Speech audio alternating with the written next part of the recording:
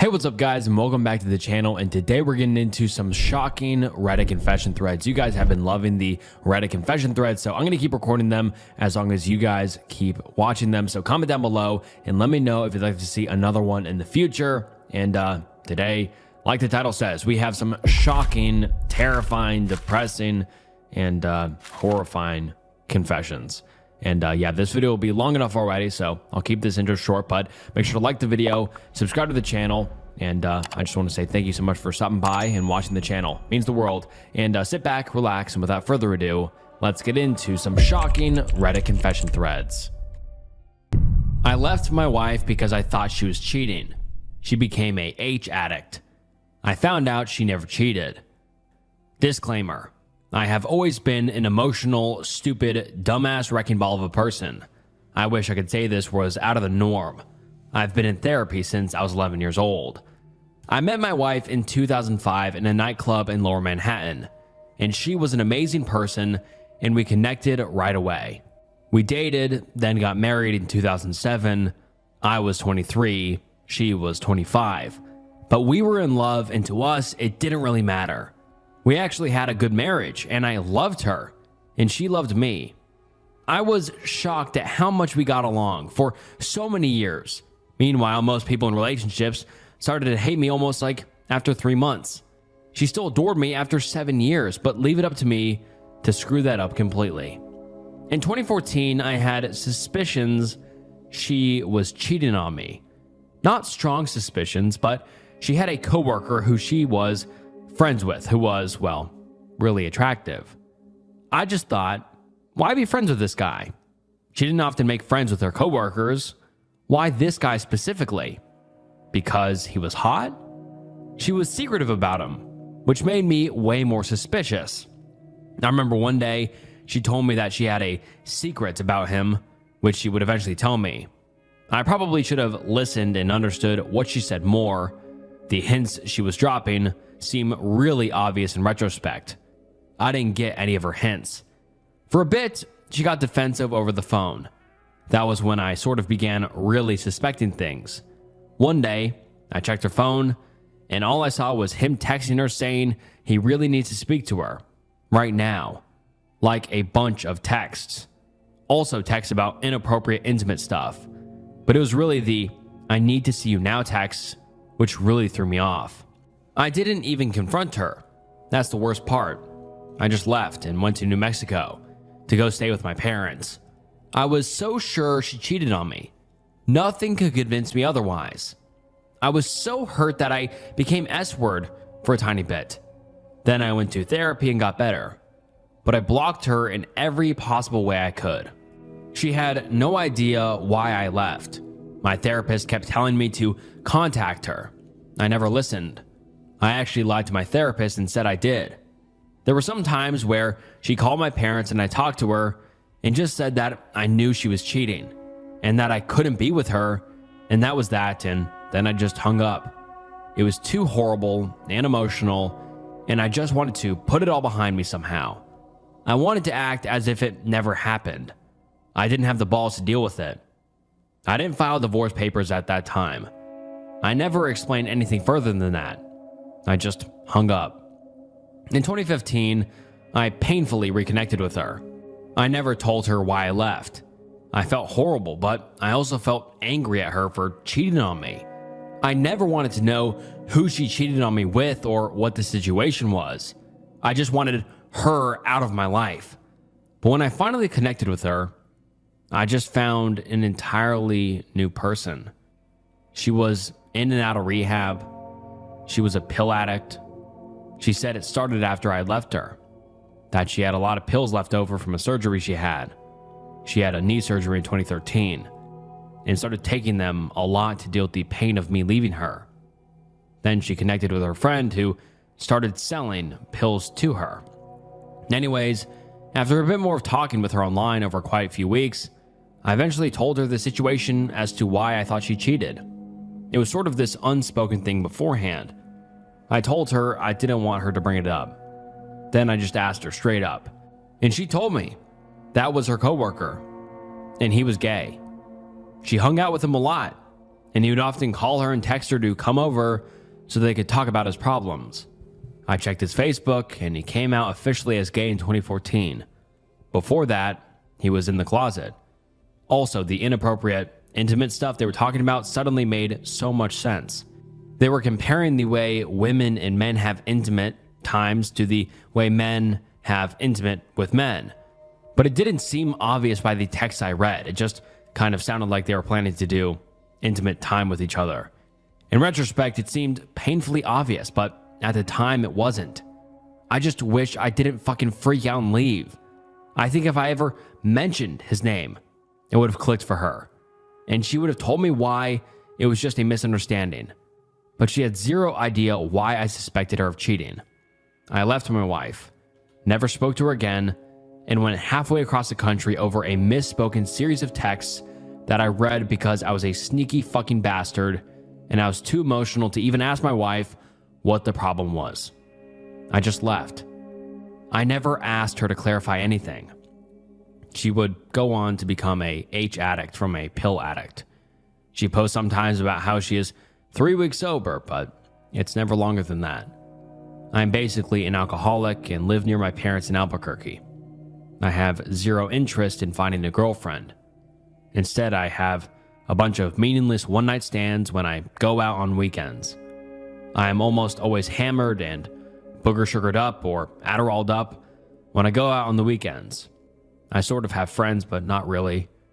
They're just a bunch of alcoholics and party people in the area who I link up with on weekends. I can't be away from my parents now. They're the only people I enjoy being around. I'm just an emotionally fragile mess who feels like they completely ruined someone's life over something so stupid. I know it sounds stupid, but for the past few years, my parents are the only friends I have, and the only people I really see besides the people at my job and the woman I sleep with, who I never make connections with. I cannot help but think I will literally never get out of this. The fact that I ruined her life over this. I go to therapy, but it doesn't help enough. I still sometimes talk to her. We officially got divorced. Nothing split in 2017. She is a H addict, and I am horribly depressed, so we have some relations, but I can't help but think that I ruined her life far, far more than I ruined mine. And the worst part is, the only reason I am in pain is because I ruined her life. And just, man, that's such a insane confession. Yeah, that's just a good reason to not jump to conclusions. Even one of the top comments says, "Damn, dude, I'll remember this next time I want to jump to conclusions." But wow, I mean, he just read something on his girlfriend's phone or his wife's phone. Seemed intimate, seemed, like she was cheating, and he just flipped out, moved across the country, and ruined her life. Wow, I hope the OP is doing better now. I really do. I mean, it's been 7 years since this post. 7 years is a long, long time, and who knows what the OP is doing now. I just hope the OP is doing better now. I hope the OP's wife or ex-wife is doing better now, because, yeah, by the end of this post, it didn't seem like either of them were in a good spot at all. But 7 years is a long time to hopefully heal, and hopefully they are doing better now. There hasn't been a single update from the OP. This is the only post on the OP's entire Reddit account, so I just have to hope that they're doing better, but there's no way to know. And now let's read some top comments. Someone says, "You effed up. You still love her. She loved you. She might still. Reach out to her and explain what happened and ask for forgiveness. It might work. It might not. Either way, it sounds like you need each other." And I mean, a lot of the comments are just kind of flaming the OP for reasons that are obvious. But yeah, geez, that is just such a sad post, such a depressing post. And as the title of this video, so shocking. That's how he ruined his life and her life, by just jumping to conclusions, doing something irrational.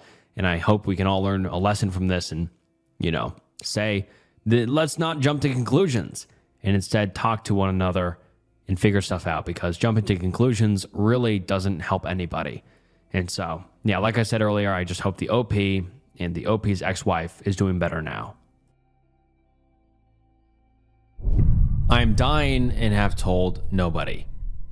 This might be somewhat long, but I basically just made this Reddit account to talk about it. Some introductions first. I'm 22 male, and for the greater part of a year, I have noticed myself growing gradually weaker. I am an avid golfer who used to be able to hit drives upwards of 290 to 300 yards. Now I'm lucky to hit it 220 to 230 yards. In addition, I am also someone who used to enjoy jogging until multiple repetitive falls, more or less, forced me to quit. There are other symptoms that raise concern, but I won't bore anyone with the extensive details. At any rate, about 6 months I had my initial consultation with my neurologist, and he was very dismissive of my symptoms, saying they were likely caused by anxiety and to not read further into it. After some protest on my part, he agreed to perform some diagnostic testing in a few months if nothing had improved. 4 months go by, and of course, things got worse. Perplexed, my neurologist ordered an EMG, which, if you did not know, is a test which involves measuring the activity of nerves in the body through the use of needle electrodes. Sounds awful, truly was not that bad.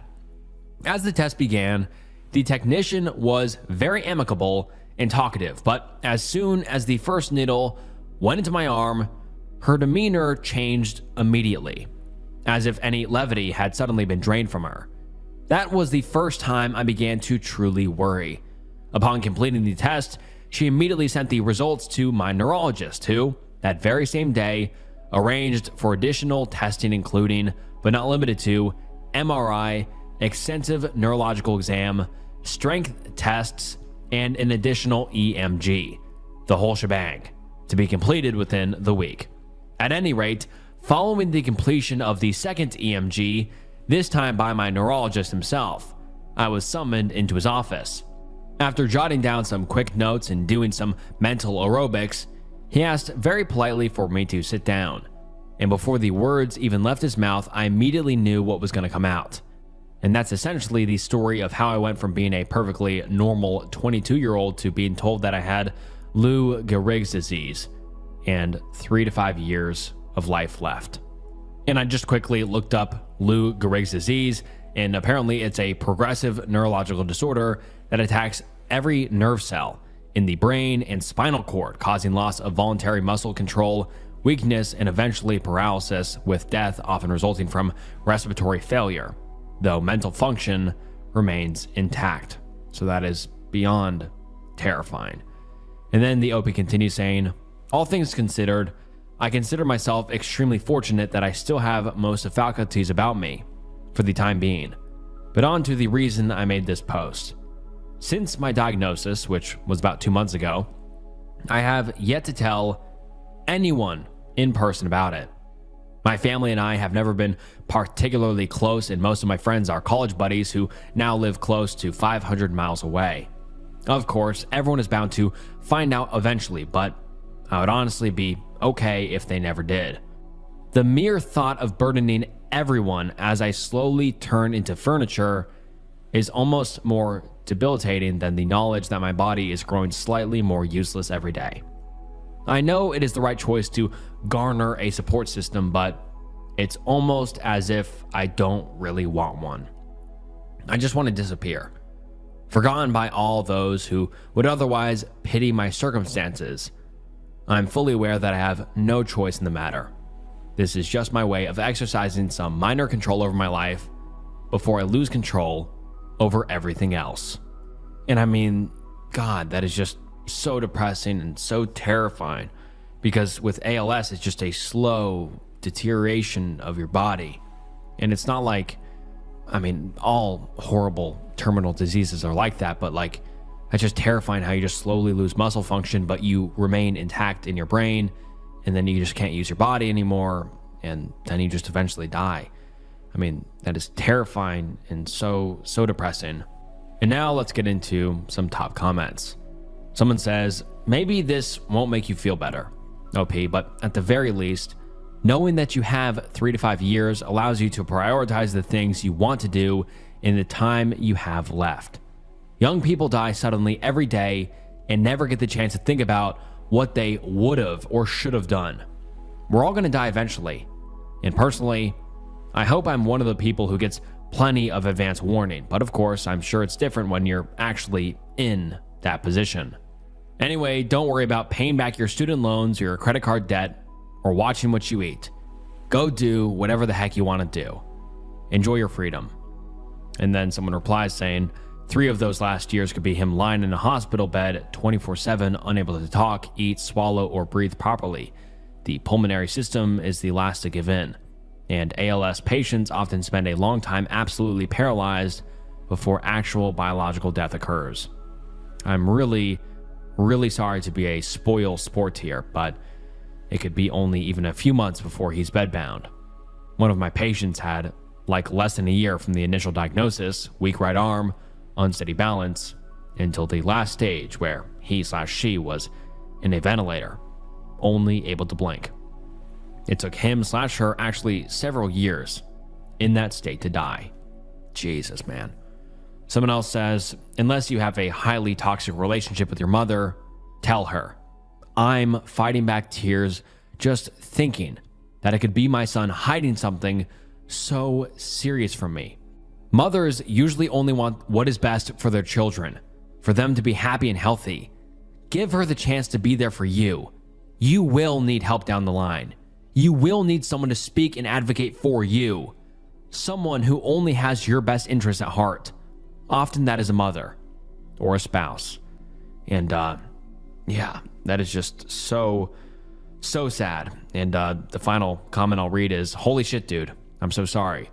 I don't advocate S-word, but I think in that circumstance, I would live my life as well as I possibly could for as long as I could, and then get it medically assisted if at all possible.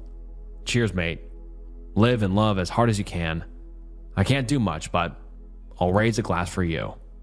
And then the OP actually responds to this saying, as it were, one of the first things I considered post-diagnosis was S-word. Even though it is undeniably a self-centered thing to do, I can't envision myself peacefully living out my final days locked inside my own bodily prison.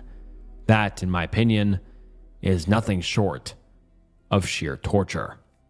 And yeah, that is so haunting. And this was posted 9 years ago. And it's been 9 years since the OP made a comment, so we can only assume the worst, that the OP has since passed away. Hopefully the OP lived out their final days doing what they loved. And wow, that just really hits. I mean, hits hard. I mean, it's so shocking and so sad and so depressing to be diagnosed with something, especially so young, 22. And he only found out he had a few years left to live, and the final years might not even be really living. They will be, like he said, trapped inside his bodily prison. Wow. Yeah, super sad. And I mean, the OP's name is Enter Oblivion, which we can only assume relates to death, entering the oblivion of whatever, death. I mean, yeah, that is just really sad. And rest in peace, the OP. I hope he's in a better place now. Back in the 1980s, I used to run drugs, guns, and women between 2 major cities. I did some terrible things. Ask me anything. On this, the day before Thanksgiving, I keep thinking about how blessed I am with the life I now have. A loving family, a successful career, a beautiful wife who I love more than anything. At the same time, I cringe during this time of the year when I think back to the life I used to lead. All the names and locations in this confession have been fabricated, but with a nod to old memories not being 100% reliable, what I shall confess here is true. Also, before I begin, let me state that I'm not proud of this period of my life. I'm absolutely ashamed about it. Out of high school, I went to work at a manufacturing plant that my father and his before him had both worked at their entire lives. I made pretty decent money and owned my first house when I was only 19, while most of my friends were working shitty jobs and living in small, shitty dorms at various universities.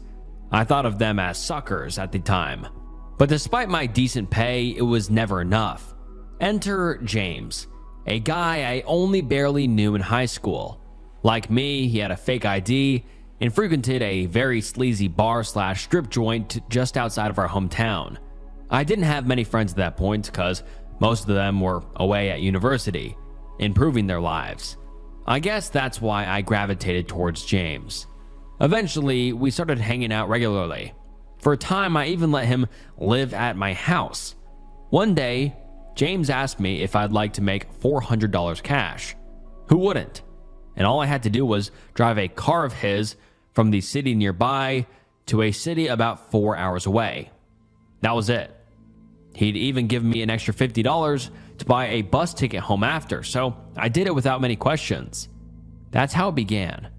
Every few weeks, he'd ask me if I'd be willing to do anything.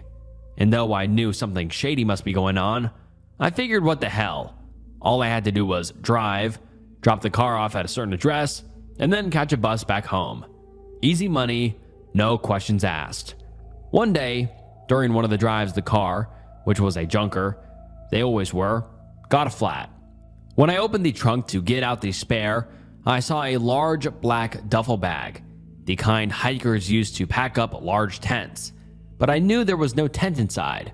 When I opened it, I was only mildly surprised to see it filled with guns. I never mentioned the flat or my discovery of the guns to James. The money was too good, and I didn't want to piss him off. But over time, we just eventually, and naturally, cut out all the bullshit. Stopped using code words. Stopped pretending I didn't know what I was doing. About a year later, I knew full well that I was transporting either guns or drugs, and usually both, every other weekend. I asked for and received a raise, $600 a trip plus expenses. I never met the people on the other end during this time. I would just drop off the car at either a house or apartment complex in the other city, then get the fuck out of there. Meanwhile, back at home, James had become my best friend. He knew how to party. He knew everyone at the local bars and strip joints. He must have gotten me laid a dozen times, and I'm talking with girls who were hot as fuck. I had serious girlfriends during this time too, but whenever I had some kind of beef with James, he'd show up at the door with some young hottie that barely spoke English. Some, I suspect, were no older than 16, but they were always very submissive and compliant, and they always showed me a good time. I knew in the back of my head that these girls were being mistreated, that they were most likely escorts, that they were basically slaves. But I ignored all my reservations. I liked having intimate time with them, and I treated them like shit because it made me feel good somehow. Eventually, James asked me to drive 3 girls to the other city and drop them off at a bar. They were transferring, he told me. I agreed. During that drive, one of them tried to escape during a stop at a rest area. She literally threw open the door and took off running as soon as I stopped the car.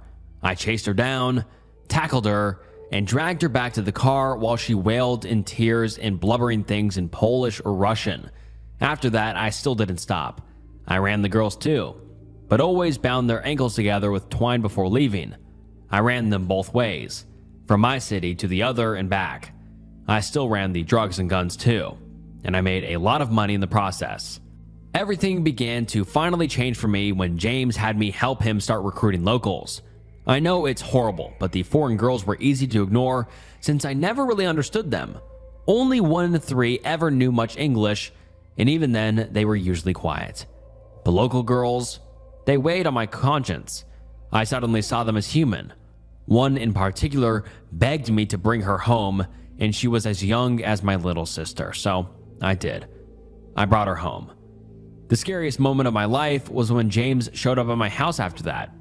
He was furious, and he was caring as always. He actually drew his piece on me. I don't know how, but somehow I talked him down from murdering me right then and there. I did a few more runs for him after that, but no women/girls. Eventually, I got lucky. The plant I worked at had ordered increased production, 7-day work weeks. James knew he couldn't pay me enough to make up for me quitting that job, so he accepted the fact I no longer could be one of his runners. After a few months, he stopped even asking me. I got my shit together during that time. I became very religious as the guilt for what I had done consumed me. I remain religious to this day, though not so much as back then. Eventually, I ended up becoming one of these suckers I used to sneer at. I went back to school, I got a degree, and I've been working in my field of study ever since. No idea why I got so lucky. Had I been pulled over once in any of those drives, I would have been fucked. Those days will forever haunt my nightmares. When I think of those poor girls especially, my own daughters are older than some of the ones I essentially R-worded back then. To this day too.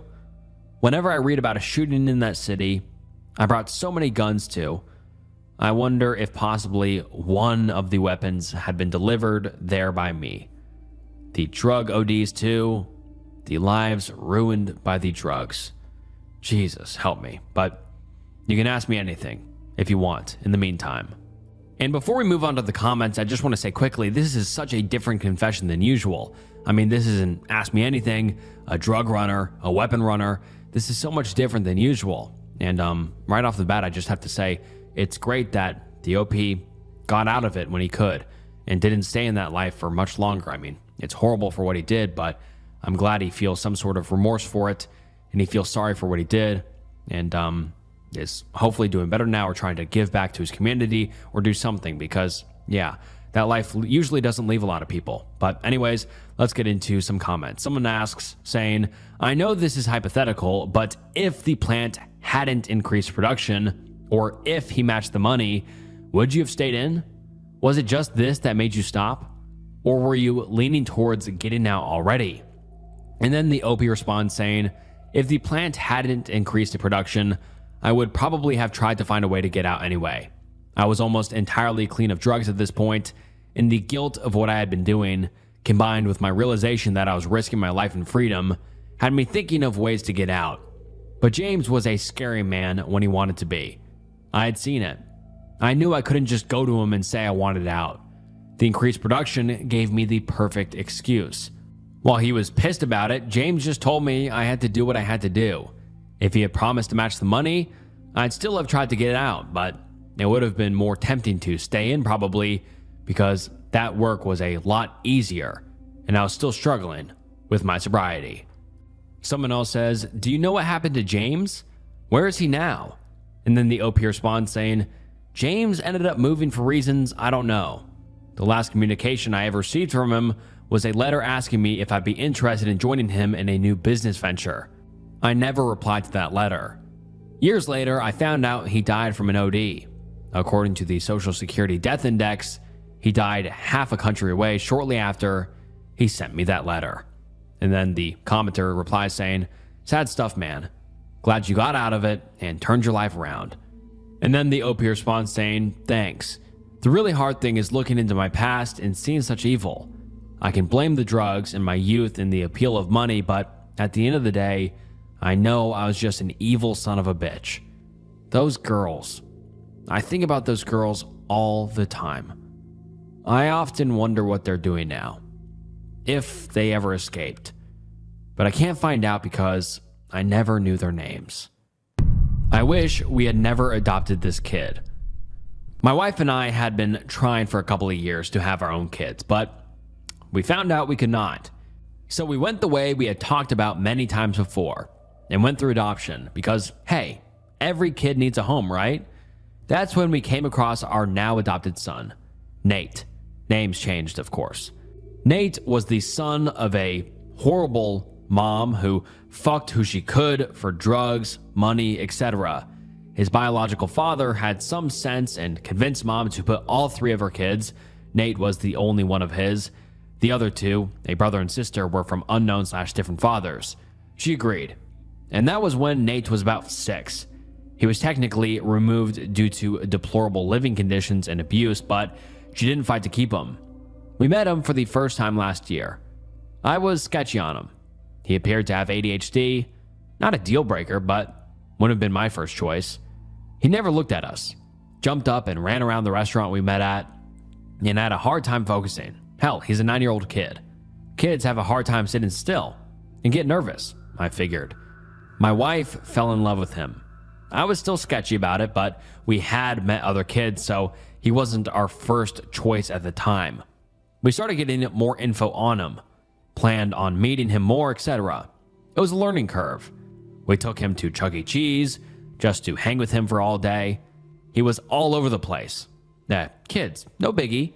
We started finding out more from the foster parents, who we didn't care for. They seemed to be brainwashing their kids and seemed to be in it for the money. Nothing major, but I was still being cautious. We figured maybe he had either ADHD or some high-functioning autism. Again, not a deal breaker, but it was something I'm not used to. My wife had experience, volunteer, and career with special needs children.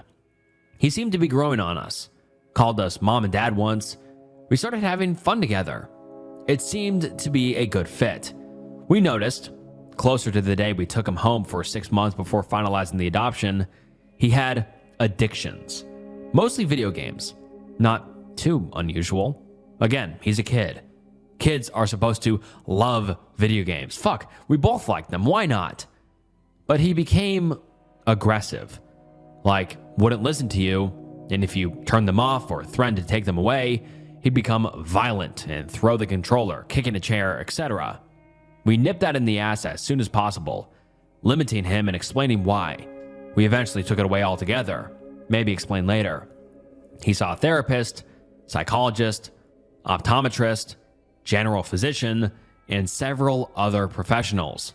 One diagnosed him with ADHD, another thought autism, another thought reactive attachment disorder. All seemed less than great, but we're attached. We'd get through this. That was about a year ago now. Ever since then, at least every other day, if not every day, we have to put him in restraints.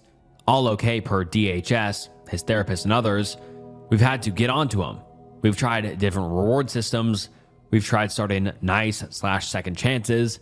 We've tried everything we can think of. Fuck, even trying to show unconditional love when we feel nearly defeated.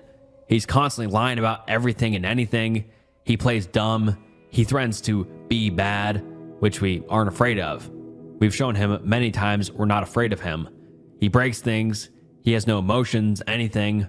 Never shows remorse unless he's told to. Tell them you're sorry. Does what he wants, even when he knows it's going to get things taken away. He's tried and somewhat succeeded to hurt his dog several times because he wants to see how it feels pain. He's been pure hell. He understands, but he doesn't care, from what we can tell. Just tonight, we had a date night and dropped him off to a parents' night out group at the local Y. We had a great time just being able to be ourselves. We get back, I go in to pick him up. The assistants there pull me aside and tell me he has caught trying to, well, not so much trying, he did grab several girls' parts twice. That was all the info I needed. I grabbed him, a bit embarrassed, brought him to the car, and had him explain to my wife what happened. Of course, we've been talking to him for several hours now, explaining why that was bad, etc. But again, he shows no remorse and just makes up excuse after excuse. Long story short, he wanted to, and so he did. After everything we've been through, I honestly regret adopting him. I don't know if I'd adopt again if I was given the chance. Even if given the chance to go back in time and change my mind on him and switch to another kid, I don't think I would. We'd be much happier without him, or any other child in our home. I wish Nate had never come into our lives, and I'm pretty sure my wife wishes the exact same thing. And now let's get into some comments, and boy, these comments are honest and harsh. Let's get into it. Give him back to the state. It's not worth it to keep him. He has had a shitty life, but he is clearly beyond your means and abilities. It's sad, but it has to be done for your sanity and quality of life. And then someone replies saying, seconded. Things don't work out. I feel like OP and Mrs. OP were rushed into this decision. This kid was born addicted to whatever the fuck his biological mom was on, and now you have the deranged juvenile running your house. Has OP talked to wife about giving him back? And then someone replies saying thirded. Might even be good for the child. If it's clearly not working out here, perhaps he can have a chance with someone else. And then someone else says, when you said reactive attachment disorder, I knew you were effed. That is one thing that is just going to totally psychologically destroy a person for life. You see, plenty of adults that have ADHD and high functioning autism make it and do fine in life, but I have never heard of a story of someone with reactive attachment disorder being anything other than a complete psychological disaster. The main stories I have heard are of severely neglected children from Russian orphanages who are complete demon children. I hate to say this, but he will probably get violent towards you at some point. And that is kind of the general consensus. Everybody is saying he's kind of a lost cause, especially for the OP and Mrs. OP here, because I think it's just they're in over their heads. They can't, not fix, but they can't help someone like this. They just aren't a specialist at all. And this kid was just given to him at this state, and it's kind of hard to fix that for just adopted parents. And the OP has made no new updates on the profile or on the OP's profile, so we don't know what happened. But everybody in the comments was being very, very honest and very, very grim. They're saying that they can't really help him, and he seems to be a lost cause almost, and to just give him back to the state. And I'm really curious to hear what you guys think about this one. If you guys have any thoughts, please drop them down below. I'm curious to hear if you guys think these Reddit comments are being too harsh or if they're being honest and there really is no fixing Nate. But hopefully Nate's doing better now. Hopefully the OP and the OP's wife is doing better now. And I'm just really curious what happened with the situation, but we have received no updates. I'm waiting for my brother to either commit S-word or get his life together. Today, my younger brother turned 21. No party, no celebration. He refused to read his birthday card from our grandma. He did not even want to blow out the candles on his cake. Ever since I was about 12, I knew my parents were failing him. He was a hyperactive kid, so they pumped him full of ADHD medication, which gave him insomnia and anxiety. So they put him on anxiety meds and sleeping pills, which made him depressed. So they put him on antidepressants, all before age 10. He was given a computer at a young age and was completely addicted immediately. My parents set no boundaries in terms of usage, so he would play all day, every day, sometimes late into the night before school. As you can imagine, this resulted in him becoming antisocial, ruined his grades, and prevented him from participating in any meaningful activities like sports or clubs. I would get into screaming matches with my mother over the fact that she needed to take the computer away from him. Then our other family members started expressing concern. Then teachers.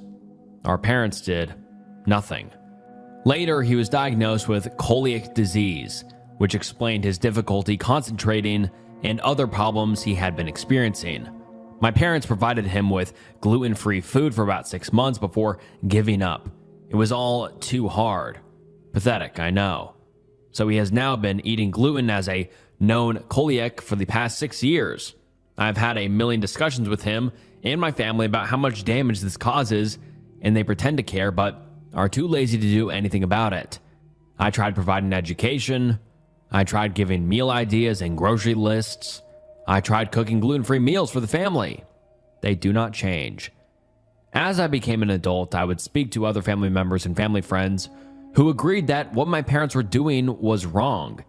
They would agree that he needed the computer taken away, that he needed to be disciplined, and that he needed to stop eating gluten. At that point, so much damage had been done, and he ended up dropping out of high school 8 months from graduation. His reason?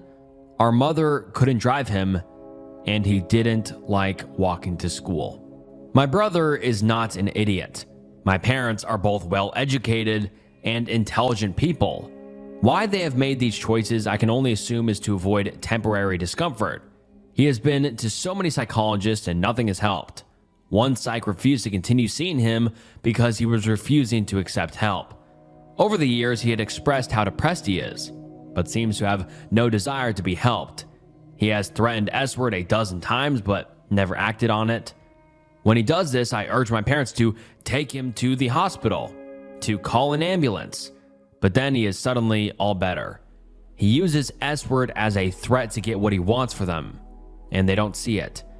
I know the way I'm thinking might sound extremely harsh, but truly, I feel at this point he either does a complete 360 or simply commits S-word. Sadly, the latter is more likely to happen. I have exhausted all my options. He is unemployed and will not apply for jobs. He does not want to try any new hobbies.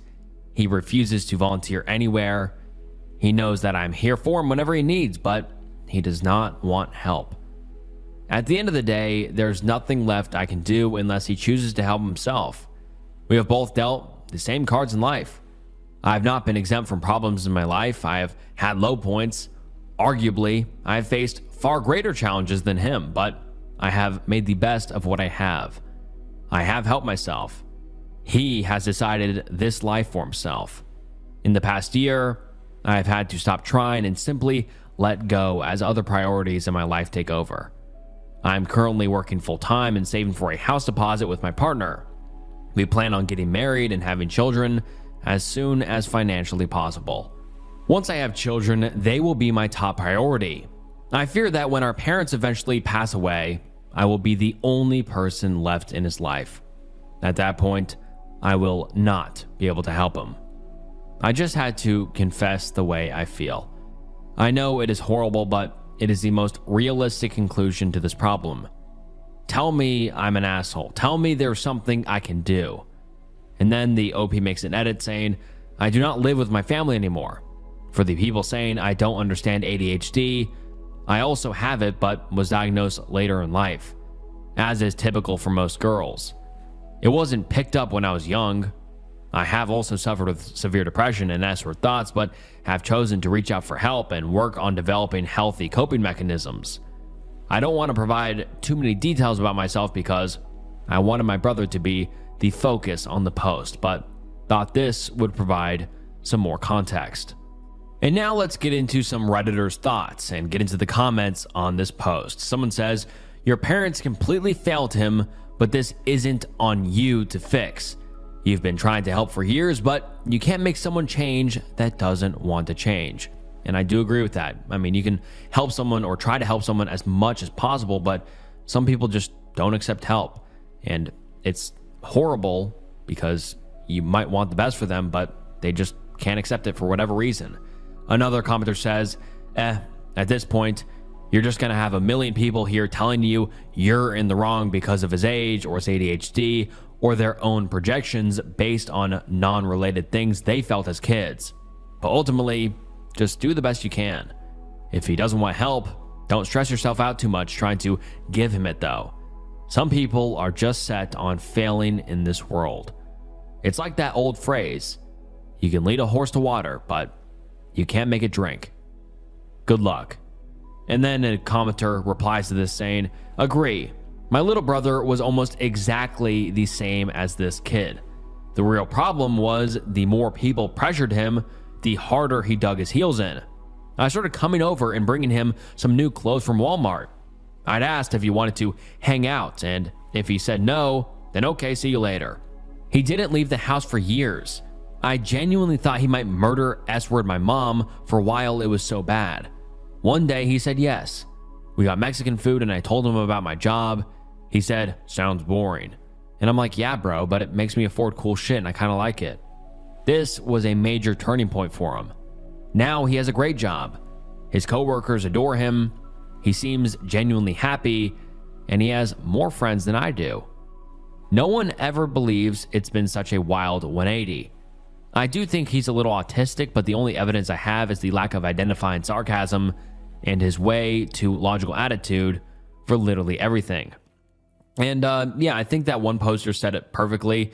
You can lead a horse to water, but you can't make it drink. And I just have to feel bad for the OP because the OP genuinely seems to want to help their brother. But, you know, it's either a mix of the parents not trying to help ever since a young age, and now it's kind of a lost cause. But as the reply to that comment said, he says, my brother was the exact same.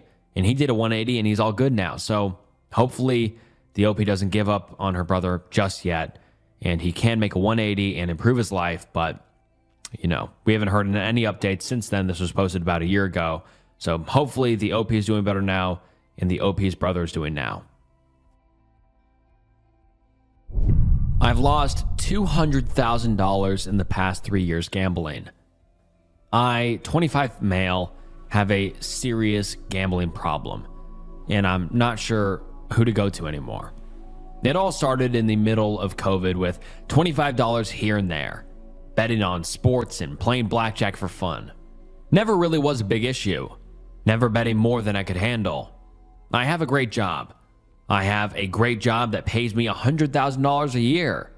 I still live at home and pay the little necessities like rent and bills. In 2022, it got bad.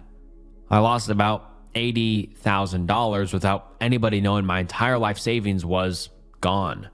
I called 1-800-GAMBLER, got myself banned from my respective state from all casinos and online, and even told my mother about it. I was doing good for about 3 months, and then 2023 hit, and I found this app where I could bet cryptocurrency. So I started there, entering in $500 here and there. I want help. I know I need help, and I get into these moods where I just can't stop even though I know it's bad. I can't help myself. I've been through all the swings. The gamblers have the winnings and the losings.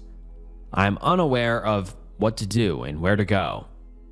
I lost it all last night. I've been up all night thinking about it.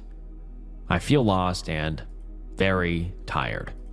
And I just thought this was a very important confession to add because gambling is horrible, and it is even worse in the modern day. I mean, I'm sure you see a lot of YouTubers promoting it and taking a sponsor from gambling companies, and every single ad on YouTube is basically a gambling company nowadays, it feels like. But gambling truly is such a slippery slope, and you just don't win no matter what. Because if you gamble for the first time and you win, great. You're going to want to gamble again, and then you'll eventually lose. And then if you lose, you know, you're going to want to win that back, and then you can keep losing. And it's just that's just obvious gambling, but it's just not a risk you want to take. Even the first time can get you hooked, and it's just a very slippery slope of losing all your money. And it's hard enough to keep money nowadays, let alone just throwing it into the void of the gambling universe or whatever. The gambling gods taking it from you. But yeah, just very rough story, and I can only feel for the OP losing his life savings.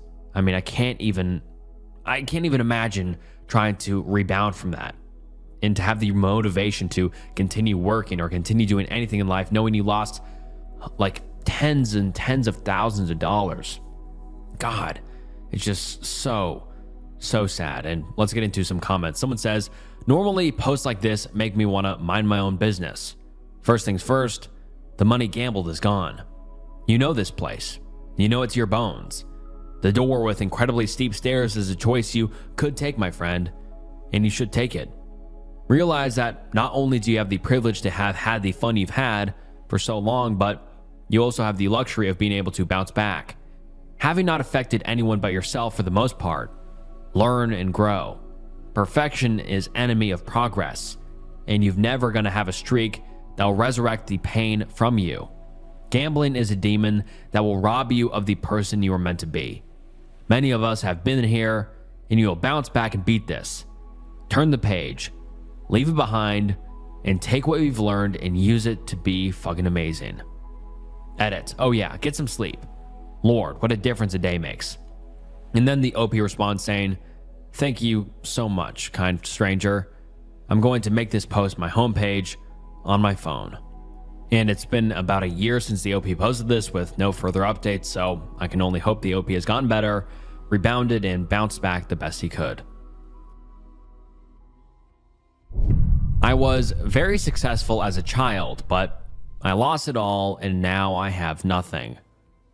When I was 14, I was a pretty big YouTuber. I had around 1.8 million subscribers. My channel was blowing up, and I was making a lot of money. Some months over $50,000. It was my dream, and I was actually living it. I'd made tons of close friends from YouTube. I was well known in the game I played, And for the first time in my life, I was genuinely happy. But the thing is, I never really saw the money. My narcissistic mom was in control of it all. She told me I was too young to have a bank account and that she'd take care of it for me. She gave me around $1,000 a month, which, yeah, sounds like a lot for a 14-year-old, but when you're making 50 times that, turns out instead of saving it for my future like she promised, she was spending most of it. When I turned 15, things started falling apart. My mental health completely deteriorated. I developed anorexia and ended up hospitalized. My channel became impossible to keep up with. I stopped posting for almost a year, and everything I built just started to disappear. Then, when I finally wanted to come back, I made a stupid decision that basically ruined any chance of reviving my channel. I tried downloading Adobe software for free. Yeah, dumb, I know. I got hacked and the hacker posted some graphic content on my channel. I got permanently banned. And instead of contacting YouTube right away, I just gave up. I was so mentally checked out that I didn't even care at the time and told myself I would deal with it later. When I finally tried to appeal months later, YouTube denied me. I tried everything I possibly could to get my channel back and nothing worked. My mom had spent most of my money, but she left me around $100,000. I had to literally beg her for over a year to give it to me. But like an idiot, I blew it. Car, addictions, very bad decisions. It turns out my mom was right all along. When I was 19, I was diagnosed with bipolar disorder and started drinking a lot. Now I'm in my 20s, completely broke, completely alone, and I feel like a fucking loser. I know I'm stupid. I know I made horrible choices, but please don't judge me too harshly. I wasn't in my right mind, and at the time, I didn't care about my future because I wished I was dead. I couldn't see past the moment I was in, and I just let everything fall apart. I think about my past a lot. How much potential I had. How I literally had it all at 14, and how I just let it slip away. I don't know how to move on from it. I peaked as a teenager, and now I have nothing. If anyone's ever recovered from throwing their life away, I'd really love to hear now. Because right now, I don't see a way forward. And now let's get into some comments. Someone says, if you could be that successful at 14, you can do it again in your 20s. Use your life story in an interesting, compelling, and positive way. I agree with that. Someone else says, hi OP, I had 7 million followers on my channel. Got hacked, too, I'm from Philippines, and I thought my life was over. But I didn't give up. I moved on, graduated college, and continued with my life. Yes, we had some good followers before, but life goes on. It doesn't stop just because we lost that channel. I have my own family now, and also started my channel from the 0 followers to almost 4 million followers right now. I also bought multiple properties because of that channel. Had 500 million plus views last year, 2024. I created my channel when I was 16, got hacked when I was 19. I'm now 26 years old. It was tough to deal with, for real, but promise it will be worth it. Just keep going. And yeah, I mean, that's what a lot of the comments say. Just keep going. You can turn it around. It can get better. And I have to agree. I mean, I have a channel that's pretty successful, but I haven't gone through anything of what the OP is mentioning with her mother stealing all the money. I mean, I can't imagine. That's so tragic. And I just hope the OP can learn and move on. It's very unfortunate the OP blew the $100,000 because that could have been a great starting point for starting another business or just investing it or just saving it or as a great, emergency fund or whatever. But it's unfortunate she blew it. And I just have to say, get up, keep going, keep moving on because, 20 is still very young and you have a lot of life to live. You don't need to give up now, and you didn't peak at 14. Your peak is still in the future. On to the next one. I hit rock bottom last night after years of gambling. I really need to get this off my chest and hear from others who've been through it. Hey everyone, I'm 22 years old and I've been gambling since I was 18. I've never really told anyone the full story, but After what happened last night, I feel like I finally hit my breaking point. It all started when I first went to the casino with my friends at 18. I put down $50 and somehow walked out with $1,000. The next day, I did the same thing, another $50 and $1,000 on roulette. At that age, that kind of win felt unreal. I got hooked. For a while, it didn't seem that bad. I'd go maybe once every week or two with my mates, only spending around $50 each time. I was working at a Korean barbecue place, so I always had a bit of spare cash to play with, but over the years, it started to spiral. When I was 19, I got into sports betting, and that's when things got really bad. I lost every single dollar I'd saved for a trip to Asia. The trip was only a few months away, and I had to pick up another job just to make sure I didn't disappoint my girlfriend. That guilt and stress nearly broke me. I told myself I'd learned my lesson, and for a while, I stopped. I went a few months clean and built my savings back up around $6,000, but, of course, the moment I felt safe again, I went back. I started winning again at first, and that false sense of control came flooding back in. Then, last night happened. I lost everything. Around $14,000. That was all the money I had saved. I work in support worker now, and I'm at a point where I barely have enough left for fuel. I'm so depressed and full of regret. I keep replaying every moment, wishing I could go back and make different choices. What makes it even harder is pretending everything's okay. Having to smile in front of my girlfriend when all I feel is guilt and shame. Trying to hang out with friends and act like I'm fine when deep down, I feel completely empty. It's exhausting trying to keep up with the act when all I want to do is disappear for a while. I know I'm still young and that I can rebuild, but right now, it just feels unbearable. I don't want to hide anymore. I don't want to keep living in this cycle of losing, rebuilding, and destroying myself again. If anyone out there has gone through something similar, how did you recover? How did you rebuild your finances and your mental health after hitting rock bottom? Any advice or even just hearing your stories would mean a lot right now. Thanks for reading.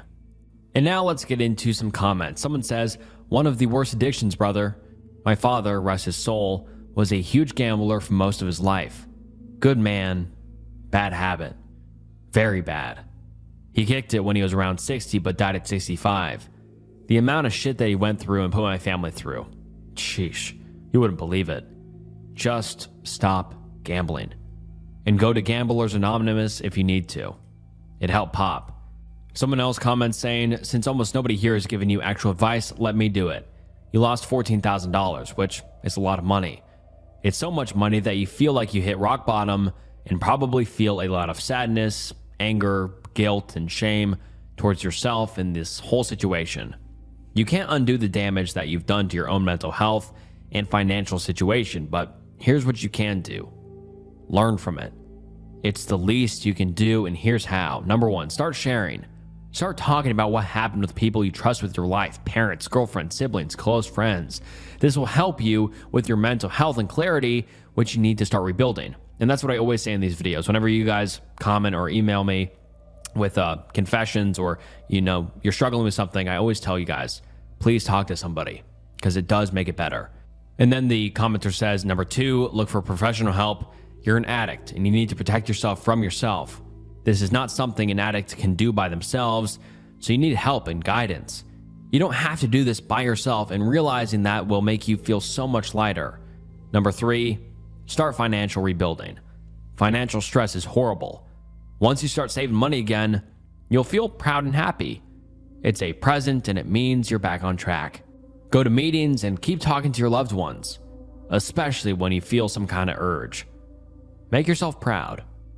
Stop surviving and start living. And then the final comment I'll read, someone else says, nobody wins at gambling, bro. Nobody.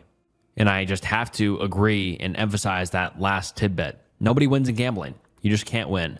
You're just chasing a win that doesn't really exist. And if it does, it exists for 0.000000001% of people, and even they lose. So just not even worth starting. And if you, anyone watching, are dealing with gambling issues, please seek help. And also, I just have to advise against gambling. It's never been easier to gamble. Back in the day, you'd have to go to a casino or go to a different state to gamble. But now it's as easy as pulling out your phone and gambling on this or that or the other thing. And I think it's truly terrible and a horrible addiction that a lot of people are suffering with right now. So if you are watching and going through gambling addiction, please seek help. It's not worth it. You will only lose. It's just a slippery slope. And I wish you all the best if you are suffering with gambling addiction. I took some Benadryl and it has forever completely changed me. I should have known I'd end up here. What started as a way to sleep a little easier turned into something that's taken over my life. I started taking Benadryl a while ago just to help knock me out. But over time, it stopped being about sleep. I started taking more and more. I liked the way it made everything feel distant, like I could turn off my brain. I've talked about it before, as some of you have read. I told myself I was in control, that I could stop whenever I wanted, but that was a lie. I've been hospitalized now. My body couldn't keep up with what I was doing to it. I was hallucinating, disoriented, a shell of myself, hearing my dead mother, seeing the Hat Man, feeling trapped in my own skin. The doctors told me I was lucky to even make it in. Lucky. That word feels weird when you're strapped to a hospital bed, wondering what the hell you've done to yourself. Even now, even after everything, there's still this part of me that wants to go back to it. It scares the hell out of me. I feel like I've rewired my brain and now I can't find the way back to normal. I don't even remember what normal feels like. I have no one to talk to. Maybe just to get it off my chest. Maybe because I feel like I'm screaming into a void and hoping someone hears me. I don't want to be this person. I want out. I can't keep going like this. I have seen things I can't explain and things I don't know how to explain, like smells, creatures, and I felt like I've been floating in a world beyond my understanding. And now let's get into the comments. Someone says, it's a nightmare drug, and at least one user from this sub died this year. You need to stop now. It's a delirium. It's not fun. It's only addictive and highly dangerous, and the trips sound awful. Please seek help. And then someone comments saying, well, I'm glad Benadryl makes me feel itchy, so I stay away from it. And then some people share their stories. Someone else says, long-term Benadryl use has been linked to dementia in old age. So I'm glad you're getting some help with this. Please stay safe. Best of luck to you. And then a lot of the other comments share their own stories with Benadryl and how it's destroyed their life. And I have some unfortunate news, I think, because I went to the OP's profile and the OP made one final post about 7 months ago. And the post simply reads, I'm not going to make it. I'm sorry, everyone. And I just saw that final post and I don't know, it just shook me. Because I don't think the OP made it. And the OP only made the post of the I took some Benadryl and it has forever completely changed me, responded to some comments, and then made that final post about a month later from that post that we just read and saying, I'm not going to make it. I'm sorry, everyone, with one upvote. And I know I said it, but it just shook me because I don't think the OP did make it. I don't know why the OP would lie. Obviously, this didn't get attention. And I think that's what makes this feel so much more eerie and sad and depressing, because the OP saying, I'm not going to make it, I'm sorry, everyone, got one upvote. Nobody saw it. Like, it feels like he's speaking directly to me or to everyone watching, you know? Very eerie and very sad. And I hope the OP said this for whatever reason. Hopefully the OP was just in a a state of delirium and said it, and it wasn't truly his last post before he passed, but who knows? This is the last we've ever heard from the OP, and I can only wish the OP the best and hope he's still around. But yeah, this one really, really shook me. I'm having an affair on my wife. 10 months ago, I made the worst decision of my life. I decided to be a stay-at-home dad. Don't get me wrong. I love my daughter and I love being with her. But it has completely ruined my relationship with my wife. I can't fully explain my wife's shift in demeanor towards me, but it's like she has lost all respect for me as a man.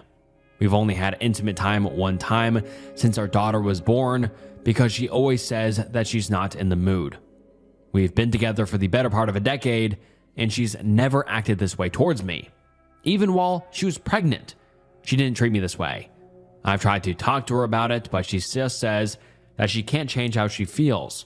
For these reasons, I've been feeling pretty emasculated. So as the title says, I've been having an affair.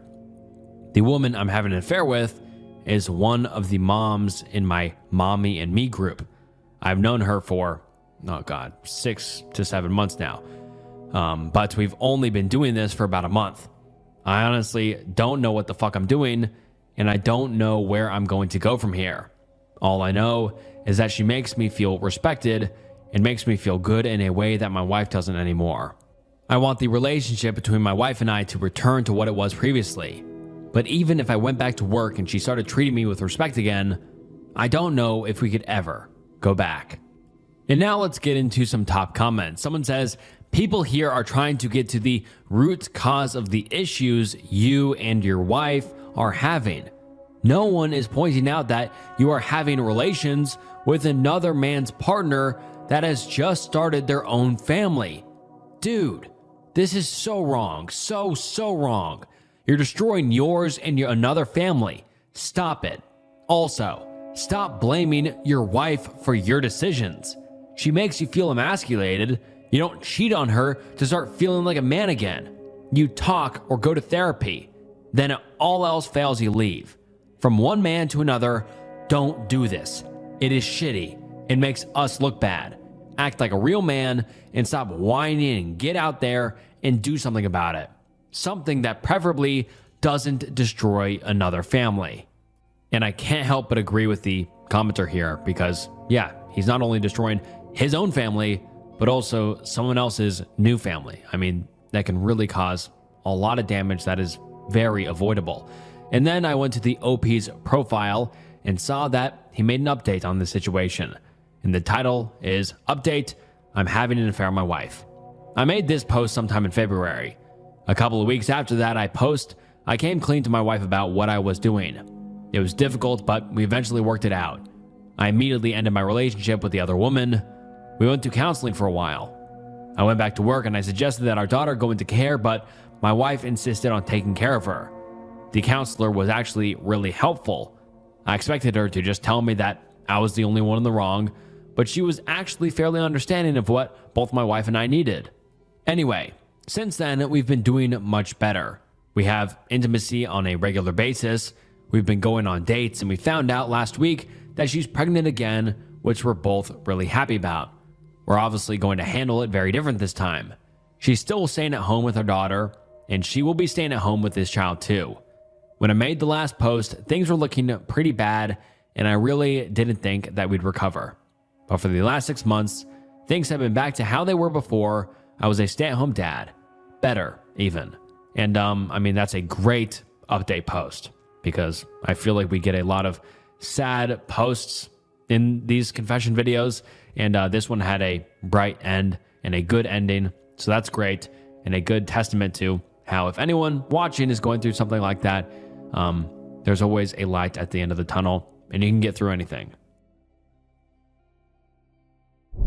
I'm dying. I have to talk about it to someone. I can't keep the secret anymore. I have cancer. Brain cancer. Discovered way too late to do something about it. In a month, I'll probably be gone. I just said to my friends that I'm going to my family for a month. Too bad I'm not coming back. I don't want them to see me die. I had the dream of becoming an actor. Now it's a little too late for that. Don't take your life for granted. One day you might find out that it'll be way shorter than you imagine. I don't want to be treated like a victim. I just wanted to take everything I had weighing on my stomach and throw it all out. Edit. Wow, thank you all so much for the support. It means a lot to me. You guys are fantastic. Edit 2. I read all of your comments and it warms my heart like nothing else. Sorry if I don't answer, but you guys are so much that it would be impossible. Still, thanks again. Love you all. I want to say something to you. Throughout the day, ask yourself, if I die right now, would I be happy with what I did in my life? If the answer is yes, then keep doing what you're doing. If the answer is no, then something has to change. I hope this helps. Live life to the fullest. And unfortunately, this post was posted 9 years ago, so we can only assume that the OP has long since passed, but I hope the OP had a great final time living and had a great last few months or last month with his family and friends, hopefully. And I think that ending sentence was so impactful. Live life to the fullest, and if you aren't happy with what you're doing now, make a change, because you never know when, this life might end for you.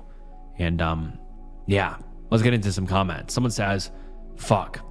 I know I'm just a stranger on the internet and my words maybe won't mean much to you, but I think telling your friends about your situation is something you should do, because when they get the notice unexpectedly, they will feel bad for not doing something before. You should thank them for the time you have spent with them and everything they have done for you. I know it is cliche, but if you have something you regret not doing before, now is the time. I truly hope you spend your last days living, not dying. If you want to talk or anything, just PM me. And yeah, I agree. I don't think he should keep it from his friends, because then they might regret it, because, people just assume you're going to be around for longer and they're going to be like, no, I'm not going to see you, or I'm not going to hang out. You're still going to be around, and then you suddenly die and they will live their life and regret not going to see you. And yeah, just a super sad post. And all the comments are extremely supportive, but I just hope that the OP is, in a better place now and doing the best he can and wherever he is. But extremely sad post and very, very impactful. I got into drugs and then a hard downward spiral. Some effects suck. Long read, but I gotta get it off my chest. It started in high school when I loved smoking Zaza. I also discovered adult videos around then and would smoke and watch it. In college, Zaza started giving me bad anxiety, worrying about dumb things, so I stopped. I lived in a European country for 6 months for an internship and discovered the booger sugar. I was hooked. I went broke on booger sugar and booze. Almost cost me my internship. When I got back to the States, I found hookup, and it was shitty, so I eventually quit it. A few years later, I was the manager at a restaurant, and one of the other managers was a mule of sorts.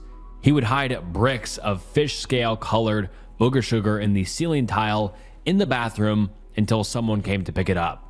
I got a discount on this stuff, and I was back to using. This time, it was daily, all day. I would get off work around 10, then go to the gym and do some booger sugar in the bathroom and work out for a couple hours. Well, one day the plug dried up, so I went to another worker who knew a guy. I did this stuff at home and it wrecked my nose. Painful. I went to the bar with the other manager who mentioned it had ice in it. He had used it too.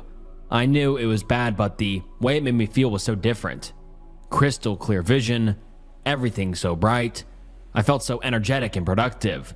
Eventually, I stopped bothering with the cut stuff and got Crystal straight up from one of the line cooks. And then he goes into explicit detail of what he did. I can't say it, but he really started to enjoy it. And then he says, I started getting reclusive, staying in my house by myself most days I was off, watching really weird, nasty adult videos. One day, I started seeing what looked like gas vapors, distortion coming from my outlet. I started staring at my outlets in my house for hours. I was getting super paranoid, thinking I had gas leaks in my outlets, constantly looking out my windows for I have no idea what. I started seeing shadows in the corners of my vision. Eventually, I ended up losing my job. After crying about being a failure, I went to the place where the girl I was quasi-dating works. She was often alone. I confessed to the drug spiral, and she completely disowned me. Said she was disgusted and to get out. I went to a bar and got destroyed. Alcohol poisoning levels. I stopped the hard stuff cold turkey the next day and started applying for a very different type of job. I ended up getting one, and now I'm decently successful at it. I have a loving wife and a child and a good home, but every now and then, I get flashbacks of the sharp sting in my nostrils, and it makes me want to vomit. I still occasionally look at the outlets to see if they're leaking. I have no desire to touch the stuff, but I really want those memories to go away. And now, at this point in this video, this story is once again a great reminder that addiction is a slippery slope, and what might start as an innocent addiction to one thing or an instant pastime can then spiral and ruin your life and ruin your health and everything. So just another great reminder. And let's get into some comments. Someone says, the memories are important. If you didn't have them, you wouldn't know not to go there. It sounds like you are adventurous and like to figure out life for yourself. And even more so when you were young. Just take them as a chapter in your life. Been there, done that, don't need to go back. Also, at least now you'll be on top of it if there's an electrical fire. And then the OP responds saying, I tried to remind myself that the memories of how horrid it was is what's keeping me on track. I still like to drink, but I'll keep that as my vice as it's under control. The electrical fire comment got me laughing.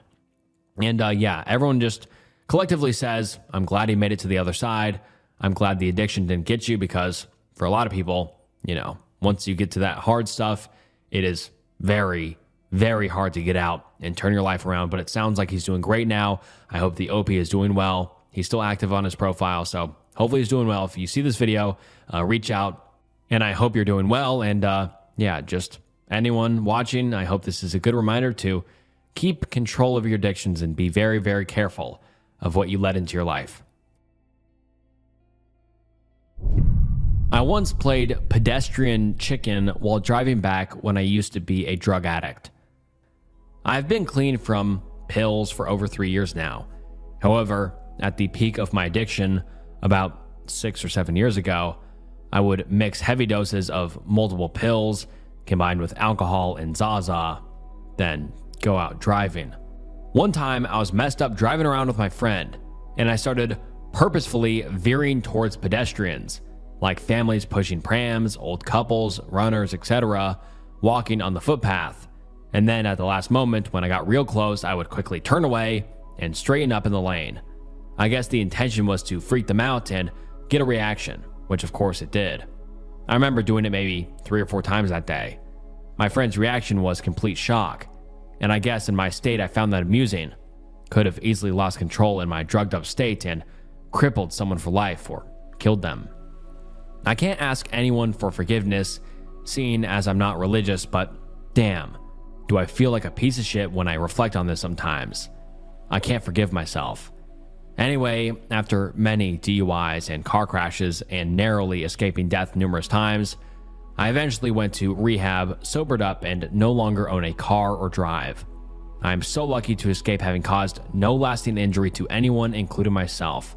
Still, when I'm alone with my thoughts, the day I played Russian roulette with other people's lives, just for kicks, will always return to haunt me. I smoked crystal, and it was the most terrifying experience of my life. It was about 8 days ago, and today is the first day I felt somewhat normal enough to make a post like this. I need to talk to someone about it, but the earliest therapy appointment I could book was on February 5th, and I don't want to talk to family about this, nor do I want to put it on Facebook. Anyway, it started with drinking alcohol, the real gateway drug, and a penchant for putting myself in precarious situations. So, last weekend, after drinking at my friend's house, I was going to hop on the bus and go home. But on the way back, I ended up getting into a conversation with these homeless people. My inhibitions and guard were lowered, so I ended up going back to their tent with them and hanging out for a while. I've been homeless in the past, so this, along with being really drunk, made the situation seem a lot more normal than it really was. They asked if I wanted to smoke some clear, and I impulsively said yes. Of course, I was paying. When we got back in the tent and the crystal was in the pipe, we smoked it, and I smoked probably way more than a first-time user would usually smoke. Besides 2 or 3 hours of feeling pretty nice, the whole thing was fucking horrific. First things first, I was hot as fuck and the foulest, most unnatural sweaty smell was emanating from my body. But no matter how much deodorant or soap I used, nothing could make me smell better. Secondly, the feeling never seemed to ever wear off. And I don't mean in a good way. The fun part is over very quickly. After that, you become like a rat in a cage, just a slave to your impulses and what the crystal does to you. And the amount I smoked kept me up for over 3 days, and I was actually trying to go to bed. I took Tylenol PM and everything. I spent the first 12 hours with an insanely unnatural, intimate drive, and I even hired a lady of the night to be with, but I was tweaking too hard to even calm down, and I couldn't get bricked. So I ended up just getting a hotel and snooking it a lot. But I couldn't even enjoy that because that's when the psychosis kicked in. By this point, I hadn't really slept, so I started having auditory and visual hallucinations, like hearing sirens and imagining that there were people outside my hotel window. I probably spent like 12 hours peeking out of the window blinds, looking for cops or people who might be coming to kill me. And people, I shit you not, this is not like weed paranoia or any other kind of hallucinations you've ever had. I literally thought there were people outside my window. I even called the hotel front desk twice to ask them to tell the people to stop gathering outside my window. And I felt so fucking dumb and confused when the guy came out and checked and told me there were no people there. That was more or less the story of the next couple of days. I was feeling progressively worse and worse, and just wanting more than anything to no longer have crystal in my system. But the paranoia and hallucinations were still going strong. I was tweaking and jerking my head around every time I thought I heard a siren or someone walking behind me, and probably looked crazy as fuck to people on the street. It got to the point where I was losing touch with reality, and I had no clue if I was imagining conversations or if they were really happening. I kept hoping that it wasn't permanent and that it would be okay after the crystal wore off. Luckily, that seems to be the case. I do feel a little weird still, but I think part of that is just being really shaken by the experience. After 3 days of everyone looking at me like I was a monster, smelling like unnatural demon sweat, and almost losing my mind, I was finally able to get some sleep. And it took me about 4 days to finally start to feel better. I am entering outpatient rehab next week because if I hadn't been drinking so much, I wouldn't have gotten in such a horrible situation in the first place. Crystal was the most terrifying thing I have ever experienced.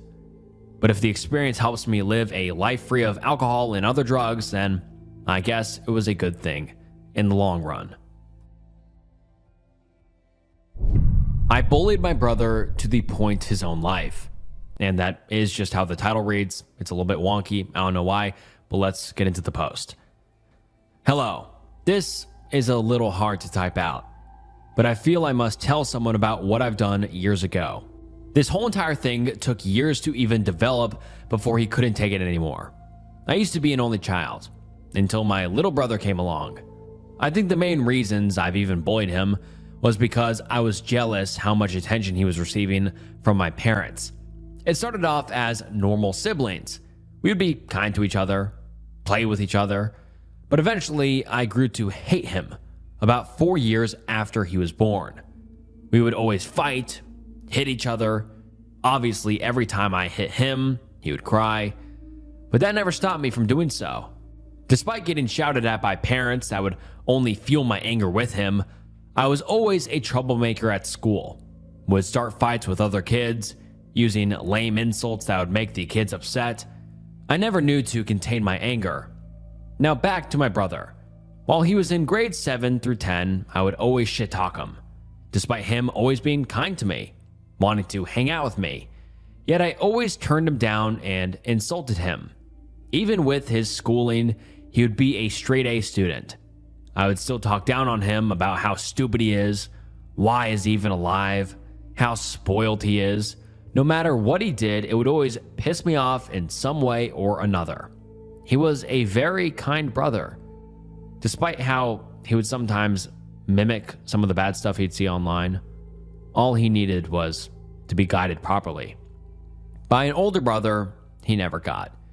Instead, he would be physically and verbally abused by his older brother, not knowing exactly why. But before he could even get the chance to graduate high school and go to college, he ended up committing S-word. Family and friends never knew why, but obviously I did. It never sunk in what I caused until a month after, when we were at his funeral. Years has passed since the incident, and I still cry thinking about the way I treated him. It pains me very much to even type this out. Always frustrated at what I've done in the past. Took away a life of a wonderful little brother. Took away his future before we even became proper siblings. I'll never see him grow up anymore, nor will anything I do atone for my actions. I will carry this burden that I've brought upon myself until the day I die. I'm sorry for what I've done. I've straightened up my life, never resorting to violence with other people or doing anything horrible to others. Will live the rest of my life being an honest and kind person, someone that my brother could have looked up to. Thank you for reading. And man, that is just so sad. These posts in today's video are just crazy. But let's get into some top comments. Someone says, "You were his burden in life. Now he will be the burden the rest of yours." And wow, that is a hell of a way to put it. You were his burden in life, and now he will be your burden. Wow. That just really hits hard. And that's just the top comment. That is just, wow, that really hits hard. He put it perfectly. I mean, wow. Someone else says, "I have no words." Someone replies saying, "My thoughts too. I have nothing positive to say, so I'll keep moving." And Jesus Christ, man. What a post. In the final comment I'll read on this post, someone says, "My sister was like you. I still suffer psychologically every single day. It took her moving across the country for us to get along. This is your punishment. You get to live with what you did." And wow. And this is the only single post on the entirety of the OP's profile. This is the only post, no comments, no anything. And the OP's name is nothing but regrets. Jeez, this post just hit really hard. I mean, that is just such a depressing situation because obviously the OP now has to live with that burden that he bullied his brother to death, really. And his brother is now no longer living and can no longer live the life he could have lived. And yeah, that is just so shocking and so sad. Such a sad situation. I tricked mentally ill and poor people into doing degrading stuff on camera. Exactly as the title says. A couple of years ago, I was heavily into booger sugar. So my friends and I would stay up all night just talking to each other in my apartment for many nights in a row. Most people who have done a lot of drugs know that playing video games and watching movies is really not that fun to do while doing lines all night. So we started doing a lot of weird things, like this instead. One night, for some reason, we started messing with this mentally ill guy who we went to school with on Facebook, who thinks he died when he crashed his car on drugs a couple of years back and got a major psychosis from the incident. The guy now fully believes he is dead and makes these weird Facebook rants, telling people he is seen and talking to angels and demons and that he is dead. One night, we call up the guy, posing as a local newspaper that wants to write an article about him. He and my friend had the strangest conversation ever. He kept the conversation going for almost 2 hours, while I recorded for the whole thing as an MP3 on my phone. The next day, I presented the clip to all of my friends who were totally ecstatic, and we all think it's the funniest thing we've ever heard. We start messing with this guy almost every night after work, writing him as God, making him record weird songs from heaven and hell, making him take weird photos of himself, etc. But after a week of shenanigans, his caretaker or whoever makes him delete his Facebook account because the rants online are getting out of control.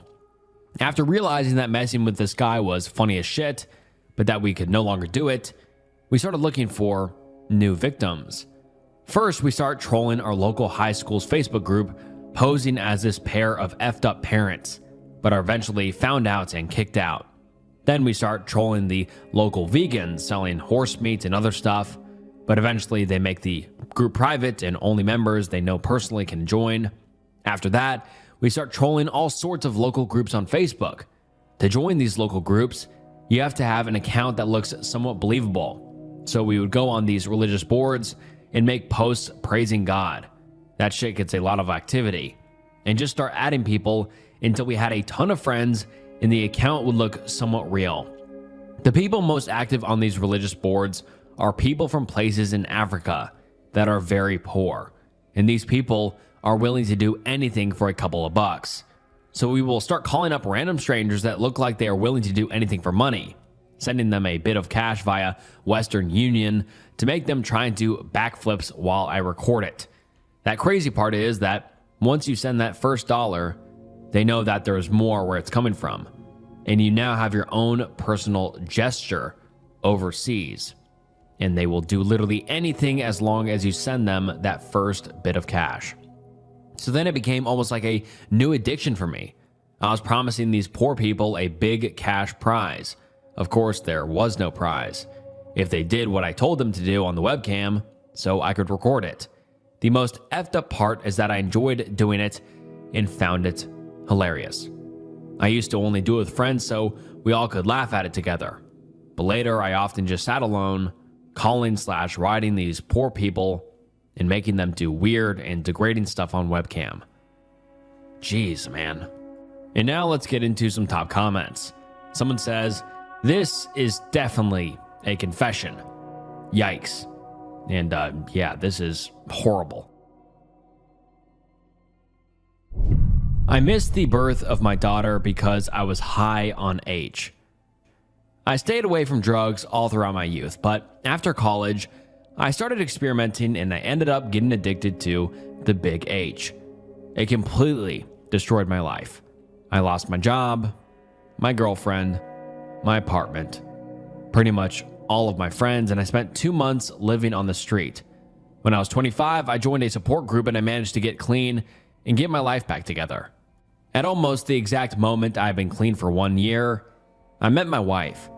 I've been with many women when we met, but from our first date, I knew that I wanted to marry her, and I took the timing as a sign. I proposed to her on our 1-year anniversary and she said yes. We got married 3 months later, and 4 months after that, she fell pregnant. I was excited at first, but after a little while, I began to worry about the responsibility. Once you have a child, you're stuck with the responsibility for life. You can't just quit like you can a job. You can't just move once you get tired of being in the same spot because you'll completely uproot his or her life and everything he or she knows. What if I fall in love with my child and then she divorces me and gets full custody? If she has my child and then leaves, she can claim child support and I have virtually no say. She can essentially make me into an indentured servant. If I'm making $80,000 a year and she leaves me, a judge can force me to pay that rate of child support even if I can't find another job that'll pay me that much. And if I don't, then I'll be put in jail. I love her with all my heart, but if she gets bored of me and decides to leave, she can use all of these things against me. Do I really want to risk it? I was pretty scared of the whole thing, but it was happening now and there was no way out. All of the pressure made me just start thinking about doing H again. Maybe if I could just do it one more time, I'd get it out of my system and then I can move forward. It kept bouncing around in my head, and when my wife was almost 5 months pregnant, I did H for the first time in almost 3 years. 2 weeks shy of being 3 years clean. This is the last time, I said. Then later that week, I did it again, and I told myself, all right, this really is the last time. Just like that, I was hooked again. She noticed that I was acting weird, but she knew that I was really nervous about having a child, so she gave me space. When she was about 30 weeks pregnant, she went into labor. She had been having contractions most of the night, but her doctor said not to worry. The morning she went into labor, I told her that I was going fishing with my friends, but the truth is that I spent the whole day lying on a mattress in a storage shed, high on H. When I woke up, I had 39 missed calls, and I'm not sure how many messages.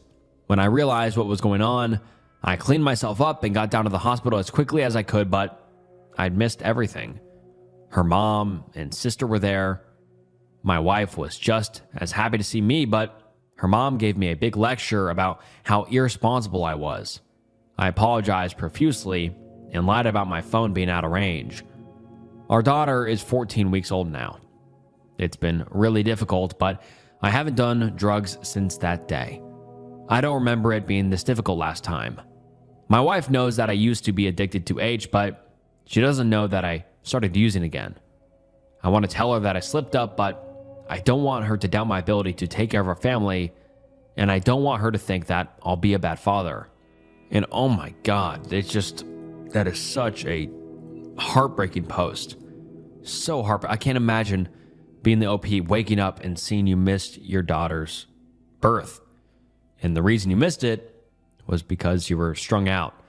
God, that is just so horrifying. Now let's get into some comments. Someone says, I know it's hard right now, but you really need to find a professional to talk to. We can't go through stuff like this alone. Having a kid is challenging, and it's an identity shift for everyone. My wife relapsed a month after we brought our son home after 10 years of sobriety. It wasn't H, but she was sneaking hard liquor. I suspected, and she lied to me about it. Not good. The best thing she did for herself and me was to be honest with me and get help. She's much more stable now, and the relapse was a blip on the radar, but she had some serious stuff to process through. Therapy was vital for her healing. Also, your wife has a right to know what's going on with you. Wait until you're getting help, but don't drag your feet. H is no joke, as you know, and it's not safe for you or your baby for your wife to not know about your struggles. Please don't try to tough it out or man up or whatever. You'll feel better with support.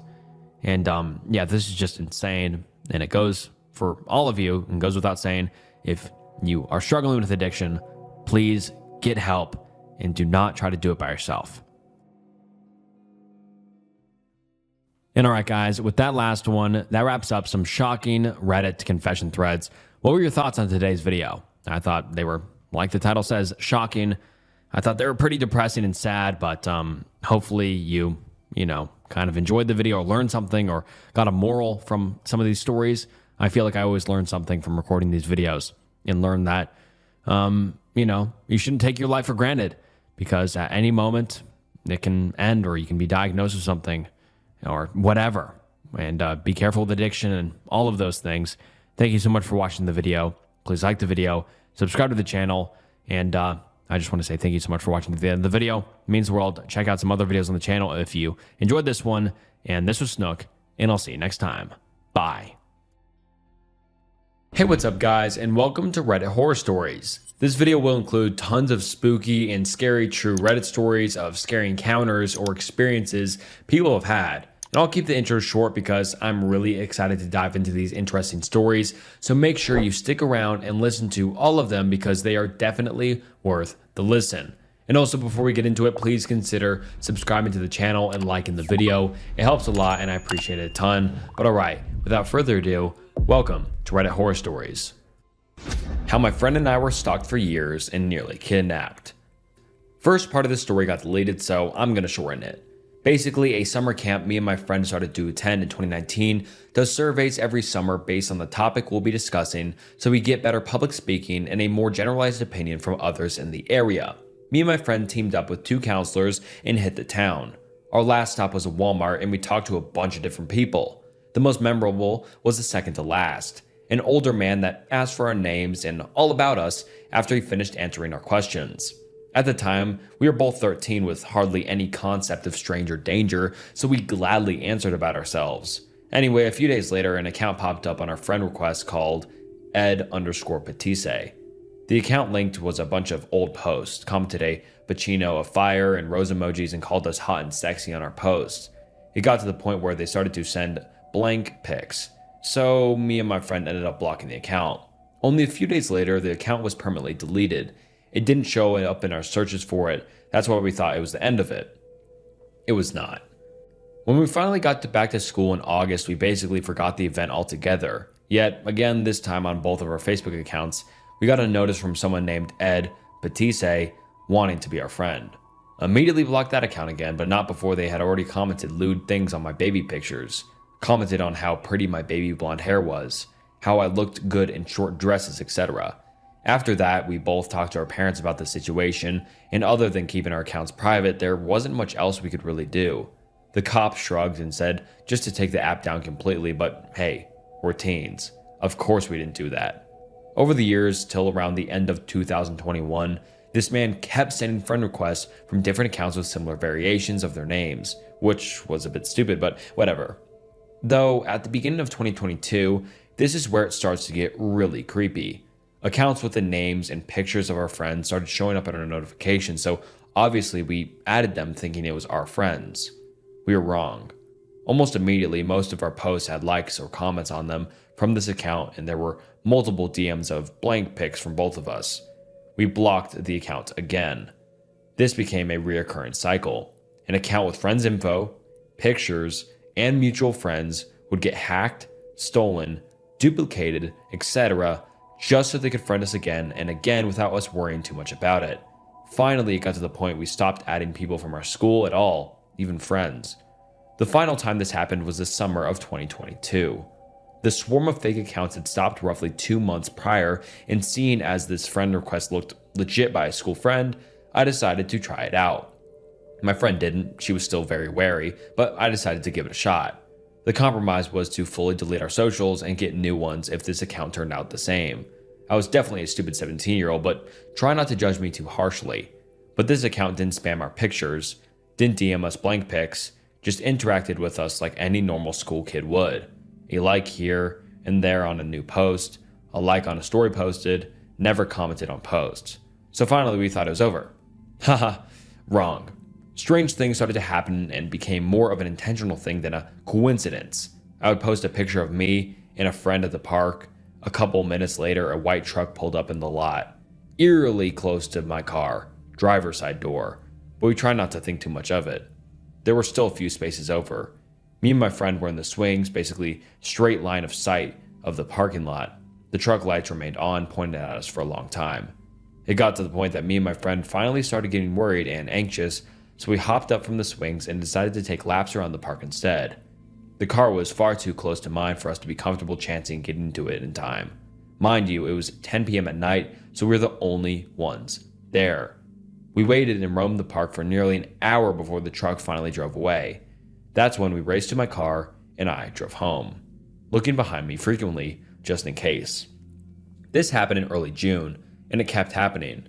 I didn't really notice it, thought it was a one-off occurrence. It never dawned in my head that it happened after I posted pictures of said where I was with friends. But I started to see a white truck just about anywhere I posted about. Even one that would wait outside my high school when I posted a story about my walk to my mom's store only a mile from our school. Again, young and dumb, I didn't think the worst of it. I thought it was a parent waiting for a kid, plus there was a bunch of people that own all kinds of variations of white trucks in my town, so I never put much worrying into seeing them all the time. My friend never mentioned any white truck, and if we were together, we rarely saw any of them. But I started to get nervous of them after one time I was walking to my mom's store. I decided to take a glance at the driver of the truck that sat near the car line every day after school. It was the same, if not a bit older, man from our Walmart survey trip of 2019. It was bizarre, definitely. We were never expecting to see him again, especially since we met him in a few towns over from our town. Yet, lo and behold, he was right there. That's when I probably ran actually, to my mom's store. This kept happening, and I finally knew I was being stalked after seeing him that first time because I saw him everywhere on foot. Anyway, this post is getting long, so it'll fast forward to the last bit that happened on the last day of our shared summer camp in late July 2023. At this point, I was still 17, and since I was older than most of my new campers, I might as well have been considered a staff member. I drove kids to camp and home every night, and they paid me for the gas money, so I was cool with doing it.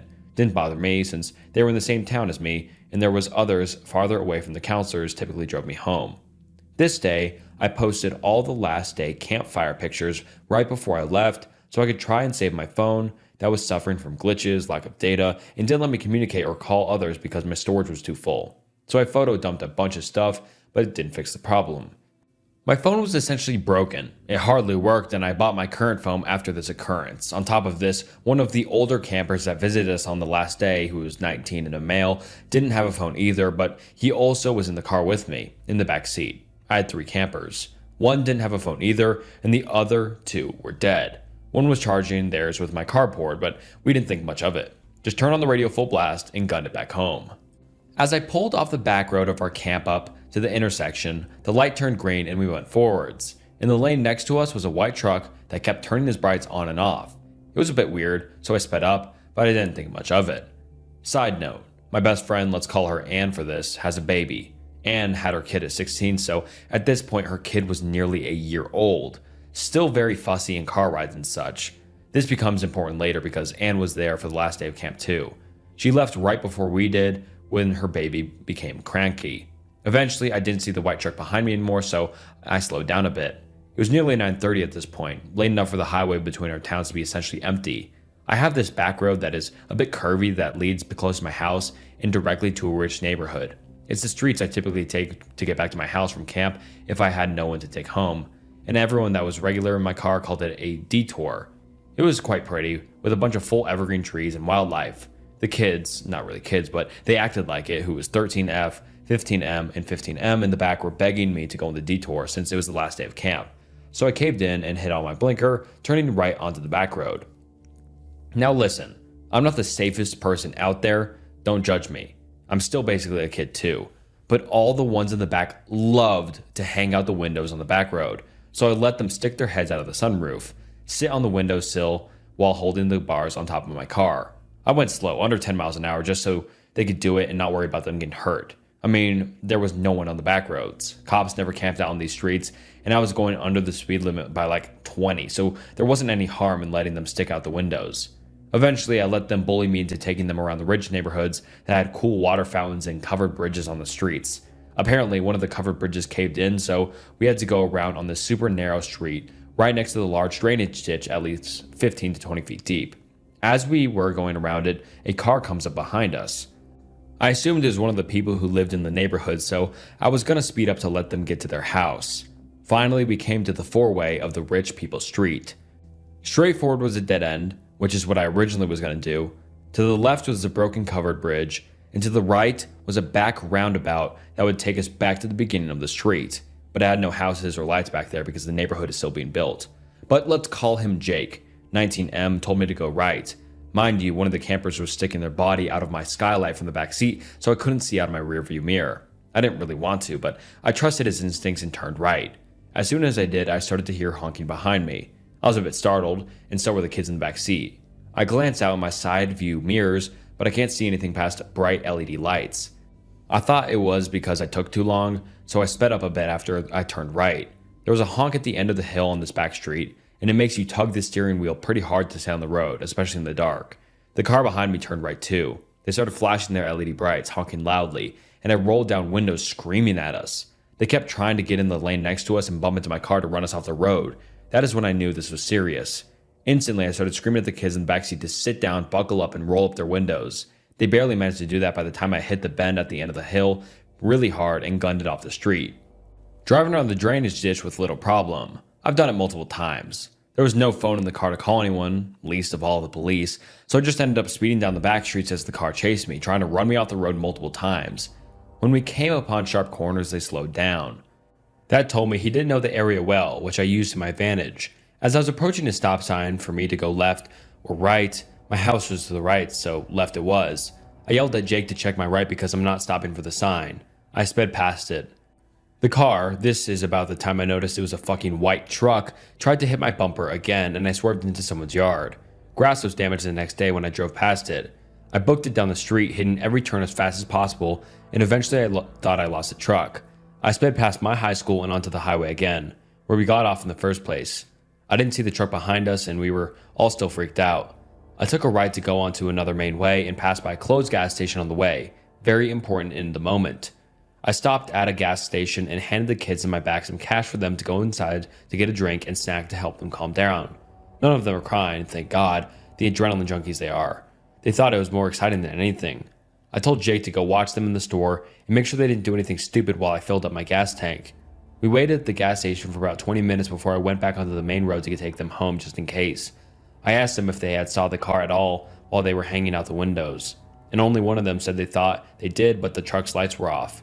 It was the same truck from a town or so over, from the intersection in front of the back road of our camp. They followed us for nearly 25 minutes. After I dropped all of them off, I was a bit still shaky and decided to try and see if my phone would call someone that I could talk about what happened. The only contact that would load was Anne, since she was the last person I talked to on our phones. With a stroke of luck, my phone actually let me call. She picked up, but all I could hear from her side of the line was her crying. Obviously panicked, I asked her what was wrong. And lo and behold, she shares a story eerily similar to what just happened to me. Apparently, Anne's baby started crying so loud she could barely focus on the road, so she pulled into the closed gas station I mentioned earlier, right outside our high school I sped past. She was giving her kid their bottle when a white truck pulled into the lot. Immediately she was wary because it was closed, and she was right. Less than 30 seconds later, this truck parked horizontally in front of Anne's car to block her in.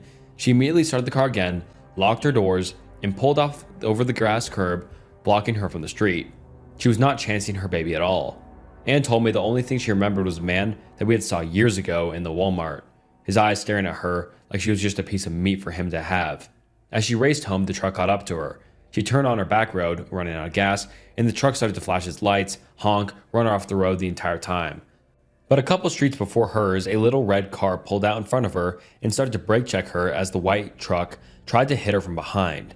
It was a mess. She took a chance, sped up, and swung onto her street to at least lose the red car. The truck booked it after her. Apparently, both of her older brothers were waiting outside for her with some of her friends to help her bring in the stuff for the baby. Upon seeing this, as she pulled into her driveway, the white truck sped off. If her brothers weren't outside, that would have been a different story. But anyway, long story short, that truck that follows me all the way back had an accomplice in a red car that followed my friend Anne. When they couldn't catch me, they went for her. Both me and Jake suspected that because I didn't go onto the dead end where the man could have cut me off. That's probably why it suddenly got violent so quickly. If you want more of my story times that sound a bit crazy but sadly true, comment below. Edit. I never mentioned what happened after this, but the man in the white truck and the other in the little red car were found a town over when there was footage taken of them attempting to kidnap a 7-year-old off a porch and being attacked by their dog. Along with this, we found out there had been several sightings of a white truck around our town following others doing similar things days after it first happened to us. Following cars had a similar description to my friend's and I's car. Our reports were officially filed after we saw the information of the car on Facebook, along with the identity of the man that had stalked us for years. It took years to get rid of them, but we now don't have to worry about the men anymore. I think I met a serial killer. I dated a guy whose father was a short-tempered and isolated man, also a truck driver and skilled hunter. He would come into the room with all of us laughing and say how much he wanted to strangle us and carve our eyeballs out. And everyone would laugh and say, "Oh, Dad." Once for Thanksgiving, I was in the basement and he came down.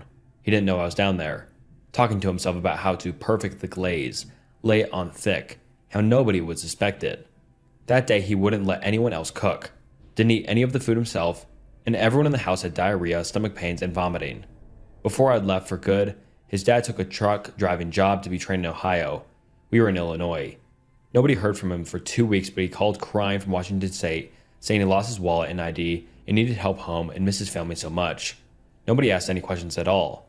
They got him back. It stuck in the back of my mind how he had started Uber driving that New Year's in the city, and there were a few stories of women that had gone missing around that time who were never seen again after getting into an Uber. Maintenance man tries to get into my hotel at 11 o'clock at night.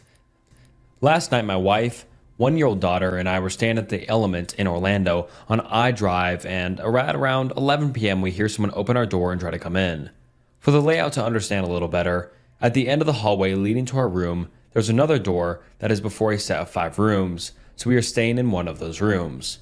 You needed a key to get into that door as well. I hear that door open, and immediately that's when someone tried to come into our home. Fortunately, I had this secondary lock on that would stop the door unless you unlocked it from the inside. I have my gun and look through the peephole and ask, "Can I help you?" He responds with, "Maintenance." I then say, "No thank you," and he rushes away quickly and leaves, testing no other doors. I know this because a minute later I opened my door and the secondary door and he was completely gone. He was wearing the company uniform except he had on black gloves and had nothing in his hands or nearby to perform this quote-unquote maintenance. At this point my wife is freaked out and calls the front desk, who seem very caught off guard, and say that they test all the doors to make sure the key battery is not low. Which I understand, but what I can't understand is them testing at 11 at night and only testing my door and no one else's. That seems like something you would do before someone checks in or after they check out. We then call the cops and the manager is at the door with the one cop who comes out, and she states that they have to test the doors before maintenance leaves at 10. So now I'm wondering why this guy didn't clock out an hour ago. At this point, the cop steps in the room and shuts the door to talk to us privately and sends the manager back down and says he will speak to her if he needs her. When he's in the room, he asks what happened and I let him know the situation, and he agrees with us that it's very strange and something that doesn't sound right about this. But at this time, there's nothing we can do except give us his advice. His advice was to make sure to not let this go and to call corporate. He did also say that the front desk woman was giving him different times every time he would ask about her when the maintenance men clocked out and did this lock check. He did ask us how much longer we had at our stay. We are leaving here in the morning, which he said was good. Is there a possibility there's something going on here in the hotel that the night shift is all in on? Is this just an over-exaggeration and I'm just being a Karen?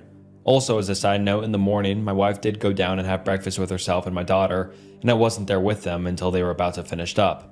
Could someone have thought she was staying here alone? When you go into the room, if you don't look into the closet or have my one backpack, all you could see is just my wife and daughter's stuff all out in the room. If you came in to make the bed, which they did. I'd love to know what anyone else thinks about this and what I should do, if anything. Truck stops are either haunted or portals to hell. I worked in the truck stop industry for about 15 years. All of the following stories took place at the same location. I worked there less than 18 months. If people are interested, I have other stories at other locations, but this one had the most frequent occurrence of weird stuff that happened. I was given the opportunity to help open this brand new location, and since it came with a fat raise and a promotion, I definitely accepted. And now it's been about 5 years since the location opened. I don't believe there's a single employee left that was there when we opened of the over 60 employees we hired prior to opening day. On opening day, not long after the ribbon cutting ceremony, a woman delivering flowers dropped the flowers on her sandaled foot and sliced her foot open, bleeding all over the entrance. Within a week of being open, we had water and sewage coming up through all the drains, including sewage ones outside all over the property. It had not been raining. It wasn't like a flood situation, weather-wise we had no idea what caused it to happen so suddenly. And just as quickly as it happened, it went away. Plumbers were baffled. A couple of months after we opened, we faced a severe storm that destroyed the high-rise interstate sign and caused a 7-hour power outage. I had sent several people home, but I had kept a couple employees in case the power came back. As we sat in the restaurant dining room chatting under electric lantern light, an employee who was a local resident and had lived in the town all her life mentioned that people were a little worried when this place was announced to be built because this property had been rumored to have been a Native American burial ground for years. I have zero way to prove or disprove if this is accurate, but given the events getting more serious as time went on, it makes you wonder. When the power did come back, despite several steps, I took lick unplugging all the equipment to make sure the surge wouldn't fry stuff.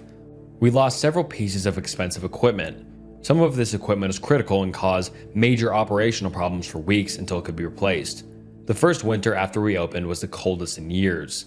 So cold that we had to buy space heaters for the servers in the electrical room so the servers wouldn't freeze.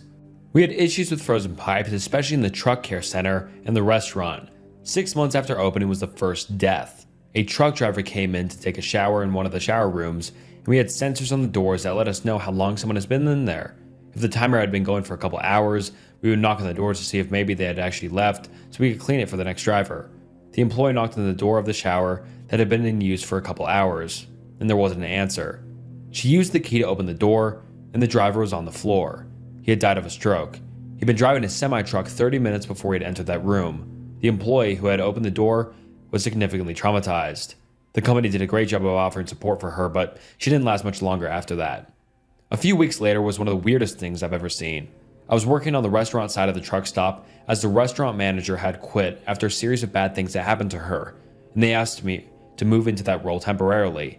The assistant manager on the store side came over because the freakiest thing had just happened. She pulls me into the store side office and pulls up the cameras to show me what happened. A small, 4-door sedan pulls into the lot but doesn't pull into the gas station side, pulls into the truck stop side where the semi-trucks pull in. He parks next to the maintenance shed, which is located adjacent to the main building and very close to the large trash compactor.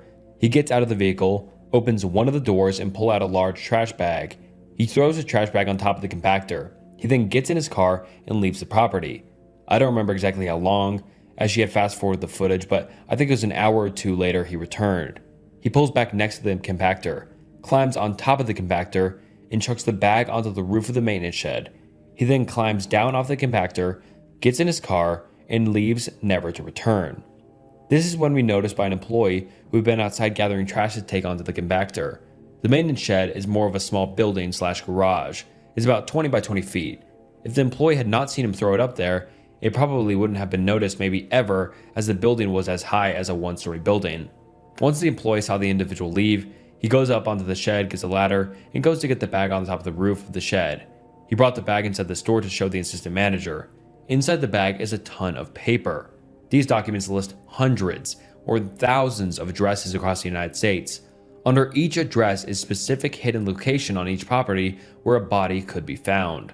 No information on who the individuals were, just sex and location of the individual or individuals on these properties. The locations span from coast to coast, but I didn't get a chance to look deeply into them. I was really freaked out and thought that touching them would contaminate something. So we just put what we had and pulled it back into the bag. The obvious answer here was to call the police, so that is what happened next. Now the thing about truck stops is that they are more often than not in remote locations along interstates for obvious reasons. The town this truck stop is located in has 3 police officers total. It is a town with less than 1,000 people, so when I say the chief of police showed up, it's because he was the highest ranking officer of 3 in the town.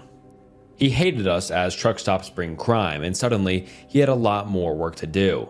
He comes in, watches the footage, and looks in the bag. And the most frustrating thing here is that was not concerned in the slightest. He asked what we wanted him to do about it. It was probably a prank, etc. He took the items with him, filled out a form for requests for the footage, and left. My hope here is that he at least forwarded this to the FBI. A couple of weeks after this, there was a body found of a bound, nude, and recently deceased man across the street at a dump. Because it was a dump, they had no idea where the individuals had originated from. Sometime in following weeks, there was a second death on the property. It was a driver that had died in his truck. Somewhere in the middle of this, we had another severe storm, and the interstate high-rise was destroyed again. We had another weird incident involving abandoned things, but this one had a resolution. A driver came in to show us that someone had left ratchet straps and small children clothing folded up neatly next to a diesel pump. The combination of the items was alarming to me, so I got on the camera system and called the police. I was able to find the truck that left the items, and luckily, I got the one amazing police officer in the town. This time, she actually did her job and followed up with me to let me know what she had found the driver and called him. He had his kid in the truck for a while for summer break, but it had ended, so he had brought her home with her mom and wasn't going to see his kid for a while, so when he was cleaning up his truck, he had his clothing and some straps he didn't need and thought someone else could use the items. He didn't think about the combination of the two, raising eyebrows, and he honestly was very grateful that somebody would be worried and follow up in case. A couple months after the first year mark, the state DOT had to shut down the off and on ramp to the interstate exit because it started to collapse. And they were worried that the overpass would collapse as well. We had nearly zero business for weeks as construction crews rebuilt the ramps and repaired the overpass. It was during this time that I earned a promotion to a general manager role and was moved to a different location. I kept in touch for a while, especially with my former boss and the assistant manager. The incidences continued. Couple of months after I left, there was 2 major incidents, but I cannot remember which came first. One was involving an individual that entered the building with a machete. He was aggressive. The employees were terrified.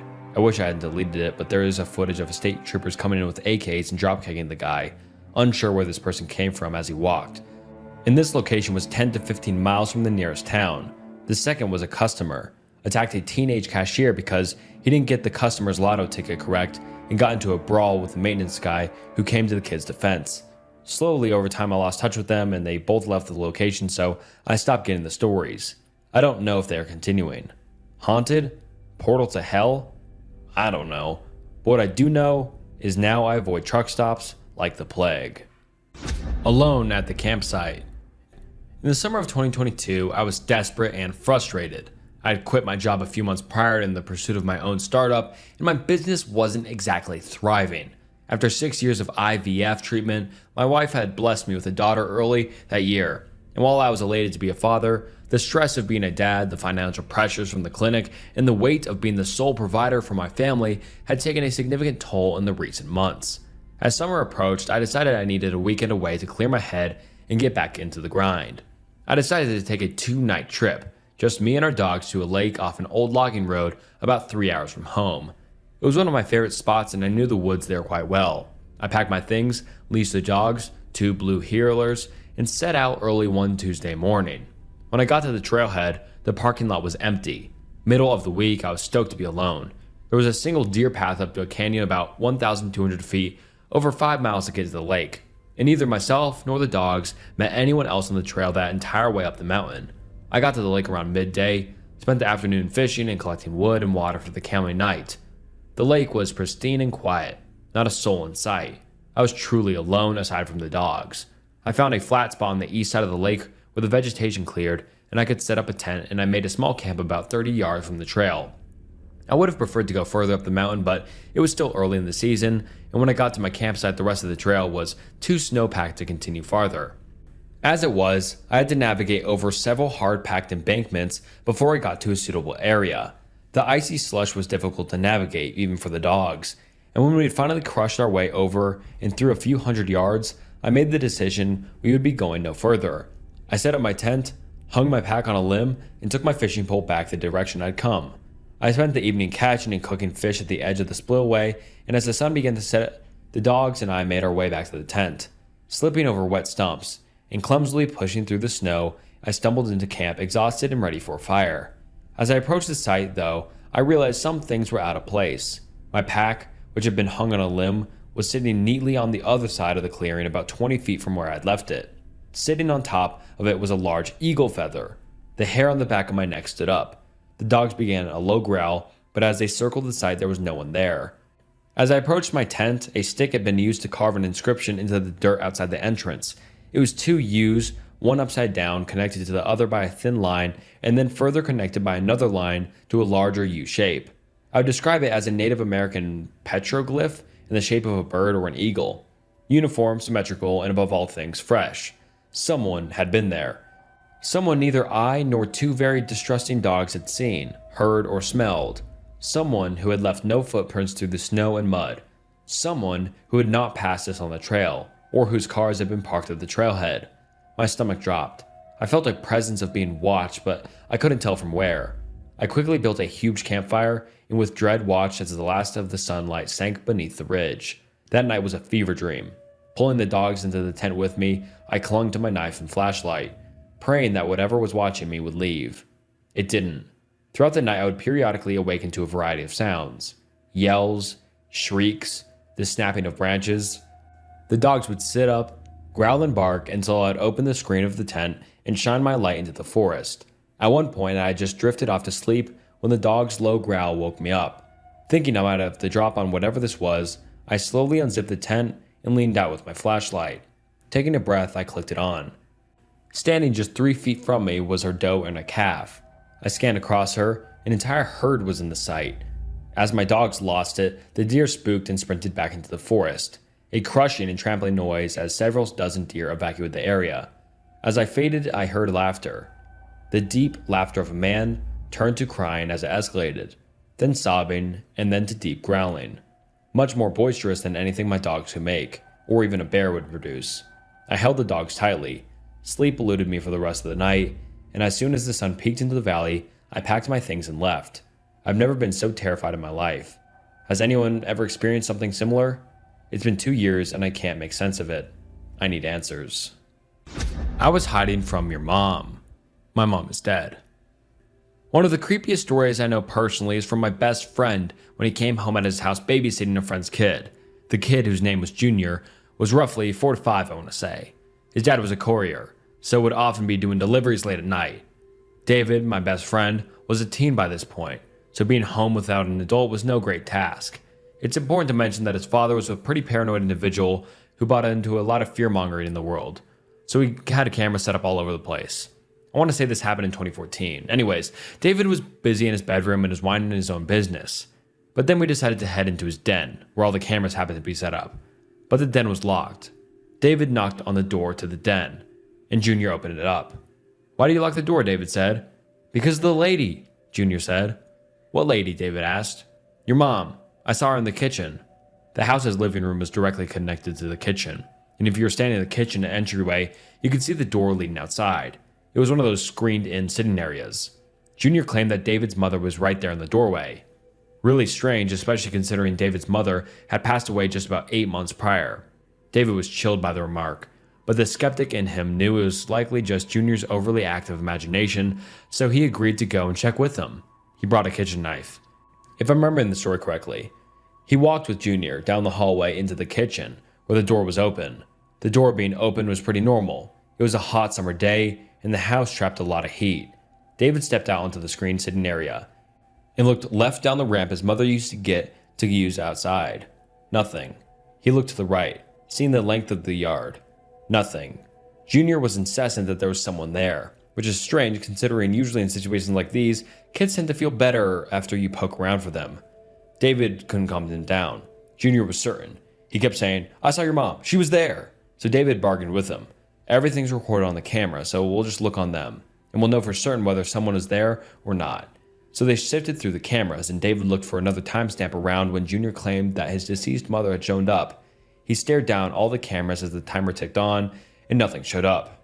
But suddenly, he watched as the camera showed a figure enter his backyard from the front by pulling the latch.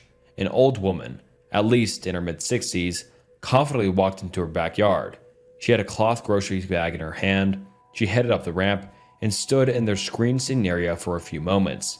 She then reached for the door of the kitchen, cracking it open, then brazenly stepped inside. After some time, Junior saw her in the kitchen and headed to David to tell him. Based on the camera's timestamps, she stood in the kitchen for at least 10 minutes. The absolutely insane part is, she left as David went to investigate with Junior.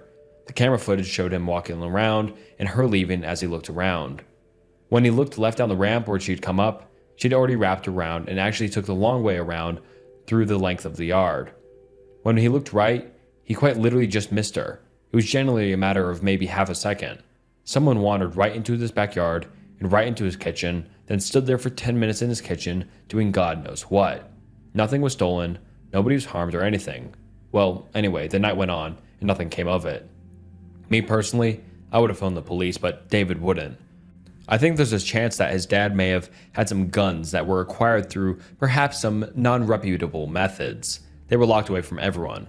Whatever small comfort that is, haha. So David's instinct was that his dad would likely be furious about the police being called. Well, anyway, some time passed. Days, weeks, who knows. I'm not even sure how this information came about, but somehow David was told by either a family member or a staff member that the old woman that wandered into the house had dementia and had an episode and just sort of found herself there by a string of coincidences. People are scarier than anything paranormal. This is a true story of something I experienced. It must have been over a decade by now. I was a kid at the time. My dad had bought this quaint house on the outskirts of a little town.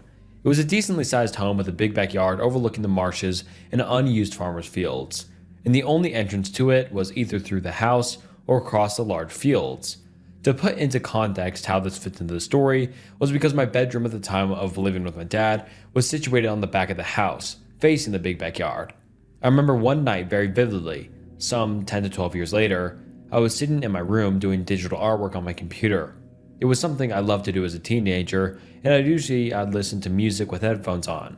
The way I was sitting had me facing semi away from the big window in my room, the largest in the house. I had my blackout blinds drawn It was the only room in the entire house that had the light on, and I'd assume from outside you'd see slivers of light through the edges of the folding blinds. I think it was between 2:30 to 3 a.m. I was peacefully minding my own business when I hear a massive slam on my window. It was dull but a loud thud, and what I thought was a shout.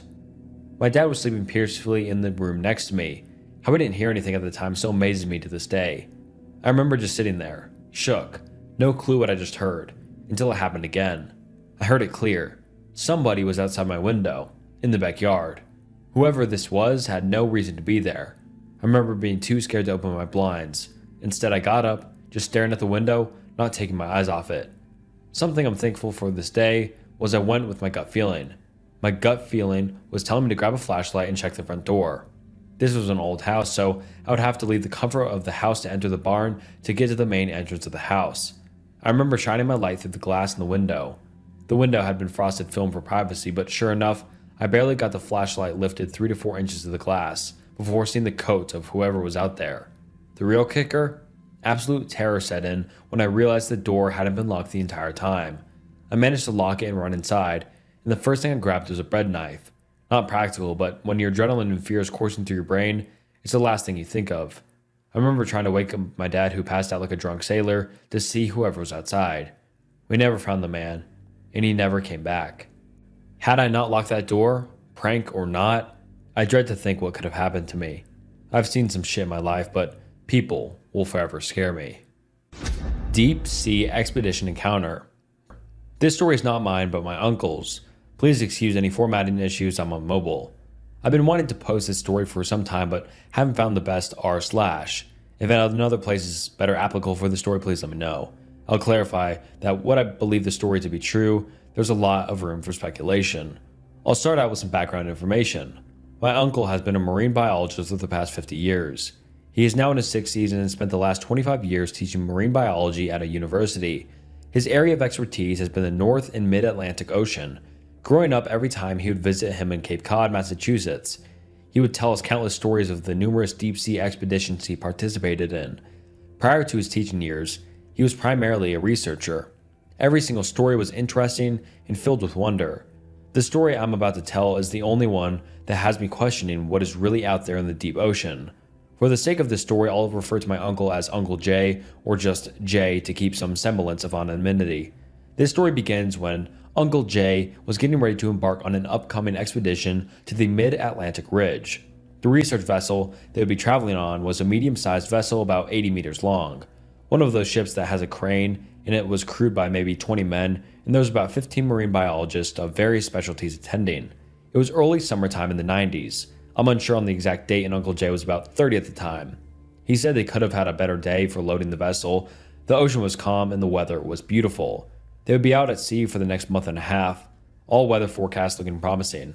Once the ship was loaded, they embarked on their journey. It took them approximately a week to reach the ridge. The primary goal of this expedition was examine and possibly identify new species of sea life in that region. Additionally, they wanted to examine how known species lived. They didn't have any submarines, so in order to find any new species, they had an intriguing plan.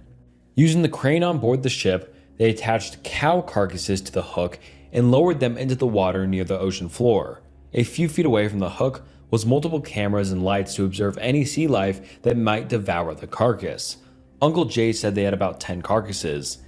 They would begin their journey in the northern portion, lower the carcasses into the water for a few days, and move south along the ridge, repeating this process. When the carcasses were lowered in the ship, would power down all engines and simply drift. If they drifted away from the ridge, they would power up and very slowly move back into position.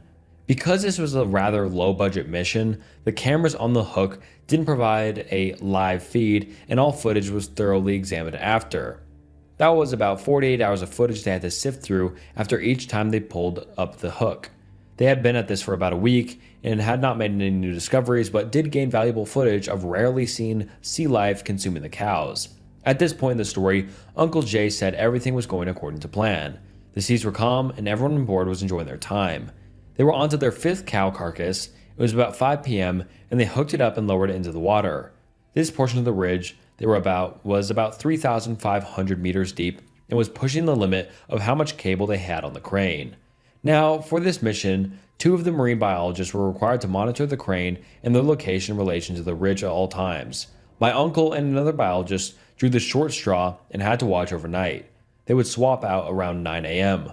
Uncle Jay said it was an uneventful night. Him and the other biologists chatted all night and bounced different theories off each other. Around 7 a.m., just as the sun was rising, all was calm. Almost too calm, Jay remarked. They hadn't drifted off course throughout the night. The ocean was just like glass. Much of the crew was beginning to rise as well, but what happens next is a complete shock to everyone on board. It's important to note that the crane had been angled off the right side of the ship. All of a sudden, and very rapidly, the 80-meter-long vessel began listing to the right side. It was almost as if something grabbed the hook and began pulling it deeper. My uncle said the immediate panic he felt was unlike anything he had ever experienced. He said it felt like the ship was going to capsize. They immediately sounded the ship's onboard alarm system to notify the crew of an emergency. Once they had their facilities in order, after the initial shock, my uncle ordered the other biologists to begin reeling in the crane. Since the cabling was so long, it would take about 20 minutes to completely reel in the line. The other biologists began to reel in the crane, but the winch was struggling and the ship was leaning more and more into the water. My uncle said that just as the water began to pour over the right side of the ship, it smacked back down to an upright position. He was sent flying into some containers. Many of the crew had begun to come out now as well. There was several injured on board, but nothing was life-threatening. Over the next 20 minutes as the crane was still retracting the line, the crew assessed their injured and any damage to the ship. My uncle was ultimately uninjured despite being thrown around. He said waiting for the line to come up was the longest 20 minutes of his life. Everyone was in complete shock as to what just happened. 2 minutes of complete chaos and now all was calm again. When the crane returned to the surface, the cow carcass was completely gone, and the large metal hook was slightly bent. A few of the cameras was missing, but thankfully not all. The cow carcass being completely gone was the most interesting part, as in every other case it was never gone completely. The vessel's captain made the decision to head back shortly after this incident, much to the disappointment of the biologists, including my uncle, who wanted to find out what could have caused this. However, several onboard generators were damaged in the impact, and they were essential to the ship's operation. So they had to return. My uncle believed it was because the CPT and ship's crew were terrified, and rightfully so. On the week-long journey back, the biologists examined over the footage to try to identify what caused this. The footage by all accounts was normal. There was the carcass about 10 meters off the seafloor, illuminated by the floodlights. Some small shrimp like sea life was feasting on the cow, when all of a sudden the cameras went black. Not as in they stopped recording, but something was covering them. The timestamp showed it was the correct time of the incident. After 2 minutes, the lights came back on and they could see again. It wasn't much though, as an enormous amount of sediment was kicked up from the ocean floor and now enveloped the view of the camera. While they were able to rule out the hook getting snagged on the bottom, they were never able to see what caused this. And that's how the story ends. No answer or explanation. That was it. They returned to port and reported their findings, but to my knowledge, nothing ever came of it. My uncle has his theories for what have caused this, ranging from a hungry sperm whale to giant squid to some unknown massive sea creature. Whatever it was must have been huge in order to devour a complete cow carcass in under 2 minutes and nearly capsize an 80-meter research vessel. While this story is outlandish and hard to believe, I have no reason to disagree with it. My uncle has never told any story that was similar to this. This is the only one that comes close to sea monsters in the unknown, but it makes you think what could really be out there, lurking in the deep ocean. Edit. To clarify any confusion about the cow carcasses, I asked my uncle to elaborate. On board the ship was a refrigerated container that they stored the carcasses in. He couldn't remember exactly where they got them from, but thinks it was from a local dairy farm. Once the cows reached the end of their lifespan, they would sell them off to local butchers, etc. In this case, a group of marine biologists bought them. Retired paramedic story time. I should write a book about my paramedic days. I posted this in a different r/ and had quite the response. Thought I'd share it here. Retired paramedic here. Had a call on a very desolate stretch of road for a car sitting in the middle of the road, covered in blood. Of course it has to happen at 2 a.m. just like every horror story. We arrive on scene and find a new Camaro sitting in the middle of the road that had obviously been hit in an accident. Problem is, there's absolutely nothing else around the car. No persons, no other vehicles, nothing. Part of my job then was a tactical paramedic for our sheriff's department. Sounds all exciting and high speed / low drag. Nope, not as a medic. I got paid to wait for stuff to happen and sit in the rear with the gear. This being said, my paramedic partner and I both had pistols in the ambulance. As we started approaching the Camaro, my partner is shining the light around when he says, really low, hushed and rushed, "Back, back, back. Now, now, now." He says. I shine my light in the car, and there's intestines wrapped around the gear shifter and a lung in the back seat, so we kind of freaked out. Called dispatch, let them know what's happening, and we are in the process of getting out of there till the cops show up when we see a figure appear walking down the road towards us. As he gets closer, we see he is covered in blood and gore. We both throw on our tactical vests, helmets, snatch our pistols as I sound like a frightened Home Alone 9-year-old on the radio to dispatch. We approach and start screaming at him to get on the ground, which he does. After everyone's heart rate is below 200 beats per minute, we start talking and figure out what happened. This guy had purchased a brand new Camaro and drove it to this desolate stretch of road to open it up. He said 1 minute he is shifting gears, and the next thing he knows his car is all over the road and his mouth was full of blood and it seemed like an explosion had went off. I start looking for injuries all over and can't really see anything major and ask him about the passenger in his car. He says, "What passenger?" My partner says, "There's a lung in your back seat." Dude goes straight into mental overload and can't come up with anything, so I'm thinking he's hurt. Get him in the ambulance. Police are 5 minutes away. We potentially have another victim out here. I have to go look by myself. I walk through the crash scene, look into the car, and sure enough, intestines wrapped around the gear shifter, lung in the back seat, looks like part of a liver, looks like a hand grenade went off inside the car. I walk around the other side of the car and see a faint blood smear / stain on the road. Walk to it, see something else further down the road, so I keep walking towards it. I finally see something on the side of the road and run up to it. Honestly, completely freaked out and scared to death about the body I was about to see. And the dude had hit a deer. What happened is when he was winding the car out, state police estimated him well over 100 miles an hour, a deer jumped into his car's pathway and hit the top corner of the windshield with its stomach. When the windshield crashed, it created a negative vacuum in the car, sucking almost all the deer's organs out and into the car and all over him.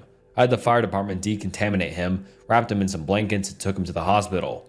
For many, many years after, my wonderful 911 dispatchers happily played the recording for anyone who wished to hear it. The creep in the woods that underestimated me. I had a summer job when I was a 15-year-old girl that was a few miles from my house. I lived in a rural wooded area, and my parents never let me go into the woods by myself, but they worked days and my job started at noon every day, so I had to walk to work. I chose to disobey them and walk through the woods, instead of on the road, to work because it cut about a mile off my walk. So every day, at the same time, I'd walk through the very much abandoned state forest down a deer path for a mile or so until it intercepted a railroad track, then I'd walk a couple more miles down the railroad track into town to my job. Stupid, I know, but I was 15. Taking this path always freaked me out and I always felt like I was being watched, but it was shorter and less sunny and less hot, and so I ignored my instincts thinking my parents' influence was just making me paranoid. My parents would pick me up after my shift unaware of my daily routine. This continued for weeks. One day I'm walking about a mile from any houses, deep in the woods, and there are 2 Corn magazine pages that had been ripped out and placed on the trail facing me. They hadn't been there the day before. I was completely creeped out as they were clearly intentionally placed and probably for me since very few people utilize this area, but I kept walking because if I turned around at this point, I'd have to go further to get out of the woods, and then there was a huge hill to climb to get back to my house and no one would be around there to help me anyways. There was a densely wooded area with brambles and dogwood and rolling hills, so I couldn't see very far in any direction. Suddenly, I could hear someone else walking close by. I stopped and I would hear them for a split second, and then they would stop. They sounded like they would change in their pocket, so I knew it was an animal, but because of the echo, I couldn't tell where it was coming from. Just to check that I wasn't crazy, I stopped once more and heard the same noise, which quickly stopped when I stopped. That's when I knew I was being stalked. My heart was racing with fear and my vision went blurry, but my instincts told me not to speak and not to run, but just keep walking down the dense deer path further into the woods. My gut told me not to look behind me. I could sense there was someone right behind me on the deer path now, but I did not look back.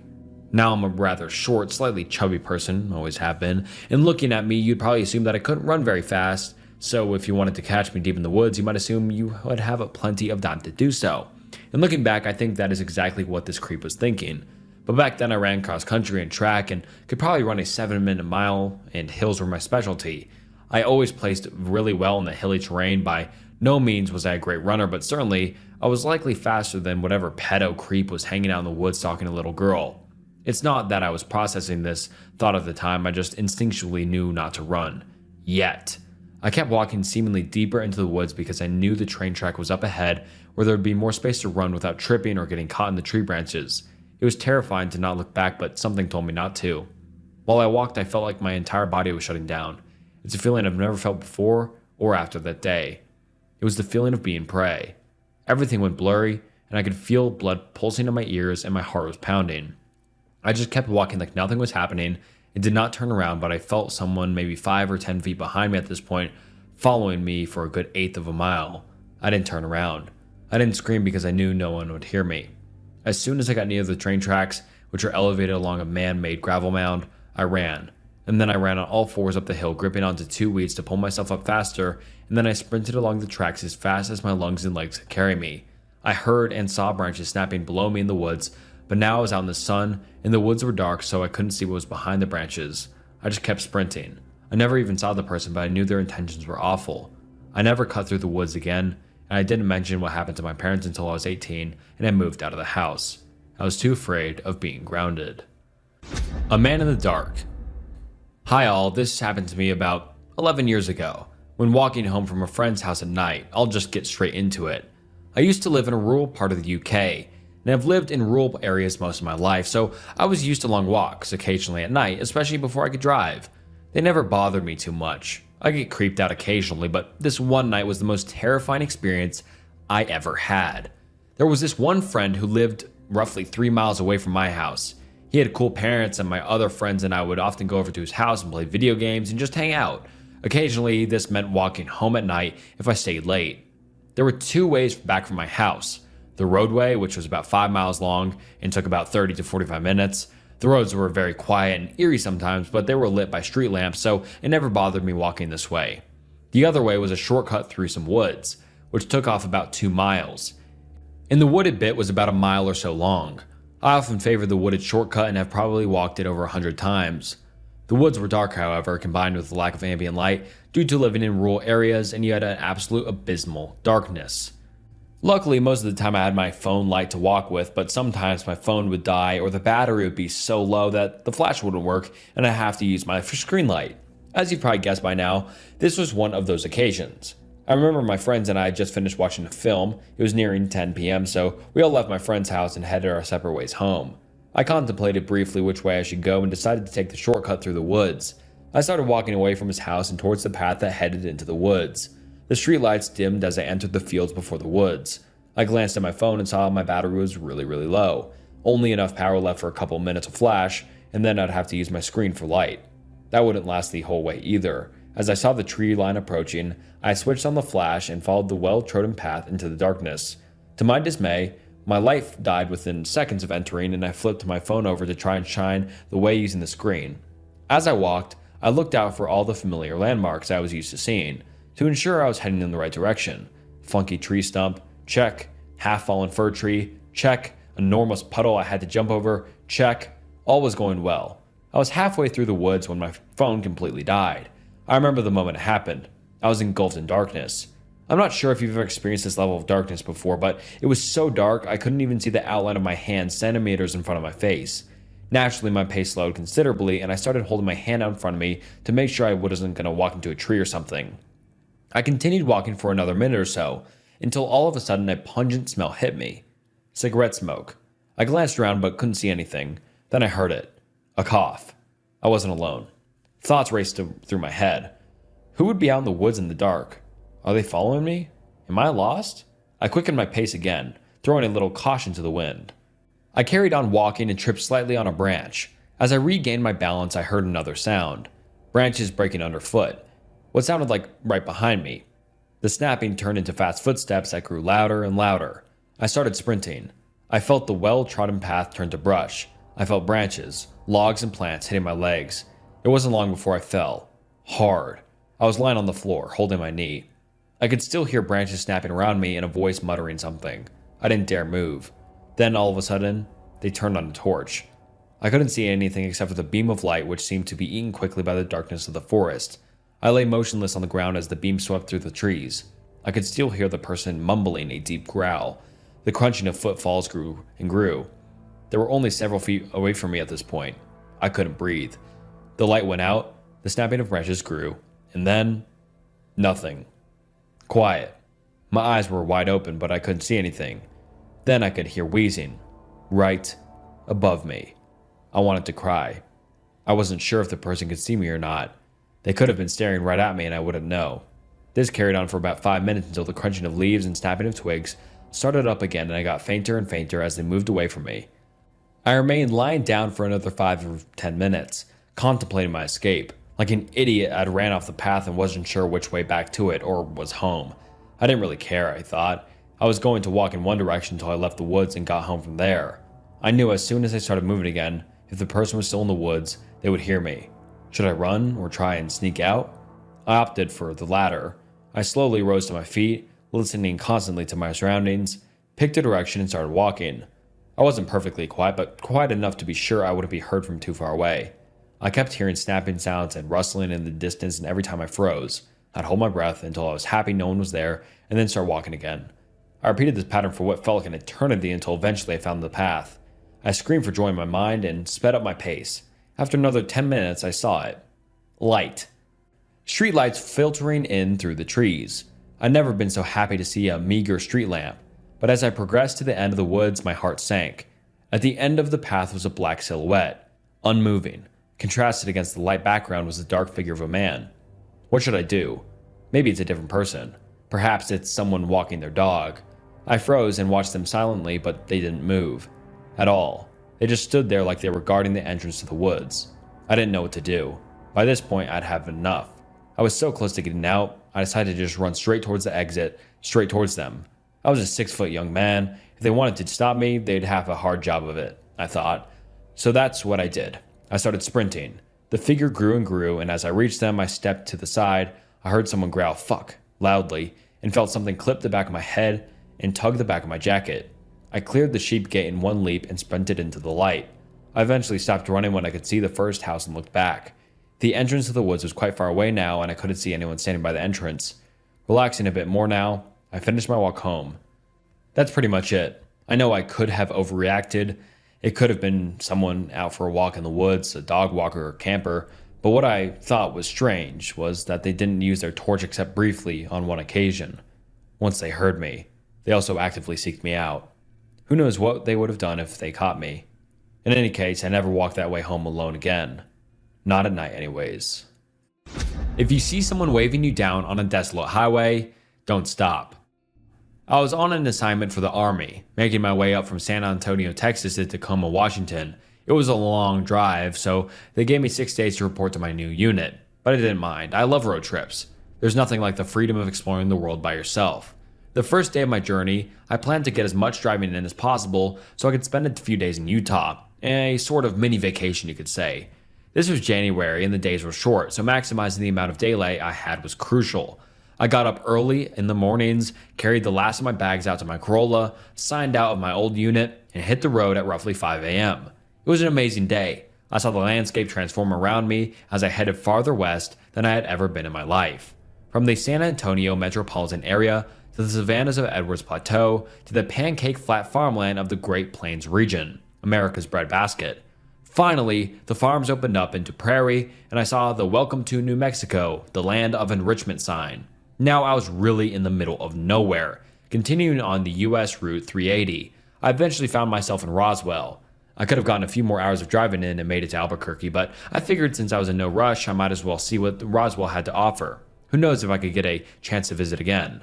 As a fan of the strange, dark, and mysterious, as Mr. Ballin would say, I took a self-guided tour of the shops and attractions. The next day I continued to Albuquerque, then westward on Interstate 40. By the time I reached Gallup and started northbound on US Route 491, I still had 2 hours of driving left before crossing the border into Colorado, and another 45 minutes before I could get to the Cortez, my planned stop for the night. However, my daylight was already running out as sunset was at 6 p.m. I got Starbucks and refreshed myself for the final stretch. It was supposed to be easy, just a straight shot, but looking back on it now, I figured that, had I decided to stop in Albuquerque instead of Roswell the night previous, I would have already been in Colorado by now, and possibly by making my way into Utah. I would have saved myself from what was waiting for me on the desolate highway. Route 491 stretched far into the Navajo Nation. On either side were endless expanses of prairie bookended by dark indigo mountains on the horizon. To my left, the sky glowed a faint orange-purple, the light slowly dying down like smoldering embers in a fire, until finally plunging the land into darkness. Every now and then, I would see a forlorn headlights of another car passing by, which gave me a bit of relief that I wasn't alone. I also had my road trip playlist on to keep me company, and call me ironic, but Hotel California was playing. After passing the small, lonely town of Newcomb, the next place of civilization would be Shiprock. However, between the two was a 36-mile stretch of absolute nothingness, an abyss I had to cross. I was not ready for what I was about to witness. After several miles, and having not seen another car on the road, I saw something strange emerge from the horizon. Barely lit by the moonlight, I thought it was a road sign at first. Then as I came closer, I realized it was a person, walking on the shoulder of the road, heading in my direction. I squinted, trying my hardest to focus on the figure. In the darkness, I could tell they were wearing a poncho of some sort, with long black hair flowing down their chest. Who could be walking out here, all alone at night? I thought. Whoever it was, they had no lights, no reflectors, no strobes of any kind to signal to passing cars that they were there. They walked on the pavement, dangerously close to oncoming traffic. I pulled to the left a bit, giving the wide berth. Suddenly, my stereo cut out, as if I had turned it off. The screen went completely dark and my phone disconnected from Bluetooth, which was unusual. It certainly did happen from time to time, so I thought nothing of it. As I approached, I saw the person raise their right arm, as if to flag me down and hitch a ride. Oh no, no, I thought. There's no way that's happening, buddy. As my headlights swept by, I realized it was a man, dressed in a button-up shirt, a wool poncho, jeans, and cowboy boots. His large belt buckle glinted as the lights passed him, but in that split second I realized with abject shock that not only were his eyes painfully wide open, but they seemed to be tracking me. Somehow he was able to see me through the glare of my headlights and look me dead in the eyes, not breaking contact until I passed. I was shaken for a bit, but my nerves gradually subsided. My stereo abruptly turned back on and my music continued playing. I brushed everything off as simply my imagination. The darkness and the shadows playing tricks on my mind. Besides, the man was behind me. I figured he must have been drunk. Indian reservations sadly had high rates of alcoholism. I looked at my rearview mirror. He was gone. I couldn't see him. Maybe he's too far behind me? No, that couldn't be. It must be too dark. Maybe. I drove on, trying to figure out what just happened, but at the same time forcing myself not to think about it. Just when I thought I had moved on, I saw another shape in the distance. Getting closer, I realized it was another figure. Another person walking alone at night? There's no way. They walked along the shoulder of the road, swaying back and forth. Slowly, I could make out this person was also wearing a poncho. Then I saw what looked like long, black hair reaching down past the chest. No, there's no way. It was the man. The same man. But how? The man raised his arm again, trying to flag me down. What did this guy want? I kept up my pace with no intention of stopping for any reason. Just like last time, my stereo turned off again. Suddenly, the man leapt out onto the road, arms waving frantically. I swerved into the left lane, narrowly avoiding him. In my headlights, I noticed he had the same wide-eyed look, his gaze locked onto mine. I also saw that his clothes did not look as they did the first encounter. Once they were clean, if not well worn, but now they were soiled and tattered, rags barely hanging onto his withered frame. His hair was wild and unkempt, with clods of dried dirt stuck in his locks, but his eyes remained the same. My heart nearly burst through my chest at the sudden shock. Hyperventilating, I slowed down and glanced into the rearview mirror to make sure he was alright. Nothing could have prepared me for what I was about to see. The man was running. He was sprinting towards me. I centered the wheel and accelerated, hoping to get as much distance from him as possible, but as I continued to speed up, so did he. Faster and faster I drove, but every time I looked into the mirror, I would see him right behind me, perfectly keeping my pace. His body tinted red by my taillights. I could feel my temples throbbing and my hands getting slick with sweat on the steering wheel. I was sick to my stomach. There's no way. I looked forward, hoping to see a faint glimmer of light from the town ahead, but I was still too far away. I looked back at the rearview mirror. The man was gone. I should have been relieved, but I knew better. Where did he go? I looked around, hoping to regain a visual on him. I couldn't see anything. Taking a deep breath, I refocused on the road, but kept my guard up. Just keep driving, I told myself. Only a few more miles to go. Out of the corner of my right eye, I saw something. Another shape. It wasn't the man, at least I didn't think so. I glanced over, bracing myself for whatever was going to meet my sight. It looked like an animal, some kind of animal, though I couldn't make out exactly what it was. Under the moonlight, I could see it running alongside my car, its forelimbs reaching out in long strides, its back undulating like a dog. Closer and closer it came. The closer it was, the more of it I could see. Little by little. Then I noticed its limbs were far too long for its body. Its body was too short. It had no tail. The head was oddly round, and from it came a long trail of black hair. I slammed my foot on the gas, pushed my car's engine harder than it has ever been pushed before. By now I was clocking well over 110 miles an hour, but this creature, it kept up. It wasn't phased, it simply ran faster and faster to match my speed. Just what was I thinking? How could anyone or anything run this fast? The entity seemed to have endless stamina. Just how long could it keep up? Just how much faster could it go? Soon my car would hit its top speed, and then what? How long could it maintain that before breaking down? It wouldn't be long until my engine overheats, but regardless, I would eventually run out of gas, and when I do, what would happen if that thing got me? At 120 miles an hour, my car had reached its limit. This was the fastest I could go, but the creature continued its pursuit. My temperature gauge was approaching the red, and so was my tachometer. I couldn't keep this up any longer. Suddenly, like the beacon of a lighthouse on the tumultuous sea, the first light of Shiprock came into view. It was close, so close. If I could just go a little bit longer, I could make it into town safely. I pressed on. I fixed my eyes on the lights, growing brighter on the horizon. They bloomed outwards, glimmering in the night air. Though it was a small town, it was a sight for sore eyes in my situation. Looking into my periphery, I saw the mutilation of this creature's spine as it kept pace with my car. But now it was slipping away, steering farther and farther from the road. It suddenly hit me just how hard my heart was beating. Beads of sweat dripped down my face. I looked over. The creature was gone. But this time the feeling of dread had also gone with it. My stereo once again turned back on, and as my music resumed, I breathed a deep sigh of relief. I let off the accelerator. The man, the creature, whatever it was finally gone for good. Having white-knuckled the steering wheel the whole time without realizing it, my hands were extremely sore, but I was glad to have made it through it. A week later, I told another soldier in my unit about what I experienced. Being originally from Albuquerque, she was familiar with the Native American legends of the Southwest. The conversation steered toward a certain creature that she would not dare speak the name of. She also told me that the highway I took was well known for all sorts of paranormal phenomena. Google what Route 491 used to be called, and everything will make sense. Be careful out there. And alright, anyways, that wraps up Reddit horror stories. I really hope you all enjoyed this video. I enjoyed recording it and all of it. Let me know if you'd like to see more like this in the future. And anyways, thank you so much for watching to the end. Make sure you like and subscribe to the channel. It helps a ton. And yeah, just once again, thank you so much for watching. Until next time, see ya.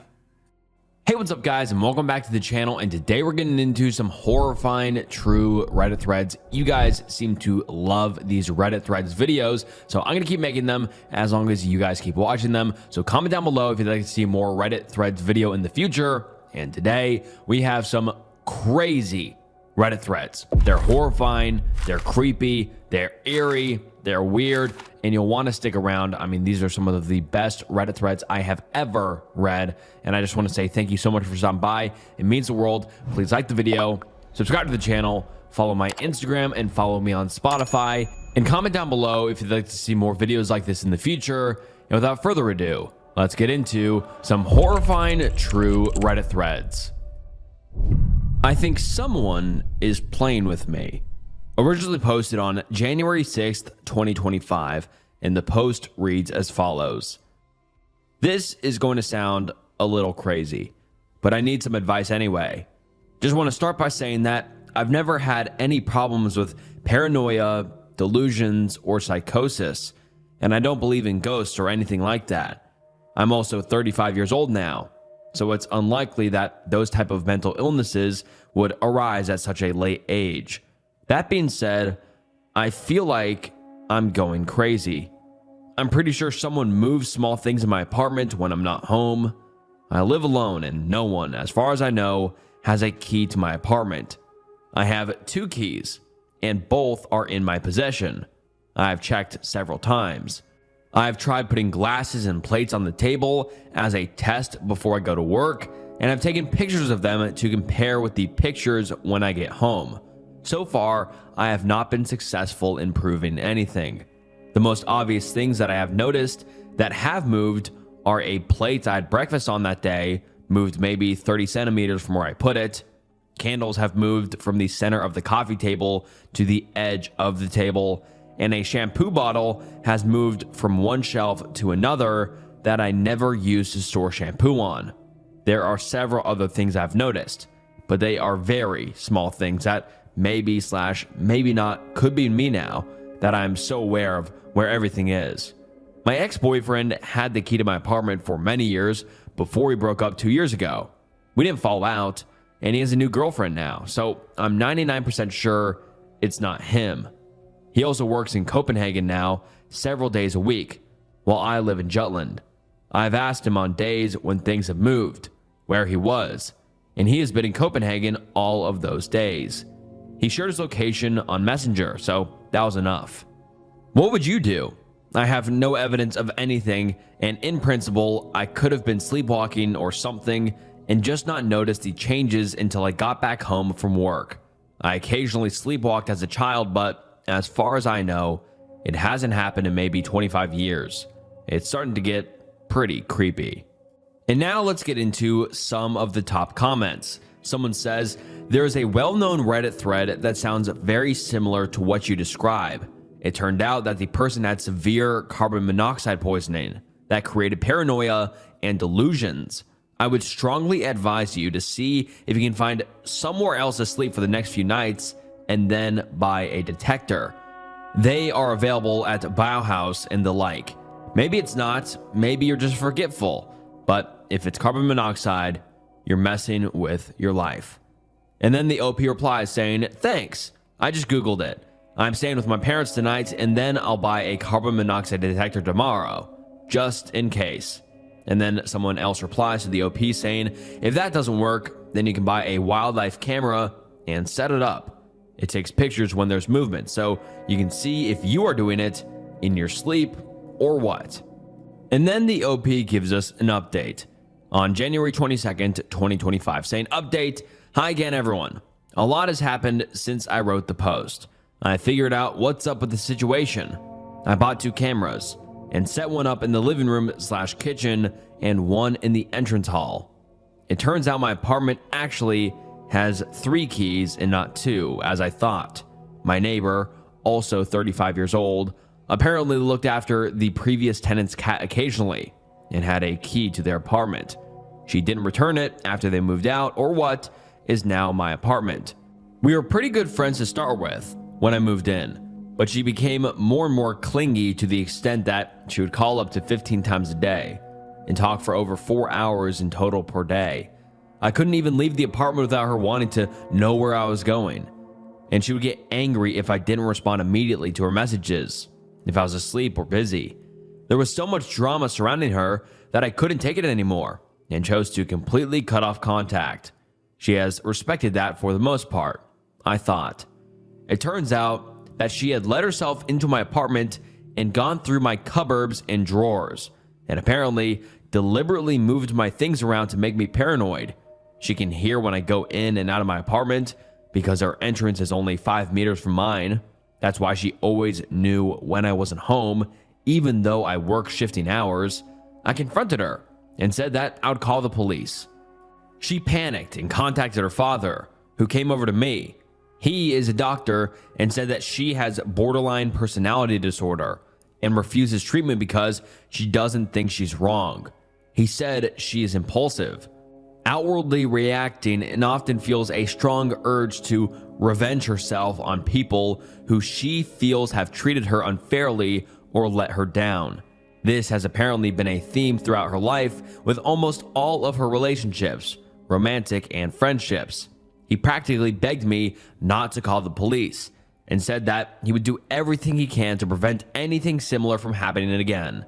I got him to pay for a locksmith to change the lock, and I said that I would report her to the housing association, who would then report her to the police if she didn't voluntarily move out of the apartment as soon as possible, because I don't want her as my neighbor anymore.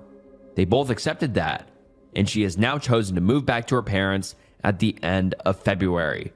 So the ending was relatively good for me, albeit very chaotic. And just wow. And for everyone who's watched the channel for a long time, you know that my biggest fear is someone living in my house or going through my house without me knowing. And this story just embodies that. I mean, that is just so creepy. I mean, the OP's neighbor was just going through the OP's apartment randomly and moving things to make her paranoid. I wonder if the neighbor explicitly said that or that's just the OP's theory, but God, that is just so creepy. And the OP is very lucky, to be honest. I mean, this girl obviously was not well, and she could have done something a lot more extreme than just move things around, or could have escalated to that point. So it's good that the OP was aware and realized, hey, something doesn't look right, and ended up catching her neighbor going through her apartment. But yeah, that's just wild. So scary. And on to the next one. My colleague said something so effed up and I don't know what to do. Posted on February 22nd, 2025, and the post reads as follows. Some context. I'm 26 years old and I work as a software developer at this company for 4 years. I have a team lead who is also the owner of the company, with whom I've worked with since I started. He's a normal guy, 37 years old with a wife and 2 little kids. We talk and work together every day at the office. Today, he said something so fucked up, and I just avoided him the whole day, and I don't know how I will be able to go back to work on Monday. We were having a smoke outside of the building at lunch break, and he said this out of nowhere. I want to slice my wife in pieces and eat her. And after I'm done with her, I want to R-word both of the kids before I kill them. I have a demon inside me. That sentence came out of nowhere. We were talking about something non-related to work, and he said that out of fucking nowhere. And went back to the previous conversation like nothing even happened. He never said anything like that before. Not even close. Nothing as fucked up as this. In fact, I never even heard him joke before. It was like something else possessed him and made him say that. I don't know what to do. Do I report him to the police? Do I call his wife? Do I quit? I'm at a loss for words. And now let's get into some of the top comments. Some commenter recommends going to the HR at his company, and the OP says, we don't even have HR, since it's a small company of about 12 people. As far as the police goes, you are right. I should call them. But I asked my sister for advice, and she said that the police can't do anything in my country unless there is proof or they heard him say that. I mean, what do I even say? My boss said he wants to kill and R-word his family. They might think I'm saying that out of spite or anything. And I guess that's true, but yeah, like even if they need police, it's better to be safe than sorry. It's better to say you did something than your boss do that and you're like, oh, I knew, but I just decided not to call the police. You know, it's like if you guys are ever in a position where something like that happens, I mean, not verbatim like that, but something disturbing, it's a lot better to report it than be sorry later that you didn't, if that makes sense. And then another commenter says, no one would make a joke about something as disgusting as this without having any desire to actually do it.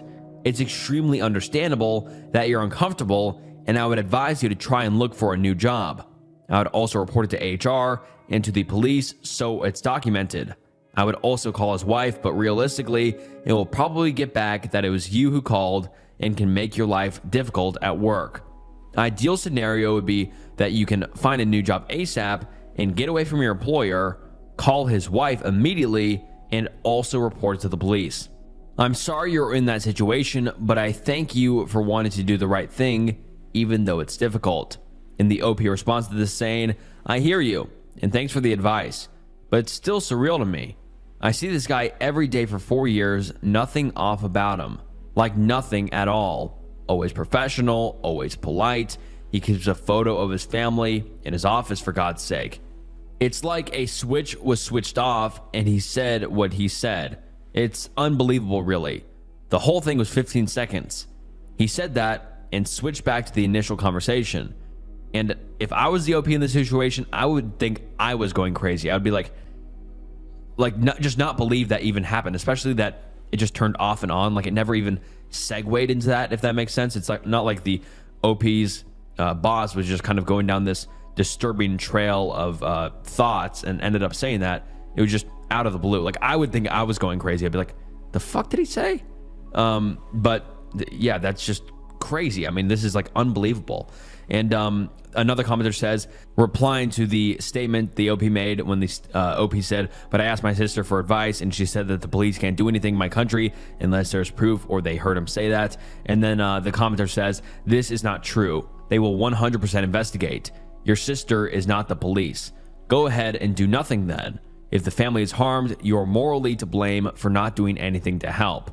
And the OP replies saying, I'm just saying what she told me. Upon reading the comments and thinking it thoroughly, I will definitely call them. It's just hard to process what happened because it's so surreal and out of touch. I'm definitely calling them. Another commenter says, call someone now. Doesn't matter if he meant it or not, or if he's just insane. Better be safe than sorry. And I completely agree with that commenter. And then the OP gives us a new update about a day later. And the OP says, I called the police. They asked me questions if he had ever said anything like this before, if he seemed violent, if I thought his wife and kids were in danger. And I told them he's always been normal until yesterday. But what he said was just very disturbing. They decided to do a welfare check. I don't know all the details, but they spoke to his wife, and apparently he's been under insane stress lately. His mom died recently, and on top of that, he's been struggling to keep the company afloat. Even with everything going on, he's still trying to pay everyone and keep things running. She told them he's not a danger, just completely burned out and breaking under the pressure. The cops didn't take any further action, but told me to call again if he says something like that again. I think that it's out of my hands now. I did everything I could possibly do, and I don't want further involvement. I will give another update if he talks to me when I go to work on Monday.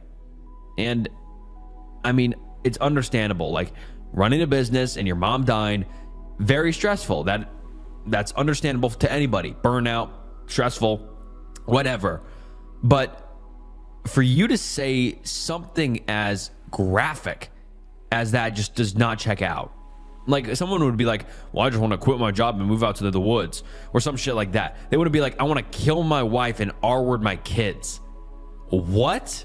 That's not what you say if you're burned out or stressed out. I mean, at least me, I wouldn't say anything fucking like that. That's crazy. But yeah, that's just wild. It's like, it's understandable that the police can't really do anything because they're like, well, he's not really showing any sort of, insane tendencies or violent tendencies. We can't really do anything. But also, it's like, why the fuck would you say that? Even if you're stressed out. Like, that's just a crazy, crazy thing to say. And let's get into some comments. Someone says, thanks for the update. Monday should be very interesting. I'd consider starting to look for a lawyer in case of blowback at work. Hopefully, he'll realize how insane he sounded in the moment, recognize you did his family a favor by contacting the police, and at the very least, apologize to you. Unfortunately, I think that's an unlikely scenario, but then again, I don't know the guy. If he's a decent, rational human being who spoke completely out of character during a genuine low point, you never know. Prepare for trouble just in case. You have your own safety and income to protect.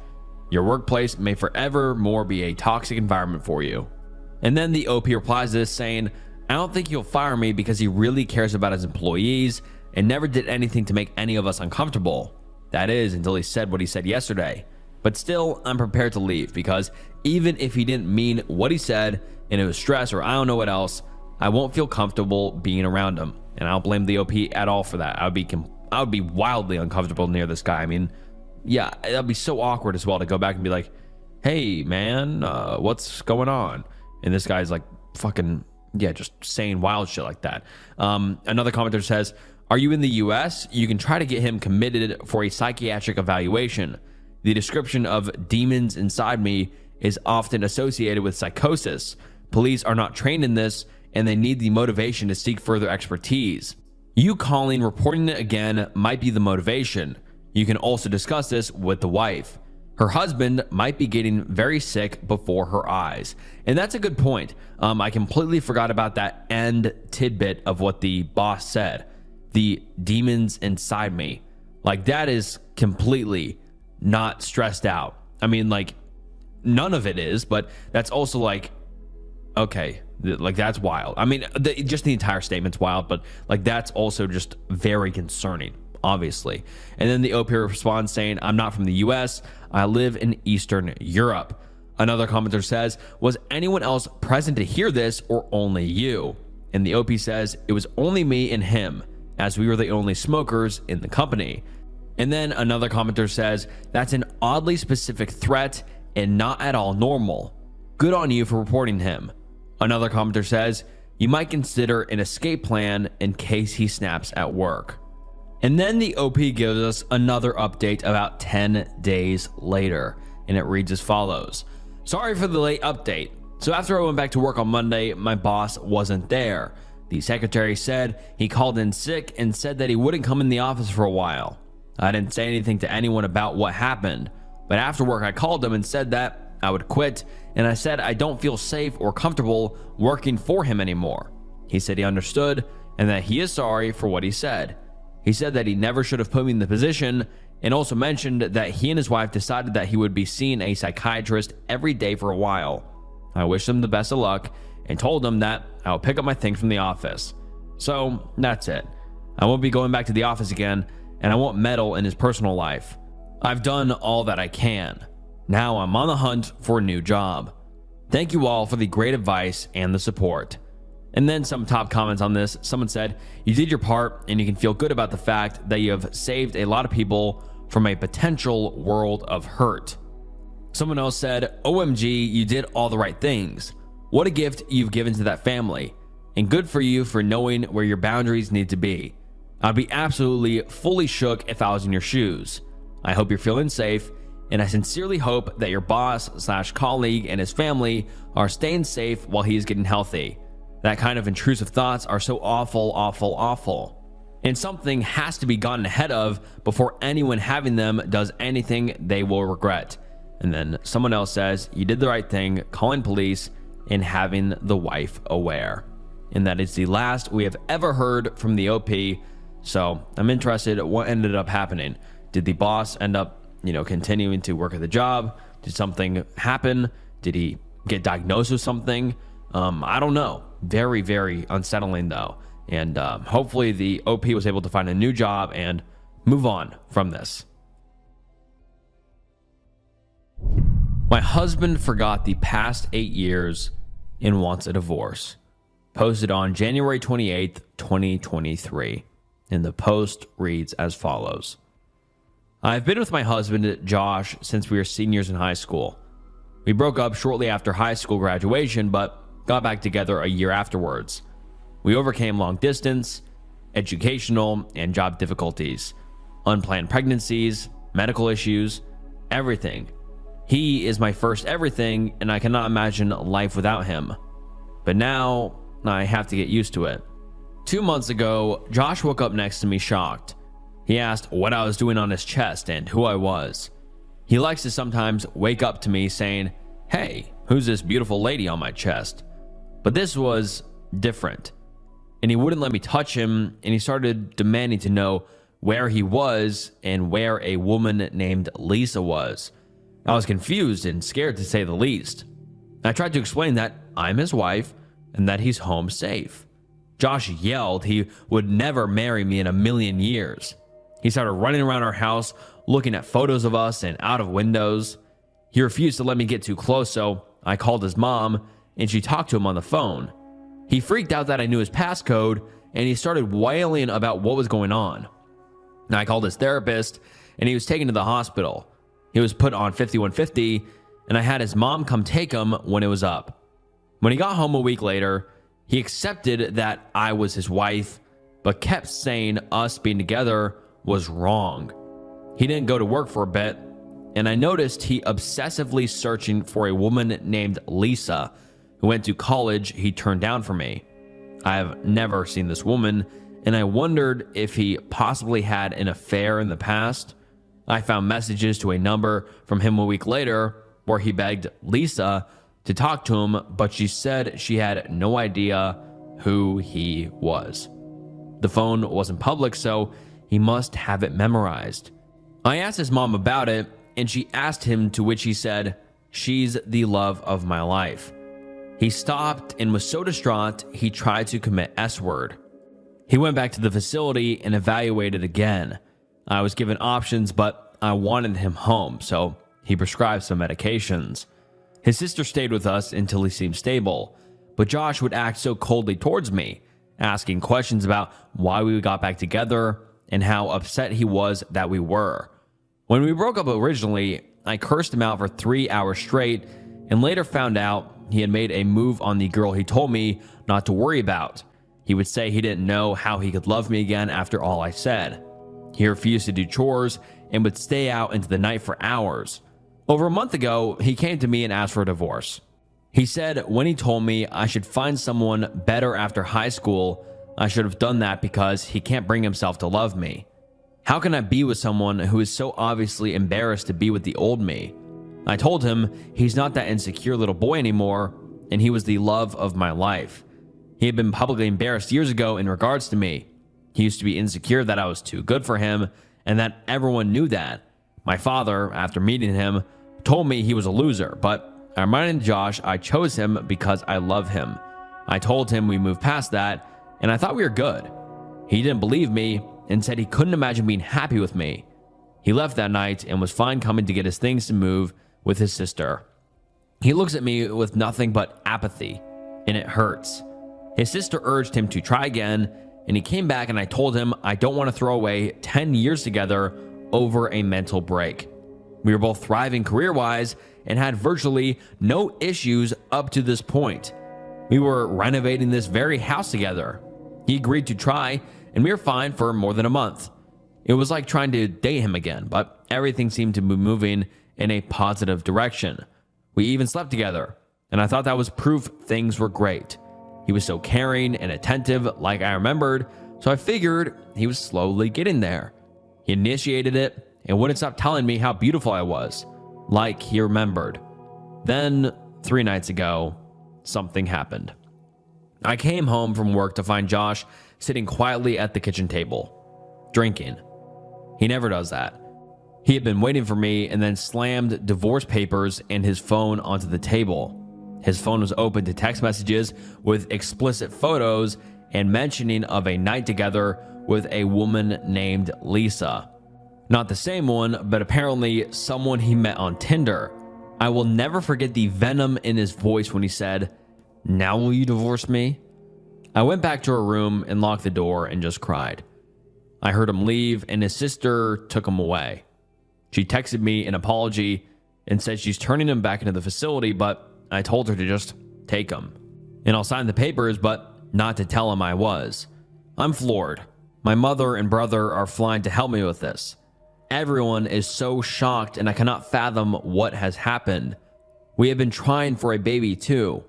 I'm seeing if I miss my period because we did it unprotected, but now I wonder if I should get tested for STDs too. Jesus, this is one hell of a story.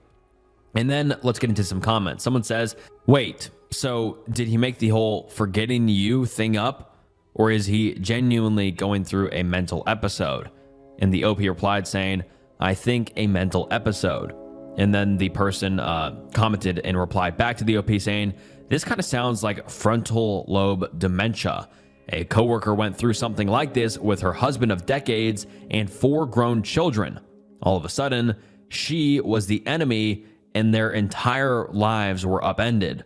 I'm sorry you're going through this, whatever it may be.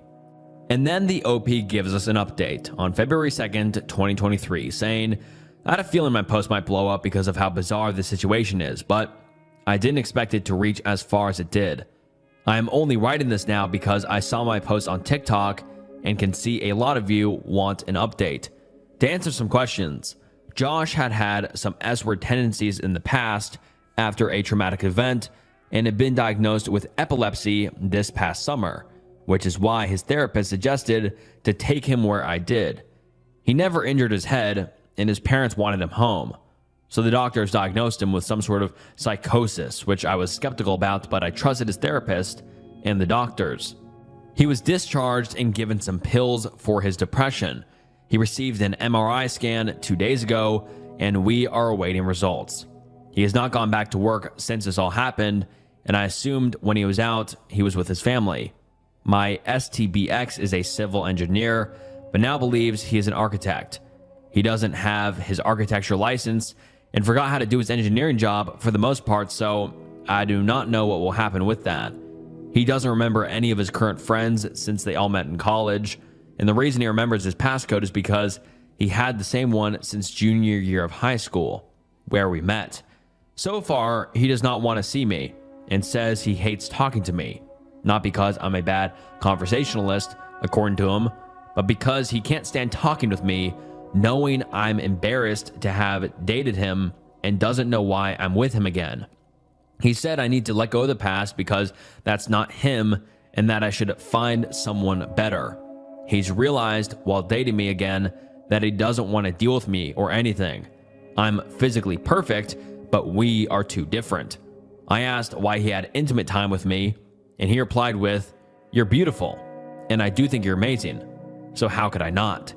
He supposedly grew into a better man after we broke up originally, and that I need to move on and that he's not here to fix my insecurity problems. I don't know if he had ever wanted to be with me at this point. Josh doesn't know what he will do with his life, but knows what will help is if I'm out of it. In the past, he has belittled me, SA'd me, went after the girl he told me not to worry about, and ghosted me more than once. And I fucking forgave him. Whether this is a tumor or just a lie, some of you have proposed, I realized how bad he had treated me. Things were better, but were they truly good? I don't know why he was with me if everything he had apologized for was a lie. We make the same in terms of money, so I can do fine on my own. I'm beyond heartbroken. What he says sounds like what he's been holding in for some long one way or another. My siblings, friends, and father are encouraging me to enjoy being freed from Josh.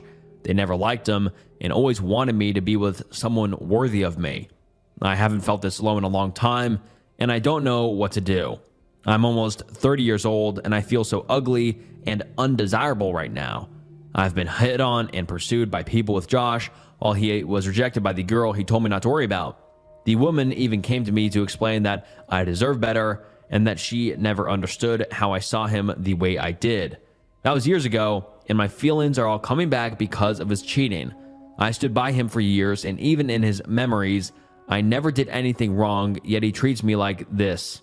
If a loser like him doesn't value me, someone who's supposedly out of his league, who will? Is this why he is upset to be with me? I'm insecure right now and have spent the past few days in a funk. I want to wake up in my Josh's arms, and this all is a bad dream. I was never embarrassed to be with him, but now I'm embarrassed I wasn't. All the things he did, I forgave him for, and look where it got me. Everyone has been telling me how lucky I am to get out of the relationship with him. His mother, who has always had some racist ideas about me, even said I'm too good for all of this. I was never the pretty girl, so I worry that if someone as pathetic as Josh, I thought the world of him until this point, everyone else sees him as pathetic, isn't happy to be with me, am I even what he says? Was he flattering me for a moment of S-word? Did he have intimate time with me to make the infidelity hurt more? What happened to the past 8 years of our relationship? I would like to think the results will prove to be a tumor and my Josh is still there. But I can't look at him anymore after all of this. Whatever version of Josh this is, it feels real and horrible. And no, when we had intimate time, I was not trying to get pregnant. We've been trying for so long and protection hasn't been used for a while. I was just happy to be intimate with who I thought was the love of my life. We hadn't gotten pregnant for a while, so I didn't expect to get pregnant now, and I didn't. My period was late, but it came as it did. If I did end up pregnant, I would simply abort.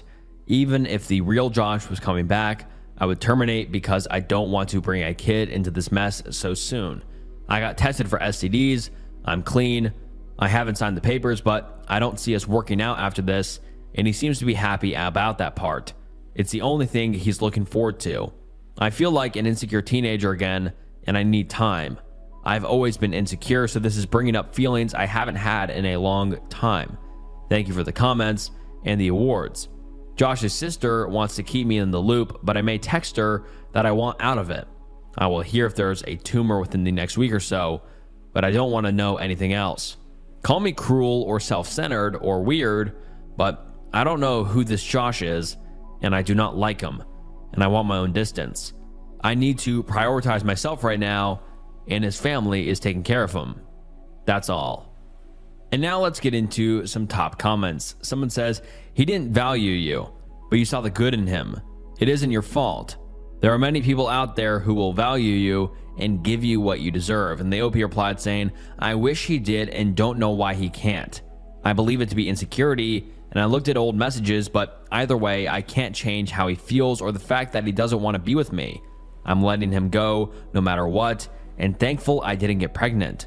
I'm deciding what to do with the house, but he isn't welcome and doesn't want to come back. Someone else says, I have to break this down in a numbered list. Number 1, I'm so very deeply sorry for your partner R-wording you. It's so confusing when it happens, and it's someone you love. It's like you have to give up a piece of yourself to keep the love. It's awful. I've been there. Number 2, can ask, was your therapist of the same belief system? Because that could have effed you up even more. Number 3, check your credit score. If he is faking it, he might be scamming you. Number 4, his family was racist towards you? Jesus Christ, there's just so much here. Do you think that has a lot to do with how he treated you? That's something for you to think about. Number 5, sign those papers. Work on yourself for a year, and then you're going to find someone that's going to love you how you need and deserve, not how you've been conditioned to accept. And then the OP replied to this saying, I checked my credit score, our joint account like someone suggested, and nothing bad or out of the ordinary. I took money out of it, our shared accounts, and have heard nothing about it from his family, so I believe they are fine with it. I'm black, he's Viet. His family is racist, but I think Josh's racial issues that destroyed our relationship and may have gotten bored of me in our relationship. I think possibly realizing that his mom was no longer an obstacle was a sign that things weren't no longer going to be interesting. It's common for black women to be subconsciously used and mistreated no matter what we do, so I'm not surprised by that part, I hate to say. My therapist was religious but said Josh was wrong for what he did. It wasn't exactly our word, but he was very close. It's nothing that I can prove. Even when it happened, I never reported it because I knew I wouldn't go anywhere. I took it as him being immature and mimicking what he saw in adult videos. But that's no excuse, and I should have walked away then. I didn't, and I'm ashamed. I've signed the papers but haven't handed them over yet. My brother's a lawyer, so he's helping me negotiate and talk with Josh's family about him. His mom has asked to speak with me, but I'm debating if I even want to. She left a voicemail sobbing about us and cried that she feels as if she's losing a daughter. Even Josh's dad, who does not like me, called me to talk and left a voicemail. It's just too much right now. And then the OP posts the final update, posted on February 23rd, 2023, and the post reads as follows. The scans and tests came back. No stroke, tumors, or anything. That's all his sister texted me. I don't know what treatment he's doing or their plan for him because I asked them not to tell me anything more. I'm done being invested. Josh is still adamant that he doesn't love me and doesn't want me back from what I have last heard. Looking back, I don't know if he thought he was settling for me and he had lied to me to make himself look better. After he had used me for intimacy time, I can't ever be with him again in any capacity anyways. I don't know what is happening with his job. All I know is he is not back and possibly won't be. He can't perform his duties, so I don't know what will happen. There's no diagnosis as of yet, but I'm wondering if he did indeed fake this all. If he is, he's really committed to it if he is. I don't know if this baby dream of his and wanting to supposedly be with me forever were just overcompensating for how he really felt, but it does not good dwelling on that. He's not a good person, and I need to accept that. When I talked with his parents over the phone, tensions were high. Mother-in-law was a wreck, begging to know what went wrong, and my father-in-law was encouraging me to stay. I kept telling him that I don't want to know anything regarding him anymore, and if they continued, I would hang up. They wouldn't stop, so I hung up. They texted an apology a day later and asked to come meet me for coffee with sister-in-law. Sister-in-law and I have gotten close over the years, and she convinced me to meet with them. No Josh. I met with the sister-in-law and mother-in-law. Father-in-law did not want me to come and preferred to stay with Josh. My sister-in-law apologized for her brother. She is upset at his treatment. But my mother-in-law just said we weren't meant for each other and we should go our separate ways. She gave me a letter from him, but I chose not to read it. Mother-in-law started relaying what he had been saying, and according to her, Josh was sick of being reminded of how horrible he treated me in the past since he has changed, and it's time for me to stop expecting him to fix all my insecurities. When it comes to the cheating, his mom quotes him that it's difficult comparing the relationship he had with me to the one he never had with other women he has known. Sister-in-law stopped her from continuing and encouraged me to get professional emotional support. We talked about the house, the money, and mutual friends, etc. We left on a good note, and both sister-in-law and mother-in-law said they wish me the best. Since then, I've been going to therapy and dealing with the house. I have an unstable career, so the house should help me a lot with finances. I am recovering from a food disorder I developed within my first few years with Josh, and I have been getting help for that. Josh has not reached out to me or attempted to contact me. I never opened the letter and just gave it to my brother for the divorce proceedings. I don't know if this was all some elaborate way to get out of our marriage, but it worked. I love him, but I'm realizing we were never as good as I wanted us to be. There's nothing left for me with him, and I'm too tired to try. I wish he was a better person, but he's not. And as my mother keeps saying, he deserves someone who accepts him as he is. A piece of shit.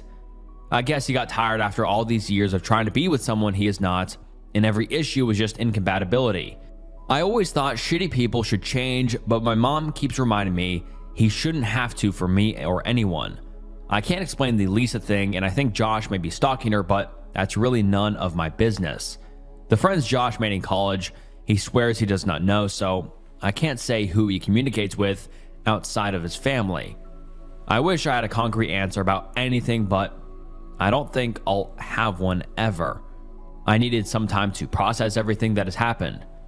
Thank you to all the nice comments and messages, even though I did not have the energy to respond to any. To all of the people who couldn't help but be rude, I hope you're proud of yourself. But my life is changing, and the man I've loved no longer loves me, no matter what the cause. I owe it to myself to let him go, so I'm going to do that. The Reddit post that turned into a horror story. This may sound familiar to a few of you. I have talked about this case before and this story before, but this is the Reddit thread in whole, and it is just beyond tragic and depressing, but let's get into it. I'm having a hard time coping with my wife, having cheated on me with our neighbor. It has been 476 days since I confronted her about it. How do I know? Because every time I catch myself thinking about it, I tell myself, it's only been X days. Maybe you won't think about it tomorrow.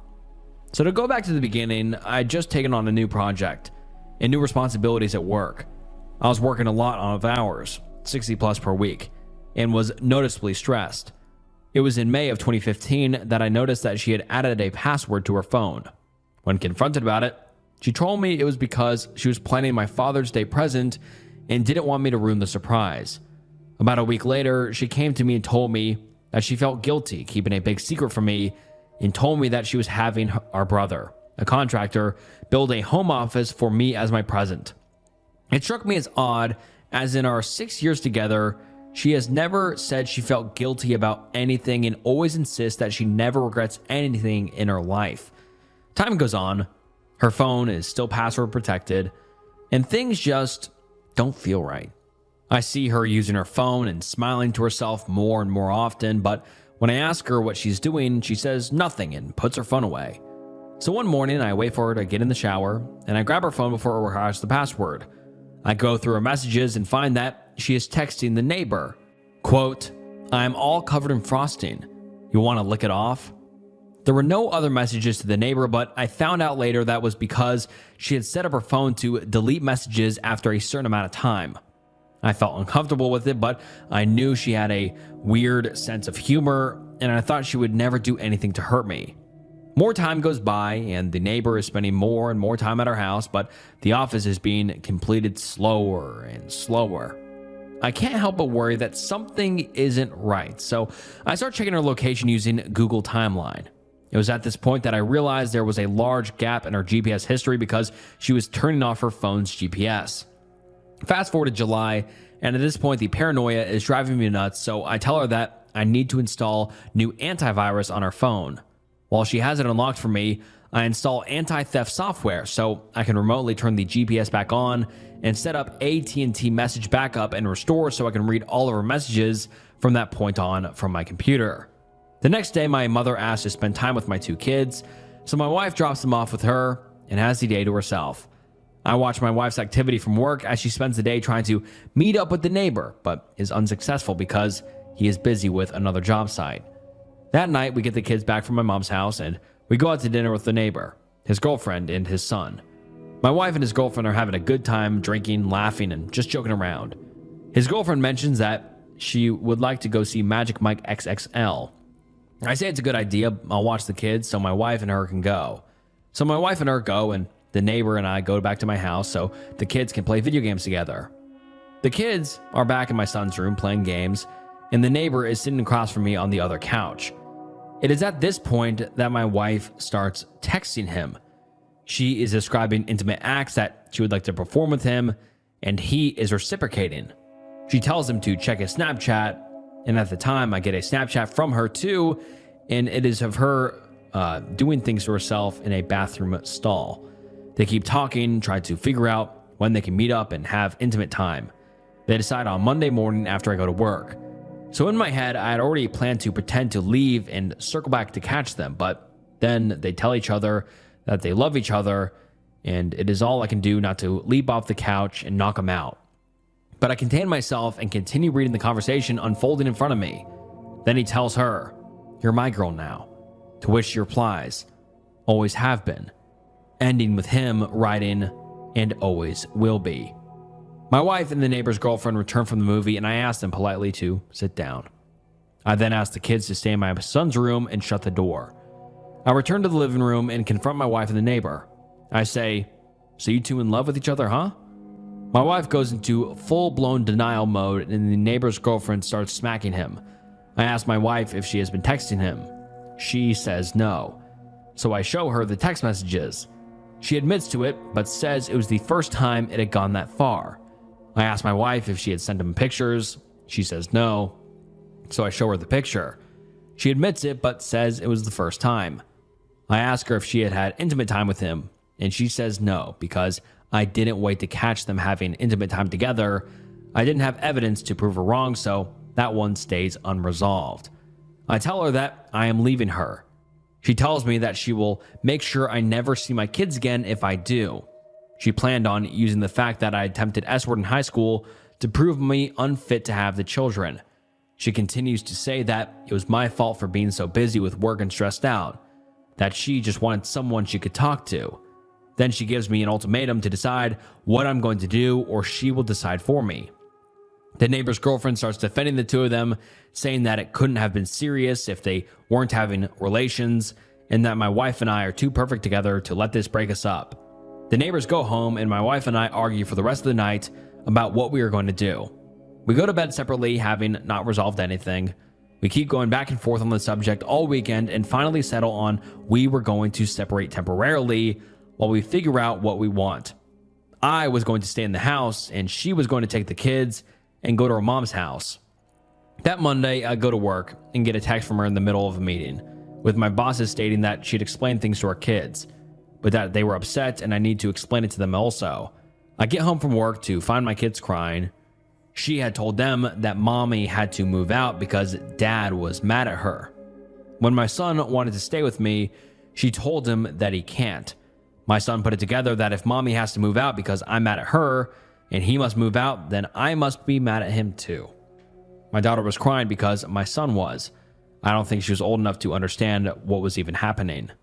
It was at that moment I realized she was going to drag the kids through hell if I left her, so I swallowed my feelings and begged her to stay. She agreed and insisted that I apologize to our neighbors since we were still going to need to hang out with them because our sons are good friends. I hate it, but I do it anyway. We still hang out with them from time to time, and they come to our various birthdays and holiday parties, but I do anything for my friends, and I behave every single time. Things die down for a while. I still think about it constantly. I worry how I can keep from making her so unhappy that she cheats on me again. Then almost a year from the original incident, around Father's Day again, she sends him pictures again. She claims it was an accident, that she meant to send them to me instead. I don't fully believe her, but I move on anyway. Things have been quiet on that front for about 4 months now, but I still think about it constantly. This is going to sound stupid, but I feel like I have a part of my brain that I can't shut off. That is always thinking. I used to use that to solve programming problems, and it made me very good at my job. But ever since this incident, the only thing it thinks about is her and him, and if I did the right thing. My job performance has suffered, and I feel like I haven't gotten sleep in months. I'm afraid that after this much time and the fact that I begged her back, that to say that I want a divorce now would only make her feel more vindictive towards my children and I. I just feel like I have put myself so deep in a hole that I can never get back out. I haven't really talked to anyone about this. I didn't want to talk to my mom about it because I felt like she would treat my wife differently, and I don't need the two fighting any more than they already do. I tried talking to one friend about it, but his advice was to put my trust in God, but that was not much solace for me as I am an atheist. So I have no clue what to do with my feelings or how to even move on from this. And then the OP gives us an update saying, I'm taking your advice. And he says, instead of trying to fix something she doesn't want to fix, she has refused counseling several times in the past before this even happened. I'm going to get myself and my kids out. I met with an attorney next week. Thank you for everyone for helping me see how far I had my head up my ass. And then the OP gives us another update number 2, saying thank you. I would like to give a heartfelt and sincere thank you for the advice and support I've received here. No one could have foreseen the tragedy that resulted from me filing for divorce. You guys perform a wonderful service to those in need, and I hope you continue to do so in the future. And a lot of you may be wondering what tragedy he is referring to here. And I'm just going to summarize because there are news articles and 911 phone calls, but I just won't include those here. I have a longer video on this entire case, but the OP's wife, after being told she was going to he was going to file for divorce, that night they were sleeping separately. The OP's was in the basement, and the OP's wife murdered her 2 kids. And made a phone call about it, claiming to 911 saying, I just murdered my 2 children. And, just beyond terrifying and horrifying story. I mean, it went from a cheating scandal, which was her fault, obviously, to the OP giving her the benefit of the doubt as many times as anyone possibly could. And then the OP finally gets the balls to realize, hey, this isn't right. I'm going to file for divorce. And what his wife does is murder his 2 kids. Just so sad and terrifying, and just so horrible. And the OP continues saying, I would never ask for donations. I think it is incredibly tacky. I've worked very hard for everything I have in life, but because there has been a GoFundMe created by her family, and I can't guarantee they won't turn around and use it to support her in some way. I just ask that you help spread the GoFundMe that my employer created for me. And yes, he created a GoFundMe. Obviously, the link no longer works. I guess it's just because it's so old, but I mean, this case just shocks me to the core. It is truly so horrifying and so sad. And you can just feel nothing but horrible for Jason, the OP. And let's continue. The OP says, if anyone has an experience with GoFundMe that could give me advice, it would be greatly appreciated. My former mother-in-law has created GoFundMe using my last name and pictures of the children to raise funds for the mother who murdered them. She intends to use them for her daughter's medical and legal expenses. What can/should be done about this? And yeah, just to add, the OP's wife didn't die. She's going to jail because she murdered her 2 kids. So that is just beyond effed up that the OP's wife's parents would even legally support them. It's like, if my daughter murdered somebody, I would never in a million years be like, oh yeah, well, those legal expenses will be expensive for you. I'm not going to help you out. You murdered your 2 children, you psychopath. And God, it's just so aggravating, so fucking horrible. And then the OP, Jason, gives us another update saying, final update. An update from Jason in Hell. The first thing you may notice is this is being posted from a different account. I deleted the original Jason in Hell account in a knee-jerk reaction to seeing my Reddit posts in the news. I guess the first question to answer is, how am I doing? And to that, I would say I'm doing well. I have bad days, but I would think that is to be expected. It is just important that, or anyone going through something, continue to use the support of friends and family as well as good coping skills to not let myself be completely defeated on those bad days. I won't lie, I struggle to get back to where I am. For some time, I refused to sleep because of a combination of fear of what I would wake up to and nightmares about that night. And just to quickly add, the OP woke up to that. I mean, he fell asleep, said goodnight to his kids, and his wife murdered the kids in the middle of the night. I mean, just beyond horrible. And Jason continues saying, for a time I used alcohol to sleep, but my family loved me enough to take it from me before it became a damaging and permanent habit. I was hospitalized because I did have thoughts of committing an S-word because I miss my children so much. From that, I learned that you should never be ashamed of your mental health, and not seeking treatment will only make it worse, not better. We have all heard it, but if you or a loved one is struggling, seek immediate assistance. Your life is too important to throw away in a moment of weakness. By putting off treatment, I've only caused everything else in my life to suffer. I lost my job and became reclusive to the house, but don't worry, I have been back to work since December and I have nearly regained my former position and salary, so I'm good and require no assistance. The second question would be, how do I feel about the sentencing? That is something that is hard to answer, because no matter what the sentence, nothing will bring back my beloved children. Do I think she should have gotten the death penalty, which Indiana has? No, I do not. She wanted to die, and after 9 years of giving her what she wanted, when she wanted it, I was not going to give her another thing. Do I think the life sentence will have any appreciable effect on her? I don't know. One thing she always stressed for the entire time that I knew her was that she lived her life without any regrets. Even after I caught her cheating on me, she continued to say she had no regrets. As for the ex-in-laws, they continued to be a problem to this day. Shortly after everything happened, they changed the locks on their home. I was renting from them with my property still inside. After trying to civilly negotiate the return of the property, it was required that I involve law enforcement. That is an ongoing legal battle. A member of the family accused me of stealing property I had purchased from them prior to the death of the children and threatened to take action against me unless I paid double what I had already paid them. I alerted the authorities, and as far as I know, that is resolved. They continue to make visiting my children's grave difficult. During the 1-year anniversary, they sat in their truck and just watched me the whole time I was visiting their grave. Because of that, I don't visit the grave as often as I would like to. If I can impart on you something I've learned through all of this, is that you should always take the time to be with the ones you love. It doesn't matter if they're asking you to read The Pokey Little Puppy for the millionth time, or asking you to play Smash Bros, even though you both know they will wipe the floor with you every single time. Just do it, because you never know what time will be the last time. Always make sure they know how much you love them.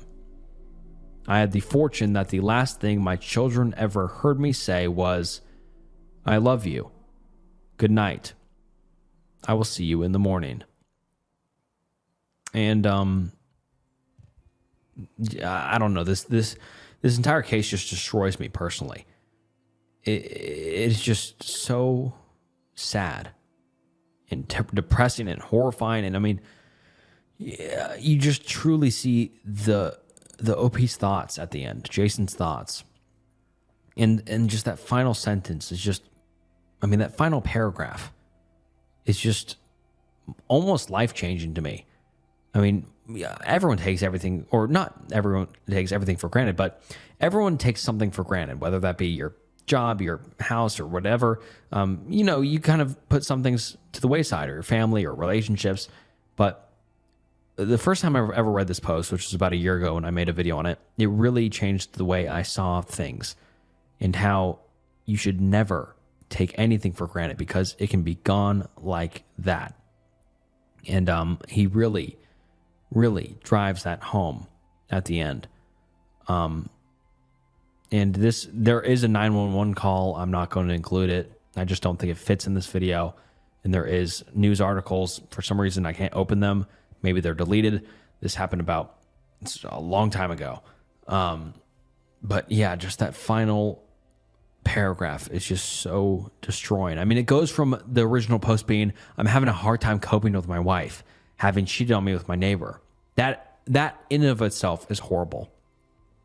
But for it to spiral into what it did, the OP's wife murdering her children and his children is so sad. And just that final sentence of what the OP said, saying, I had the fortune that the last thing my children ever heard me say was, I love you, good night, I will see you in the morning. It's just beyond depressing. And a lot of you have probably heard this story before, but I don't see it often read out in full and how you can just see the events played out. But yes, just a beyond depressing Reddit story. And I can only hope that Jason, wherever he is doing better now. And also that his children rest in peace. And they were taken from the world way, way too soon. I hate my special needs sister, and I'm done hiding it. When my younger sister was born, she almost died from hypoxia. She suffered severe brain damage to the point where doctors doubted she would survive. She has survived to 16 years old now, however. She is about as close to brain dead as a living person can get. She can't move.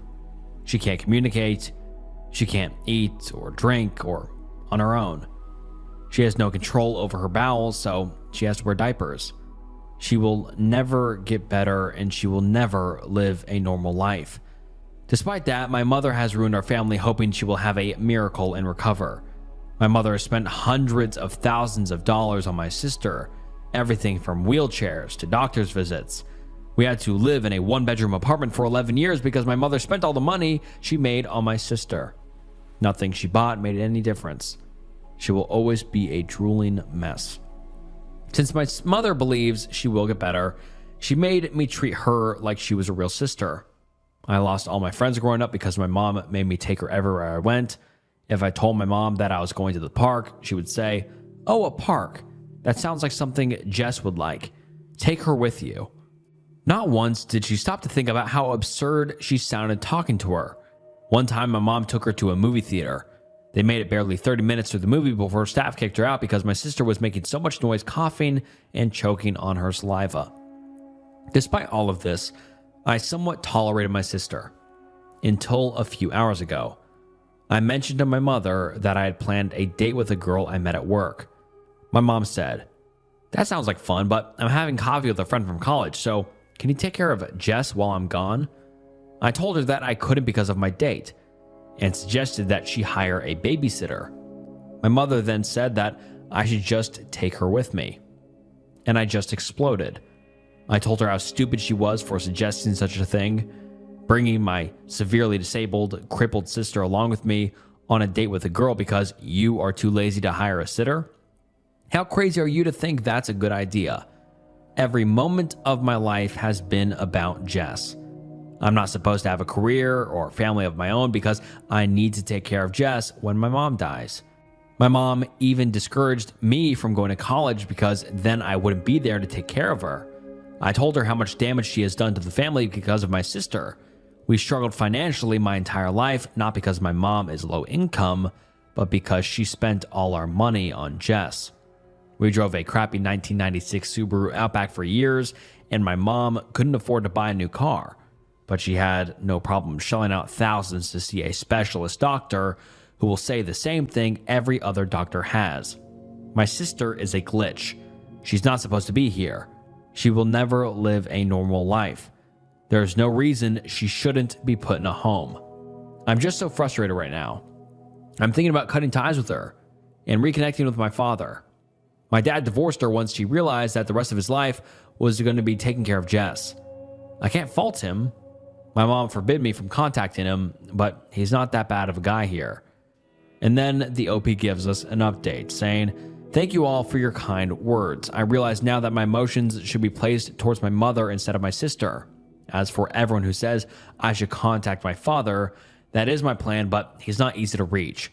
I haven't spoken to him or seen him for a very long time, and he lives across the country. I don't have any way to get his number or email address, so I'm looking through Facebook and Instagram to see if he may have an account I can message. I also don't have anyone on his side of the family who I can ask to get us in touch. As for my living situation, I am still living at home. I plan to stay for a while longer until I have saved enough to afford an apartment or enlist in the Navy. I work part-time while I'm in community college, so I'm not making much.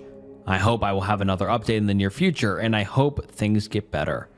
And then the OP gives us an update about a month later saying, "I hate my special needs sister and I'm done hiding it. My mom is dead.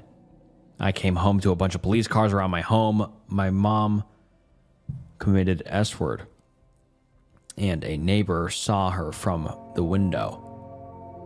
I didn't get a look at her, and I'm glad I didn't.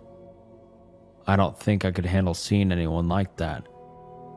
She seemed stressed a couple of days before, but I didn't expect this. Right now, plans are getting set to place Jess in a home. She will have around-the-clock care. I'm not sure what stage of grief I'm in right now. I have a place to stay for a while, and I'm getting my finances in place.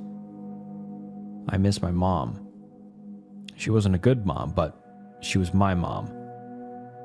I tried reaching out to my father through a family member on his side. To make a long story short, he basically said that he had moved on from us, and that he didn't want me intruding on his new family.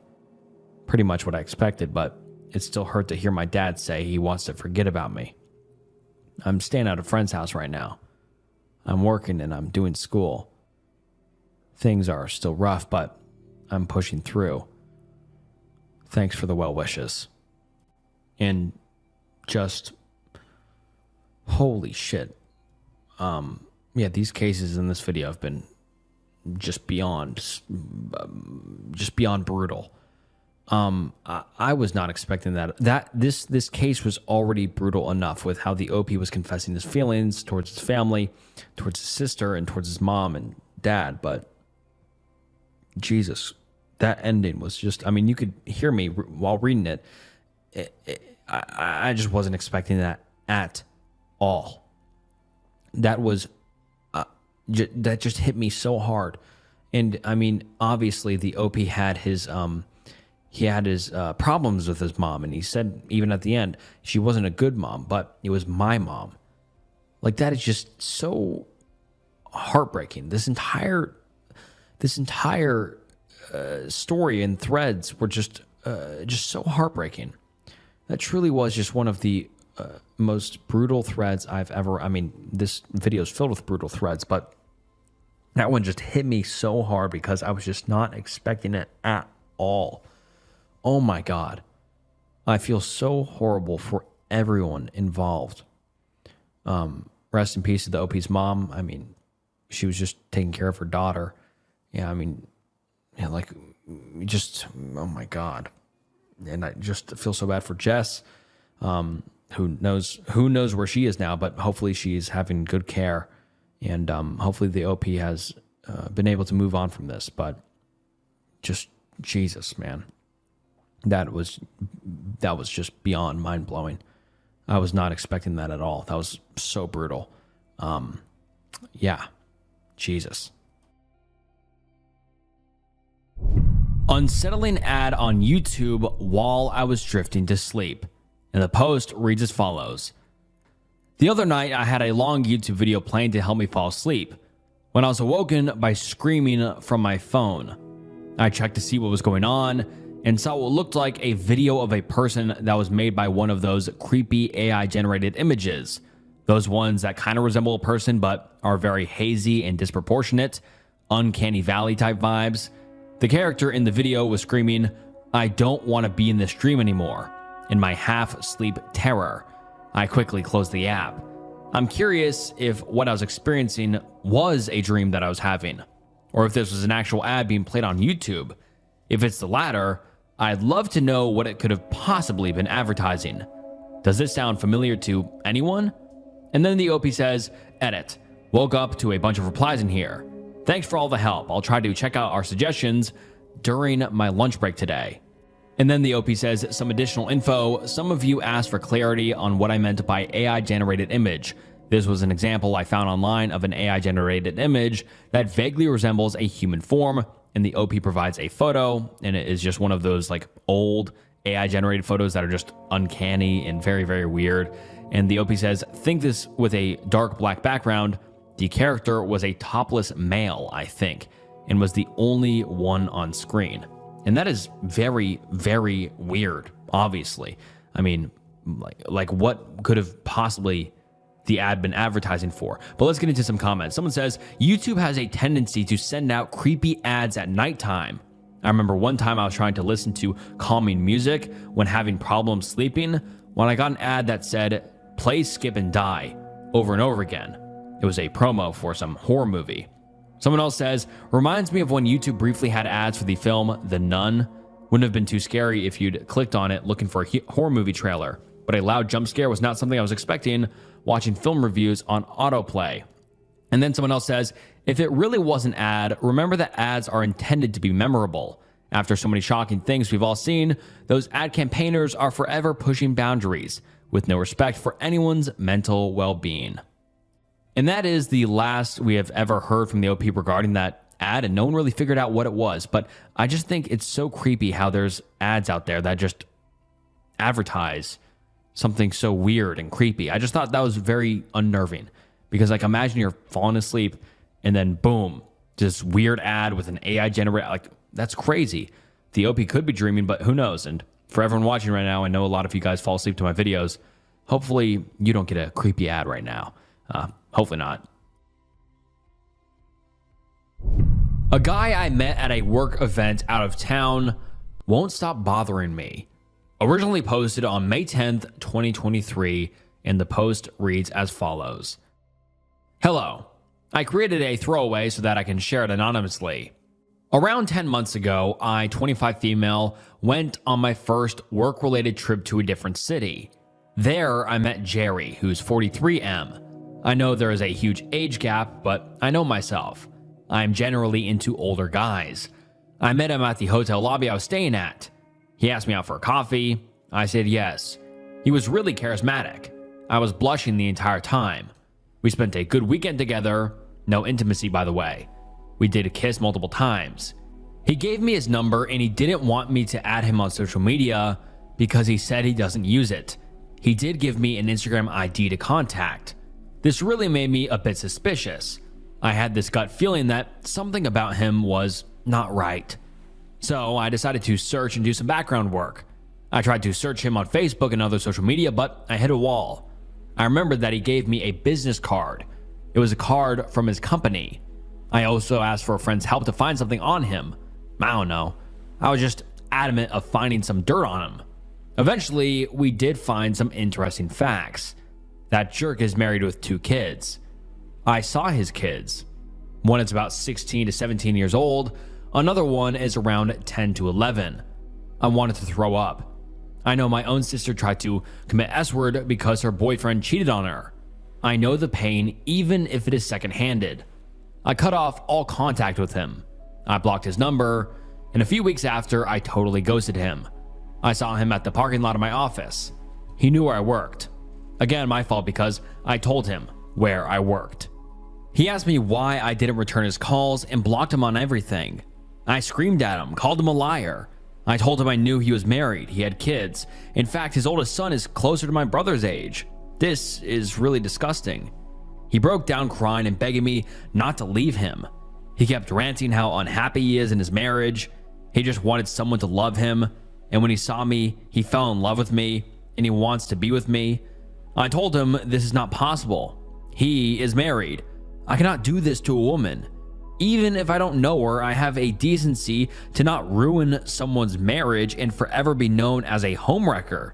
He kept begging. I had to threaten him that I would shout so that people can throw him out. His calling and stalking didn't stop.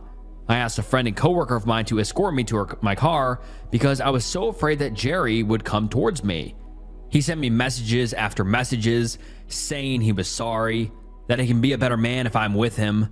I had to deactivate my social media for a while. For like 5 months, it was calm and quiet. I had no issue.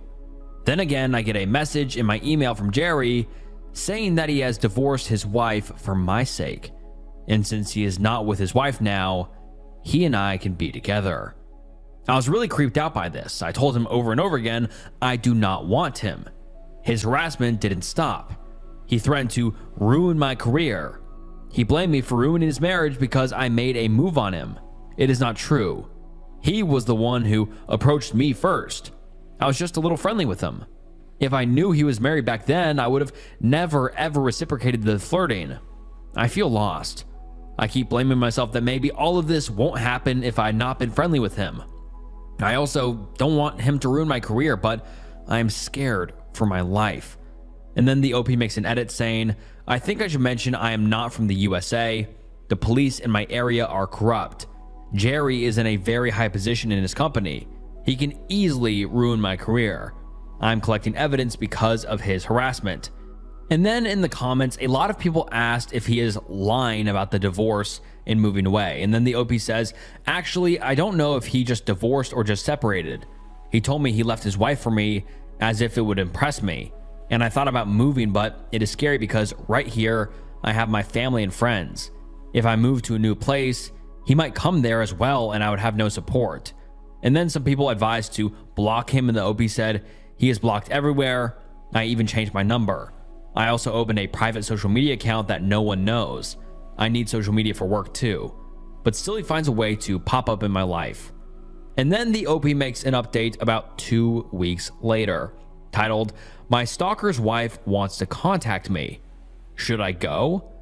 And the post reads as follows. Hi. A couple of weeks ago, I posted here asking for help. A guy I met on a work trip lied about being single. He has a wife and kids too. He has been stalking me. He told me he left his family for me, so I should be with him because he made a big sacrifice for me. I have decided to file a restraining order, but these things take time in my country. But I have my dad and uncle with me.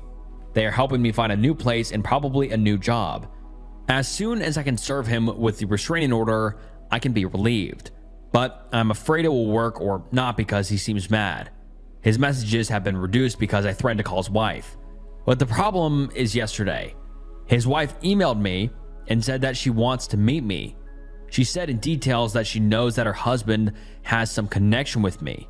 I have never met this woman in my life. I don't know why she wants to meet me. I'm guessing she wants to talk to me, but then again, he told me he left his wife. Then how did his wife know about my information or even my email? If I meet her, my stalker could know I talked to his wife. I am really scared about my life. What should I do? A part of me thinks that she might help me with my case. Has anyone ever been in my position before? And then most of the comments say stuff like people saying that is not his wife and that is him pretending to be his wife, if that makes sense. And then the OP responds saying, I know there's a chance that could be him, but the woman seems desperate. She told me she found something about her husband and wanted to warn me. I don't know how much of it is true. And in my opinion, it's kind of scary how the OP is not really even considering that, because in my mind, it's pretty easy to fake being someone online, especially through an email. It's not like the OP's wife called her. It's just an email. The stalker, or Jerry or whatever his name is, could just be pretending to be his wife so easily. So I don't know why the OP is even considering it, because in my opinion, just go to the police and tell them that she reached out and go from there. But then the OP gives us an update on the stalker's wife, posted 3 days later. And the post reads as follows. So I took your advice and didn't want to see her, which is great. We had a couple of email exchanges. I told her clearly under no circumstances I want to meet someone who I cannot trust. Whatever she has to say, she can say it in my email. She understood. I thought she would be opposed to this idea. She told me that she has been having doubts about her husband for a long time, so she hired someone to keep an eye on him. There she found out he has been having an affair with multiple women. The first time he did this, she forgave him, but this time he is only stuck on me. She said that she found some pictures of me on his laptop. She shared a file which contained some pictures of me coming out of my office, me going to the gym, and me going out to eat. Jeez, that is so scary. And then the OP says, I was shaking. I was in a very emotionally vulnerable state after seeing that I cannot be safe in my own life. I felt like I am being watched even now that I am typing this. Imagine being a prisoner in your own home. I ended up telling the wife to have a Zoom meet for 5 minutes. I used a disposable account, and just for extra safety, I had the Zoom call on a public space along with a friend. I do not trust anyone at this point. I gave her some conditions that I will not be showing my face. If she wants to show her face to me, then that's fine. It is up to her. I saw her for the first time. She looked like the woman I saw in Jerry's pictures with his wife and kids. She was basically crying and telling me that she had made a huge mistake. She should have left that time, and now he is bringing shame to her as well. I didn't say much, just the story of how me and Jerry met. Also, Jerry lied. He didn't leave his wife. He was not separated from her, but I'm sure he will be now. I feel so exposed. I can't believe this is even happening to me. I always saw this happen in movies. I'm moving in with my cousin because I do not feel safe anymore. I wish I never met him. I feel disgusted that I kissed him and I hugged him. I don't think any amount of shower is enough to wash all of that away. Also, I feel guilty that I broke a family too. Thanks for listening to me vent. I don't think I'll update anymore until I get the restraining order. And then the OP says, to be honest, I do not feel safe at all. This guy's been stalking me for God knows how long. I cannot even go to my office without any escorts. In a perfect world, I would have had him locked up for life. And then the OP gives us an update 3 months later, titled, Final Update. A guy I met at work event out of town won't stop bothering me. And it reads as follows. This will be my final update here. If you are new to seeing this, the gist is this guy I met at work trip lied to me about being single. He has a wife and kids. He stalked me. I issued a restraining order against him. So I just want to say there has been a huge, shocking moment. Basically, my stalker, Jerry, tried to pull a Chris Watts. He attacked his wife and kids. His wife left him and he basically went to her place where she was staying with the kids, and he tried to kill her with a knife. Before the police could arrive, he already did damage to her. I don't know details, but he punched her and busted up her face, and she was in a coma for 3 weeks. I heard she is doing better now. Their oldest child got injured trying to help his mother. I wish nothing but good prayers for her and her family. That lady was nice and was so gentle with me, knowing I was AP of her husband. I did send her flowers, but I didn't want to visit them. Needless to say, that bastard is in jail. He'll be serving a long, long time, but the hearing is in September. But the amount of evidence they collected against him is enough to put him for life. I'm happy that I'm finally free. I no longer have to live in fear, but I still get scared at night. I still feel like someone is watching me. I'm still in therapy. I've become so isolated because of this incident that I've started to become neurotic and doubted my close friends. Anyways, I might delete this account now, but thanks for everyone who helped me. And just, oh my God, that is so scary. in just such a bad scenario. I mean, the OP was innocent. She didn't know this guy was married and had kids and got roped into this huge ordeal. And it's so sad that Jerry took it out on his wife and kids. Obviously, thoughts and prayers for them, like the OP said. But also imagine if he did that to his wife and kids and then went to the OP's house and did the same thing, or vice versa. Like, the OP is very, very lucky because it is known that Jerry was stalking her for a long time because Jerry had all those pictures of her in the gym, leaving the office, etc. And the OP is just so lucky that Jerry wasn't following her one day and decided to do something horrible like that. Obviously, I'm not trying to take away from what happened, but still, the OP is very lucky that that didn't happen. But God, just so scary. And there's just so many weirdos out there. So everyone watching, please be careful. And just be careful with who you trust, because you never know what sort of intentions they might have. Found bags of underwear buried in my backyard. Is it a crime scene or creepy trash? I'm not sure if this is the right place for this question, but here it goes. While removing some old stumps / roots in my backyard, I just bought the place a few months ago, so this is my first time digging back there.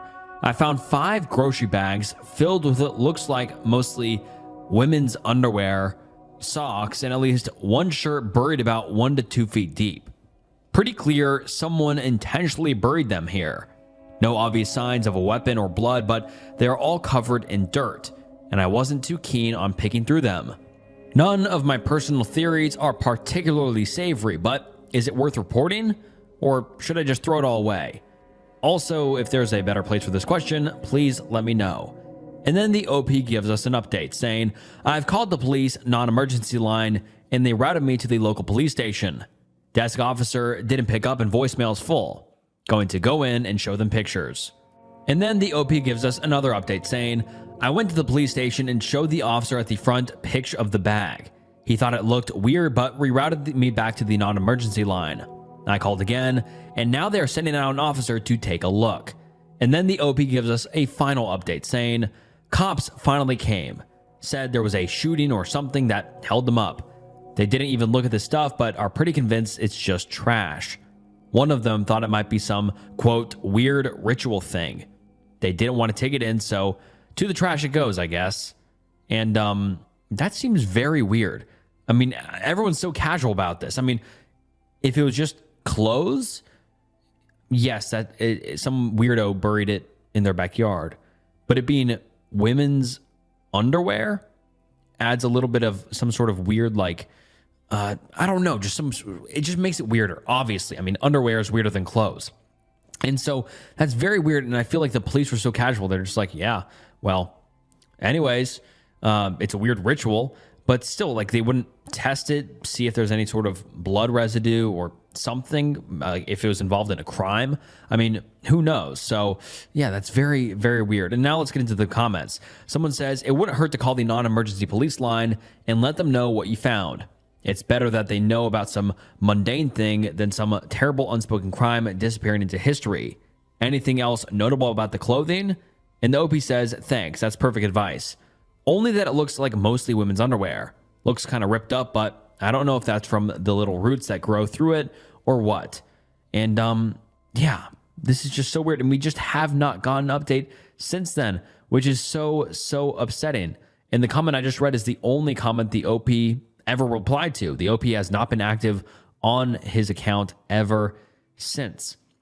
But I just think it's so weird because, I mean, sure, someone could have just thrown away their trash underground, which is very weird. But that it just seems very suspicious, obviously, and it's annoying that the police didn't really care. But what are your guys' thoughts? Vehicles stopping outside of my house and knocking on my door at 4 a.m. when I'm home alone.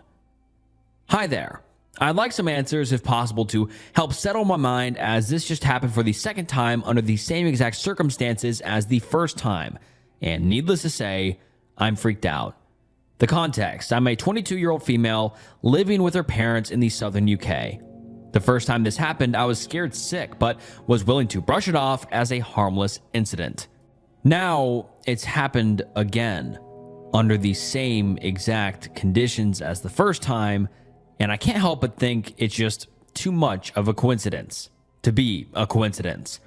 A few months ago, my parents took a week-long trip by themselves, so I had the house to myself for a week. I don't drive or have a vehicle, and they took their car. So my driveway was empty for the first time since they were gone.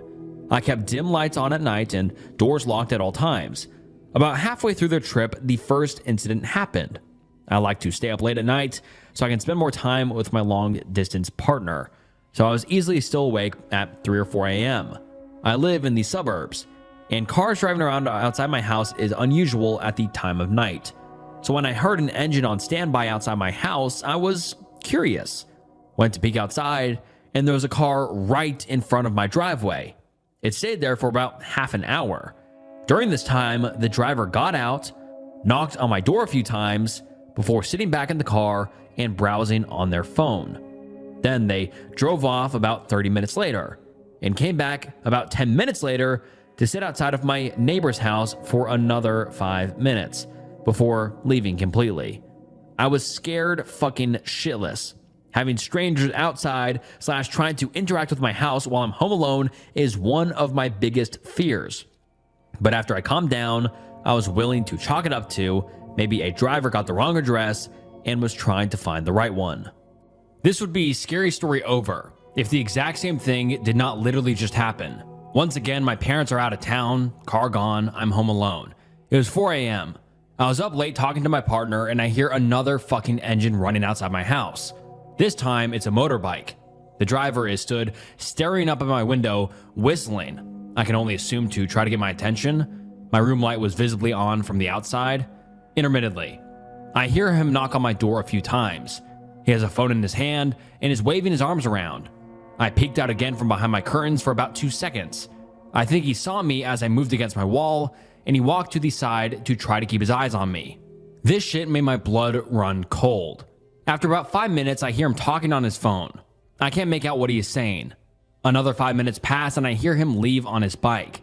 Maybe I am way too paranoid about this, but these two instances are literally the only times I have ever seen this happen to my house. What are the chances both times happen while I'm home alone? No vehicle in the driveway. And at fucking 4 a.m. in the morning. Please, help me gain some peace of mind before I lose it completely. Edit 1. Thank you all for all the comments. I messaged my parents again after it happened and they've come home for a day and they have bought a Ring camera to install. So even though they're going again, I will have a Ring camera with an alarm and floodlight if anyone does come back. I feel a little bit safer with that at least. They will also be making a police report given that this has happened twice now, and if it happens again, I will be calling 999 straight away. No, both times this happened, I did not see any food delivery bags with either of the vehicle / persons, which made me think it was a driver trying to pick up someone instead of a food delivery, but I can't know for sure. Thank you for all the help, and while I am still adamantly freaked out, I feel better with the Ring camera now. I just hope they don't come back so I won't need to use it, lol. Edit 2, my neighbors also saw the guy last night and came over today to let us know in case I didn't know. So at least my neighbors are also aware that something weird is going on. My Ring camera is up and has an alarm, so I feel safer. And now let's get into some of the top comments and theories that people have. Someone says, where I live, you have two main options here. A, somebody's drug dealer is pretty bad with directions / addresses, or B, your house was going to get robbed if you weren't home. Someone responds saying, I should think B is much more likely, given this happened twice, and given they are loitering outside for so long, which, as any drug addict knows, is very much not something dealers like to do. I don't think this is truly sinister, in that they meant to hurt her, but they probably were planning to burgle the house. OP's wife believes OP and their children are clones. Hi, this is my first time posting and I'm not an English native speaker. I'm also sorry for my mess of a text, but I'm just at the end mentally. My 38M wife, who's 36 female, started to become increasingly hostile towards me, the kids, and her own parents. Our kids are 12, 9, and 4. I first started to notice it around 1 week ago when our 12-year-old tripped while playing and fell on her face. I ran to her to reassure her she was okay, but my wife didn't really bother. She just sat on the bench and watched me and our daughter. That evening, I asked her why she showed no reaction, and she shrugged it off and told me that I looked after her, so it's okay. That's not her normal behavior at all, and if that had happened a couple months ago, she would have dropped everything and immediately looked after our daughter. A day after that incident, we ate dinner, and the 9-year-old asked her to pass him the ketchup. She didn't pass it, but responded with, "Why do you want to eat our ketchup?" That caught me off guard, and I was extremely baffled. He asked if it isn't also his ketchup, but she insisted that it's hers and her family's ketchup. I thought she was making a joke, but she looked extremely stern and sincere, so I gave him the ketchup. The rest of the day was uneventful, but she kept looking at me and the kids in this, I really don't know, aggressive fashion, as if we were a threat to her.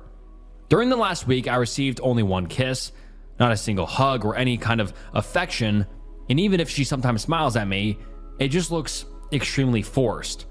Sometimes she just looks at me as if she searches something. Obviously, I asked her a couple times if something was wrong, but she always denied it and said everything is fine. The problem is, she was only hostile towards me. I could somewhat in some way understand it. Maybe I annoy her. Maybe she doesn't love me anymore, or she thinks I'm cheating, or I don't fucking know. But she also seems to hate, or at least be neutral, towards the children. When they talk about school, she doesn't care. When they have problems, she doesn't care. She doesn't tuck them in at night, and I tell our kids that she's just in a bad mood and has a lot on her plate. But obviously they know as sure as I do that something isn't right. It really got out of hand when 2 days ago, her mother called me, asking me if something is wrong with her daughter. Apparently, she doesn't, or at least only briefly answers her texts and doesn't want to meet her anymore.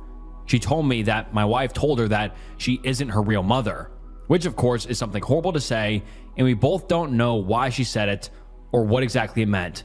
When she asked my wife why she said that, she excused herself and said that it was a joke.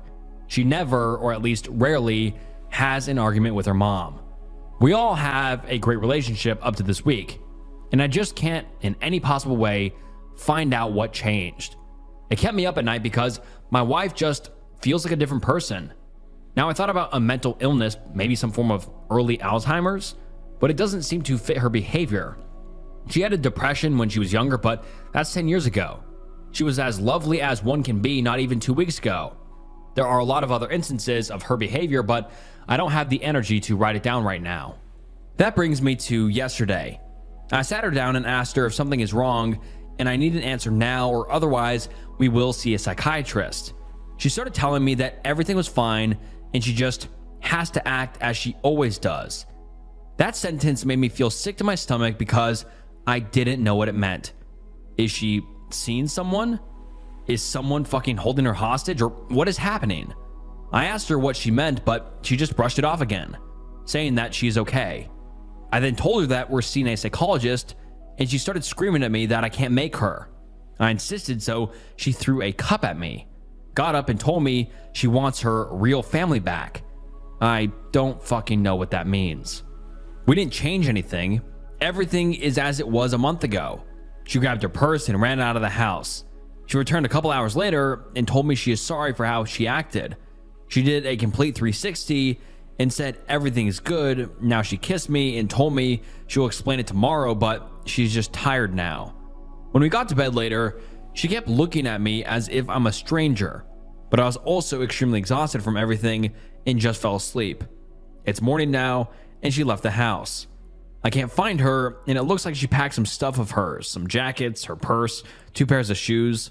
I called her parents, her friends, everyone she knows, but they all haven't seen her.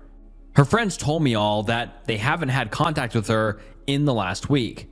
Should I call the police now? Have some of you experienced something similar? I just don't know what to do. I have never felt this helpless. And then the OP makes an edit saying, I called the police a couple minutes after the first people here told me to. The police responded, and they took my story very seriously and said they will search for her immediately. I told them a couple places she might be. I waited at home and distracted the children, saying that their mom took some time for herself. Her parents are at my house and playing with the children. They are just as destroyed and unnerved as me. They had found my wife an hour ago at the local park. 5 hours after, they started searching for her. It didn't look like she was fleeing or in a hurry, but just waiting, sitting on a bench. They told me, however, that she was extremely hostile towards the police and punched an officer. She is now in a psychiatric clinic, but I'm not allowed to meet her nor anyone else. Doctors are caring for her and will call me as soon as they know more. Thanks for everyone that replied. I'm extremely worried and I'm reading into all the mental illnesses you have posted. I just hope it is something they can cure quickly. I still feel like I'm in a bad dream. And then the top comment on this first post reads as follows. Someone says, "Psych nurse here. You need to look up Capgras delusion. This is what it sounds like is happening. Call the police now. She may be in danger."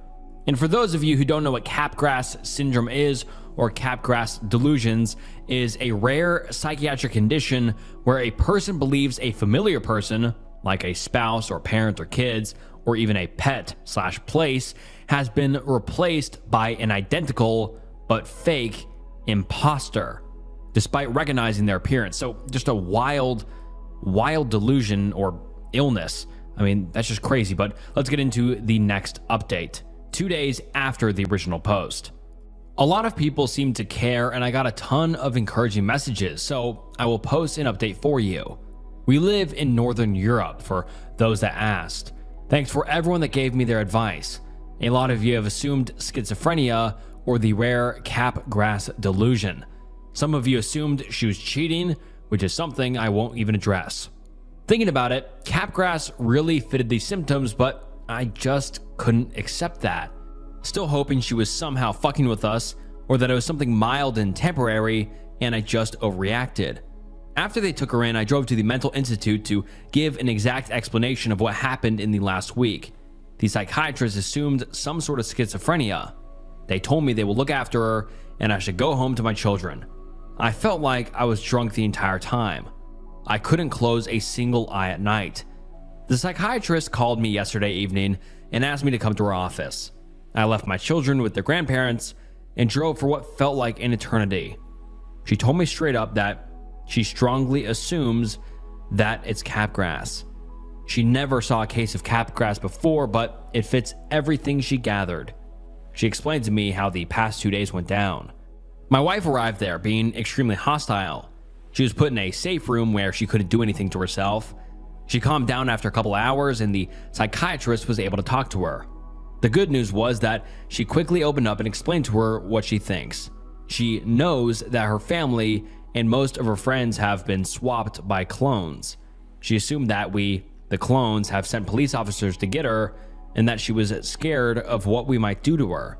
She flew in the first place because she felt like we might attack her, but mostly to get some space. She still isn't sure if the clones are malicious or not. That explains why she was distrusting me and always searched for some signs in me and the kids. My wife said that we act exactly like the real ones and how perfect our disguise was, but she knew that we weren't real because she didn't feel any love towards me or the kids or her own parents. Writing this down feels like a lance piercing through my chest.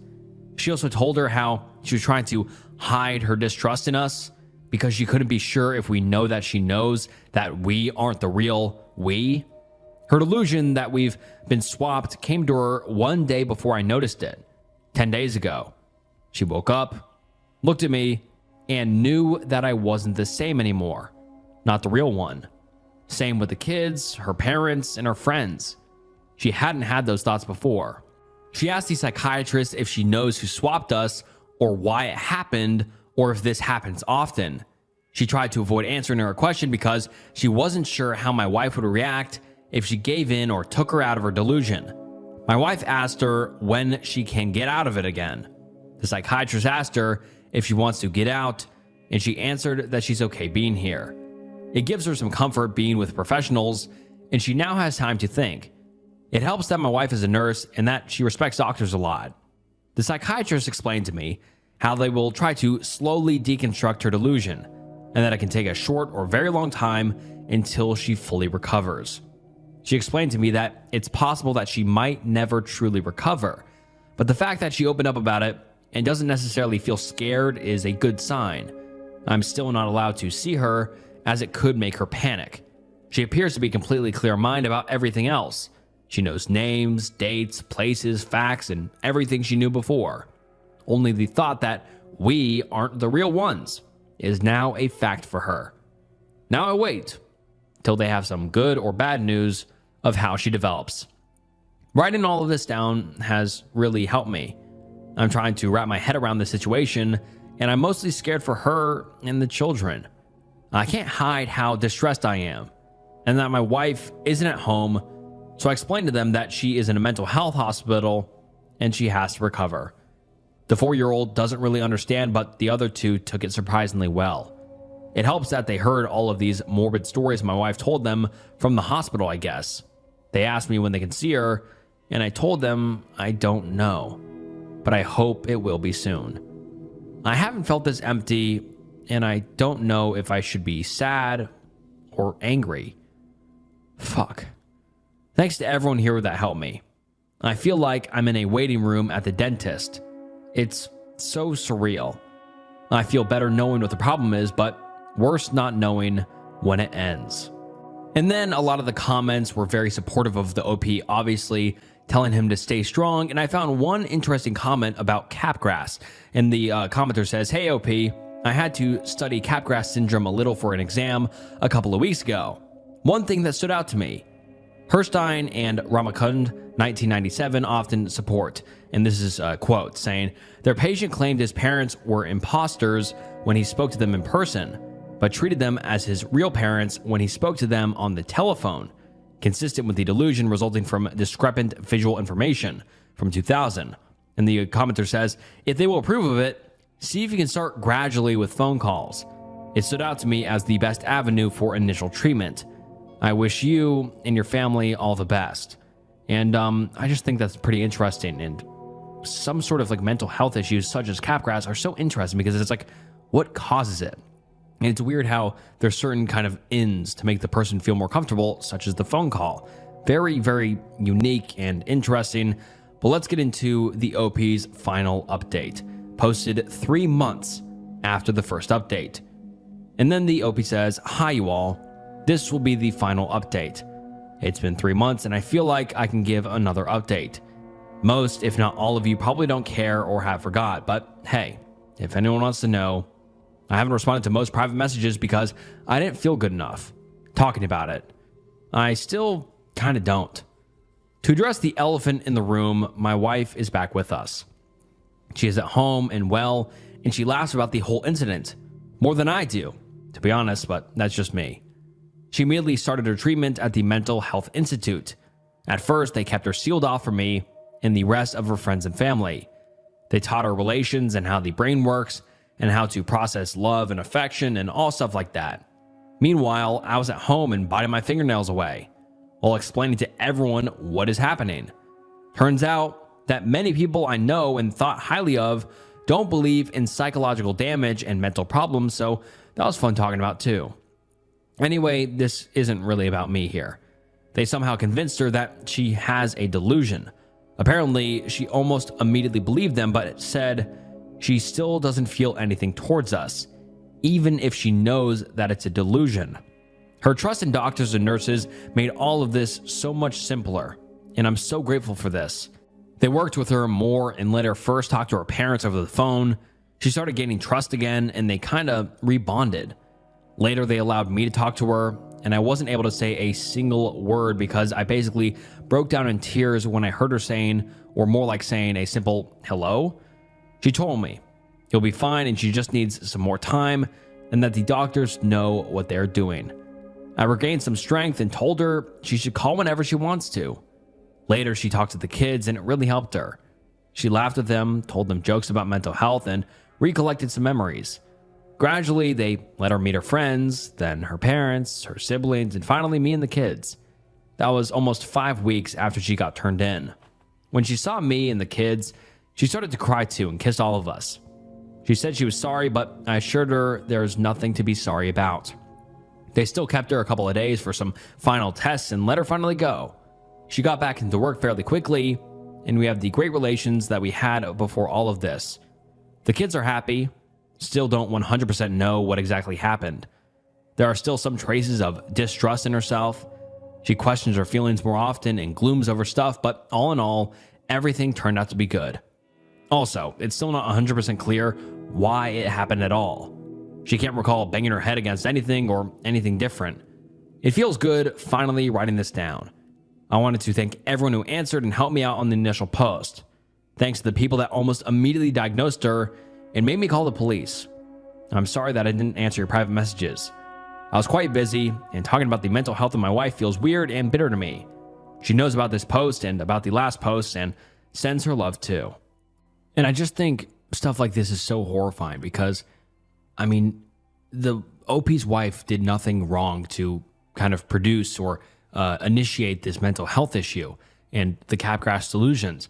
And it's so scary to me that you can just wake up one day and you or someone you love ends up developing a horrible delusion or syndrome or illness, mental illness. I just think it's so scary that sometimes it's just luck of the draw.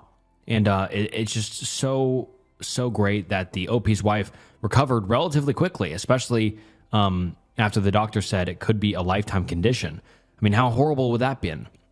5 weeks is not a short time, but still, that's a lot better than a lifetime of being delusional and the OP never getting his wife back and or the kids having their mom back. I mean, that's so sad, but just crazy to me how stuff like that can just happen out of nowhere.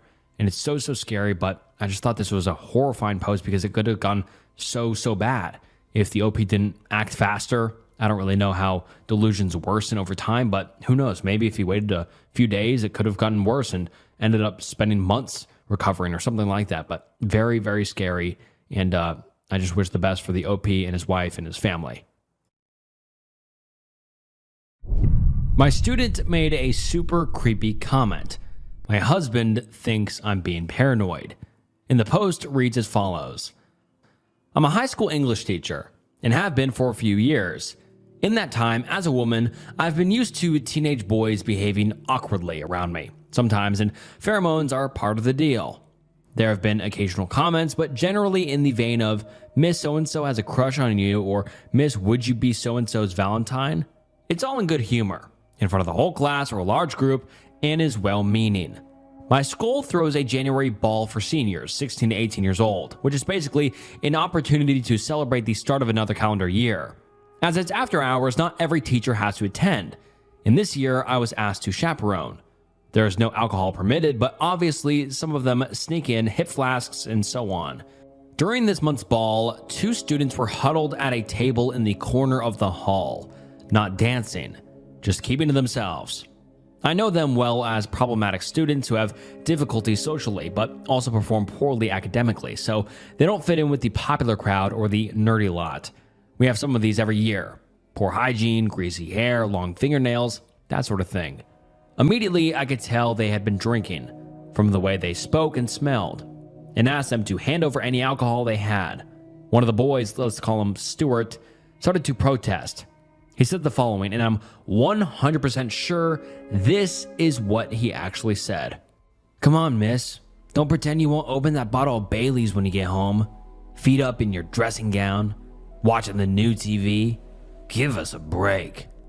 Now, as soon as he said this, I felt my heart drop into my stomach and got cold all over. I just bought a bottle of Bailey's Irish Cream for myself the weekend before the dance. I am in the habit on nights where I don't have much marking/planning and want to treat myself on having a bath and watching a movie/TV series in my dressing gown.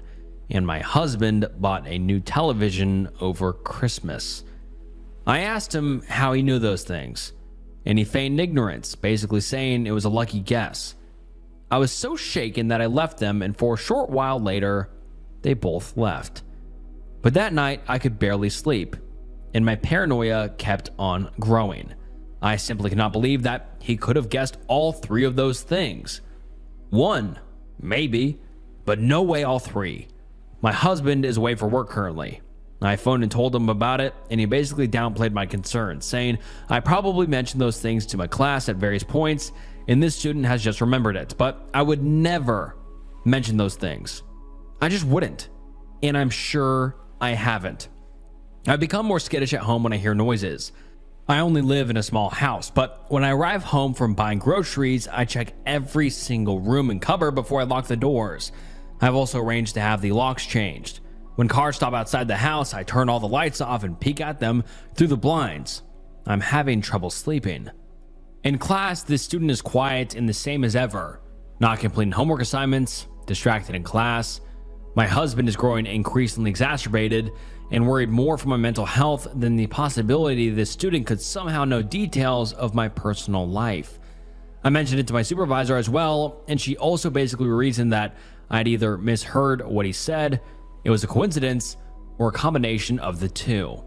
What's the play here? I'm seriously freaked out, and I don't know how to even begin putting this to rest. And now let's get into some of the top comments. Someone says, my thing is, why would he say new TV? I could believe it if he said drinking some wine, watching TV, in your dressing gown, but being extremely specific about your drink of choice and new TV is a little scary. Wine is the trope / TV is what you would think people do / dressing gown is cozy, but those extra added details make it not a coincidence. And the OP responds saying, exactly. If it was just you're going to have some Baileys, or even you're going to have some Baileys in front of your TV, like, okay. But those comments, plus the new TV, and I have to agree with the OP there. I mean, there's just no way it's a coincidence. And that's just so creepy, obviously. It's just, the chances of that being a coincidence is basically nothing.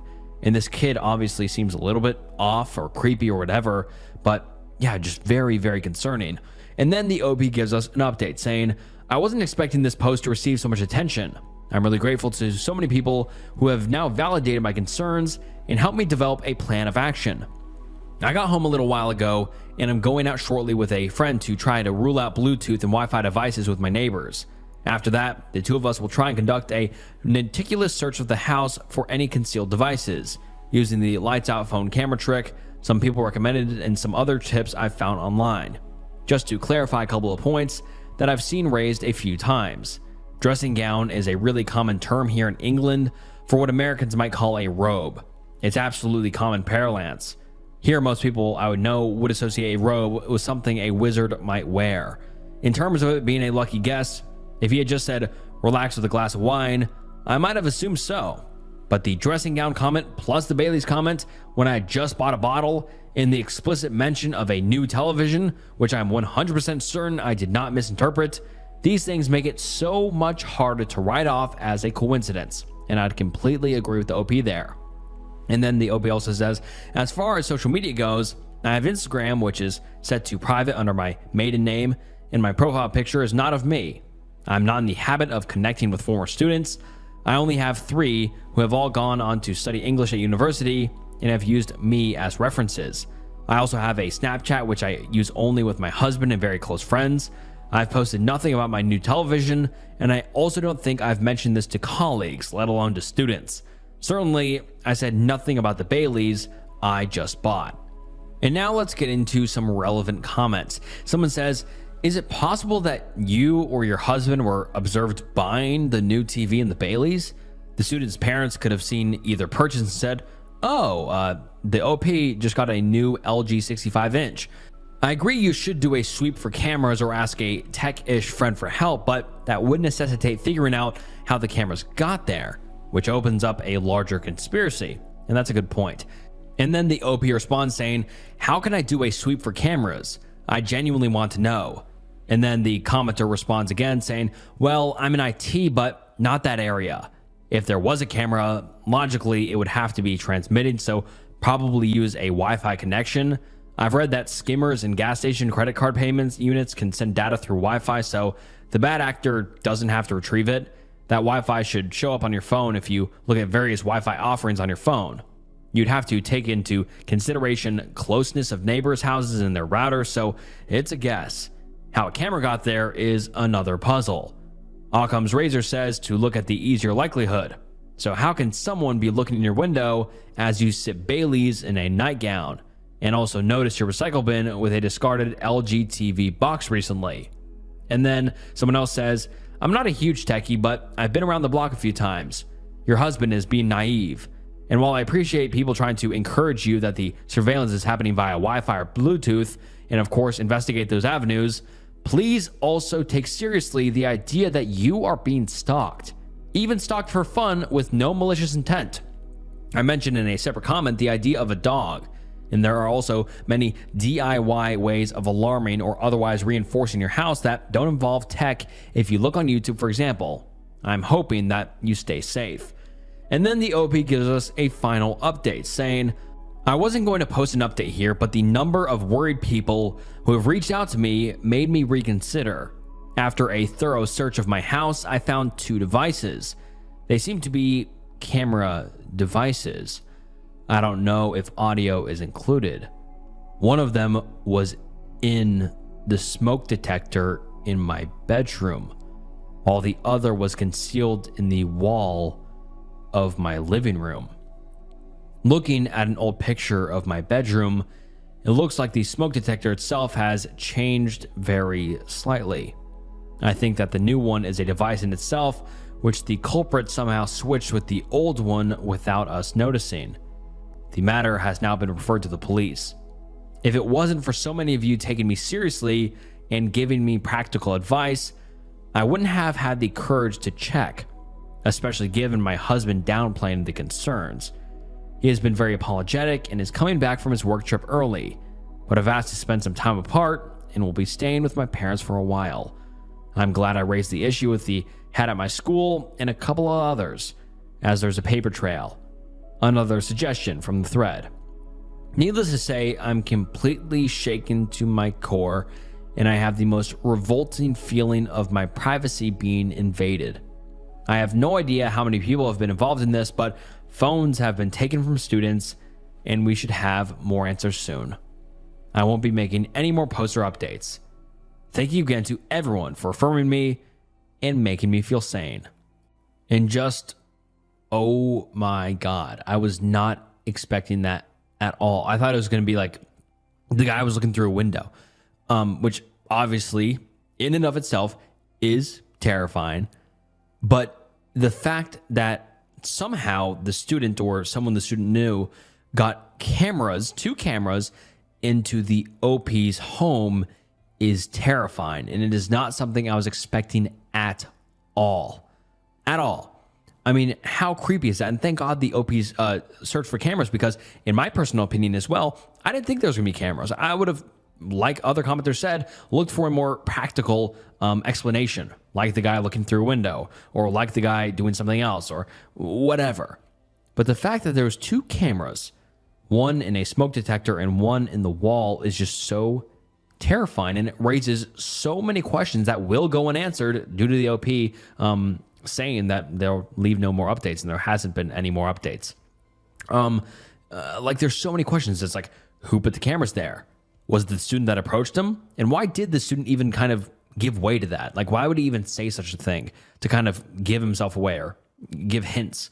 It's just so wild. And I just wonder who's involved. Is it only students, or is it someone outside the school? And then someone outside the school got in touch with students or the weirdos. But God, that is just baffling. I mean, I was not expecting that at all. But yeah, I just have so many questions that will sadly go unanswered. But what do you guys think? I just thought this was beyond insane and so scary. And hopefully the OP got it solved. I mean, I'm surprised this case isn't on the news or something, but yeah, just beyond wild. And all right, guys, those were some horrifying true Reddit threads. I hope you enjoyed today's video. This video was brutal. Very depressing, a lot of depressing threads, but yeah, comment down below what you thought about this video. Would you like to see more videos like this in the future? Did you think it was interesting? Comment down below your thoughts, and please like the video, subscribe to the channel, follow me on Spotify, follow me on Instagram, all that jazz. And I just want to say thank you so much for watching to the end of the video. It means the world, and I appreciate it so much. If you enjoyed this video, I'm sure you will enjoy other videos on the channel, so check those out. And yeah, thank you so much for watching. This was Snook, and I'll see you next time. Bye.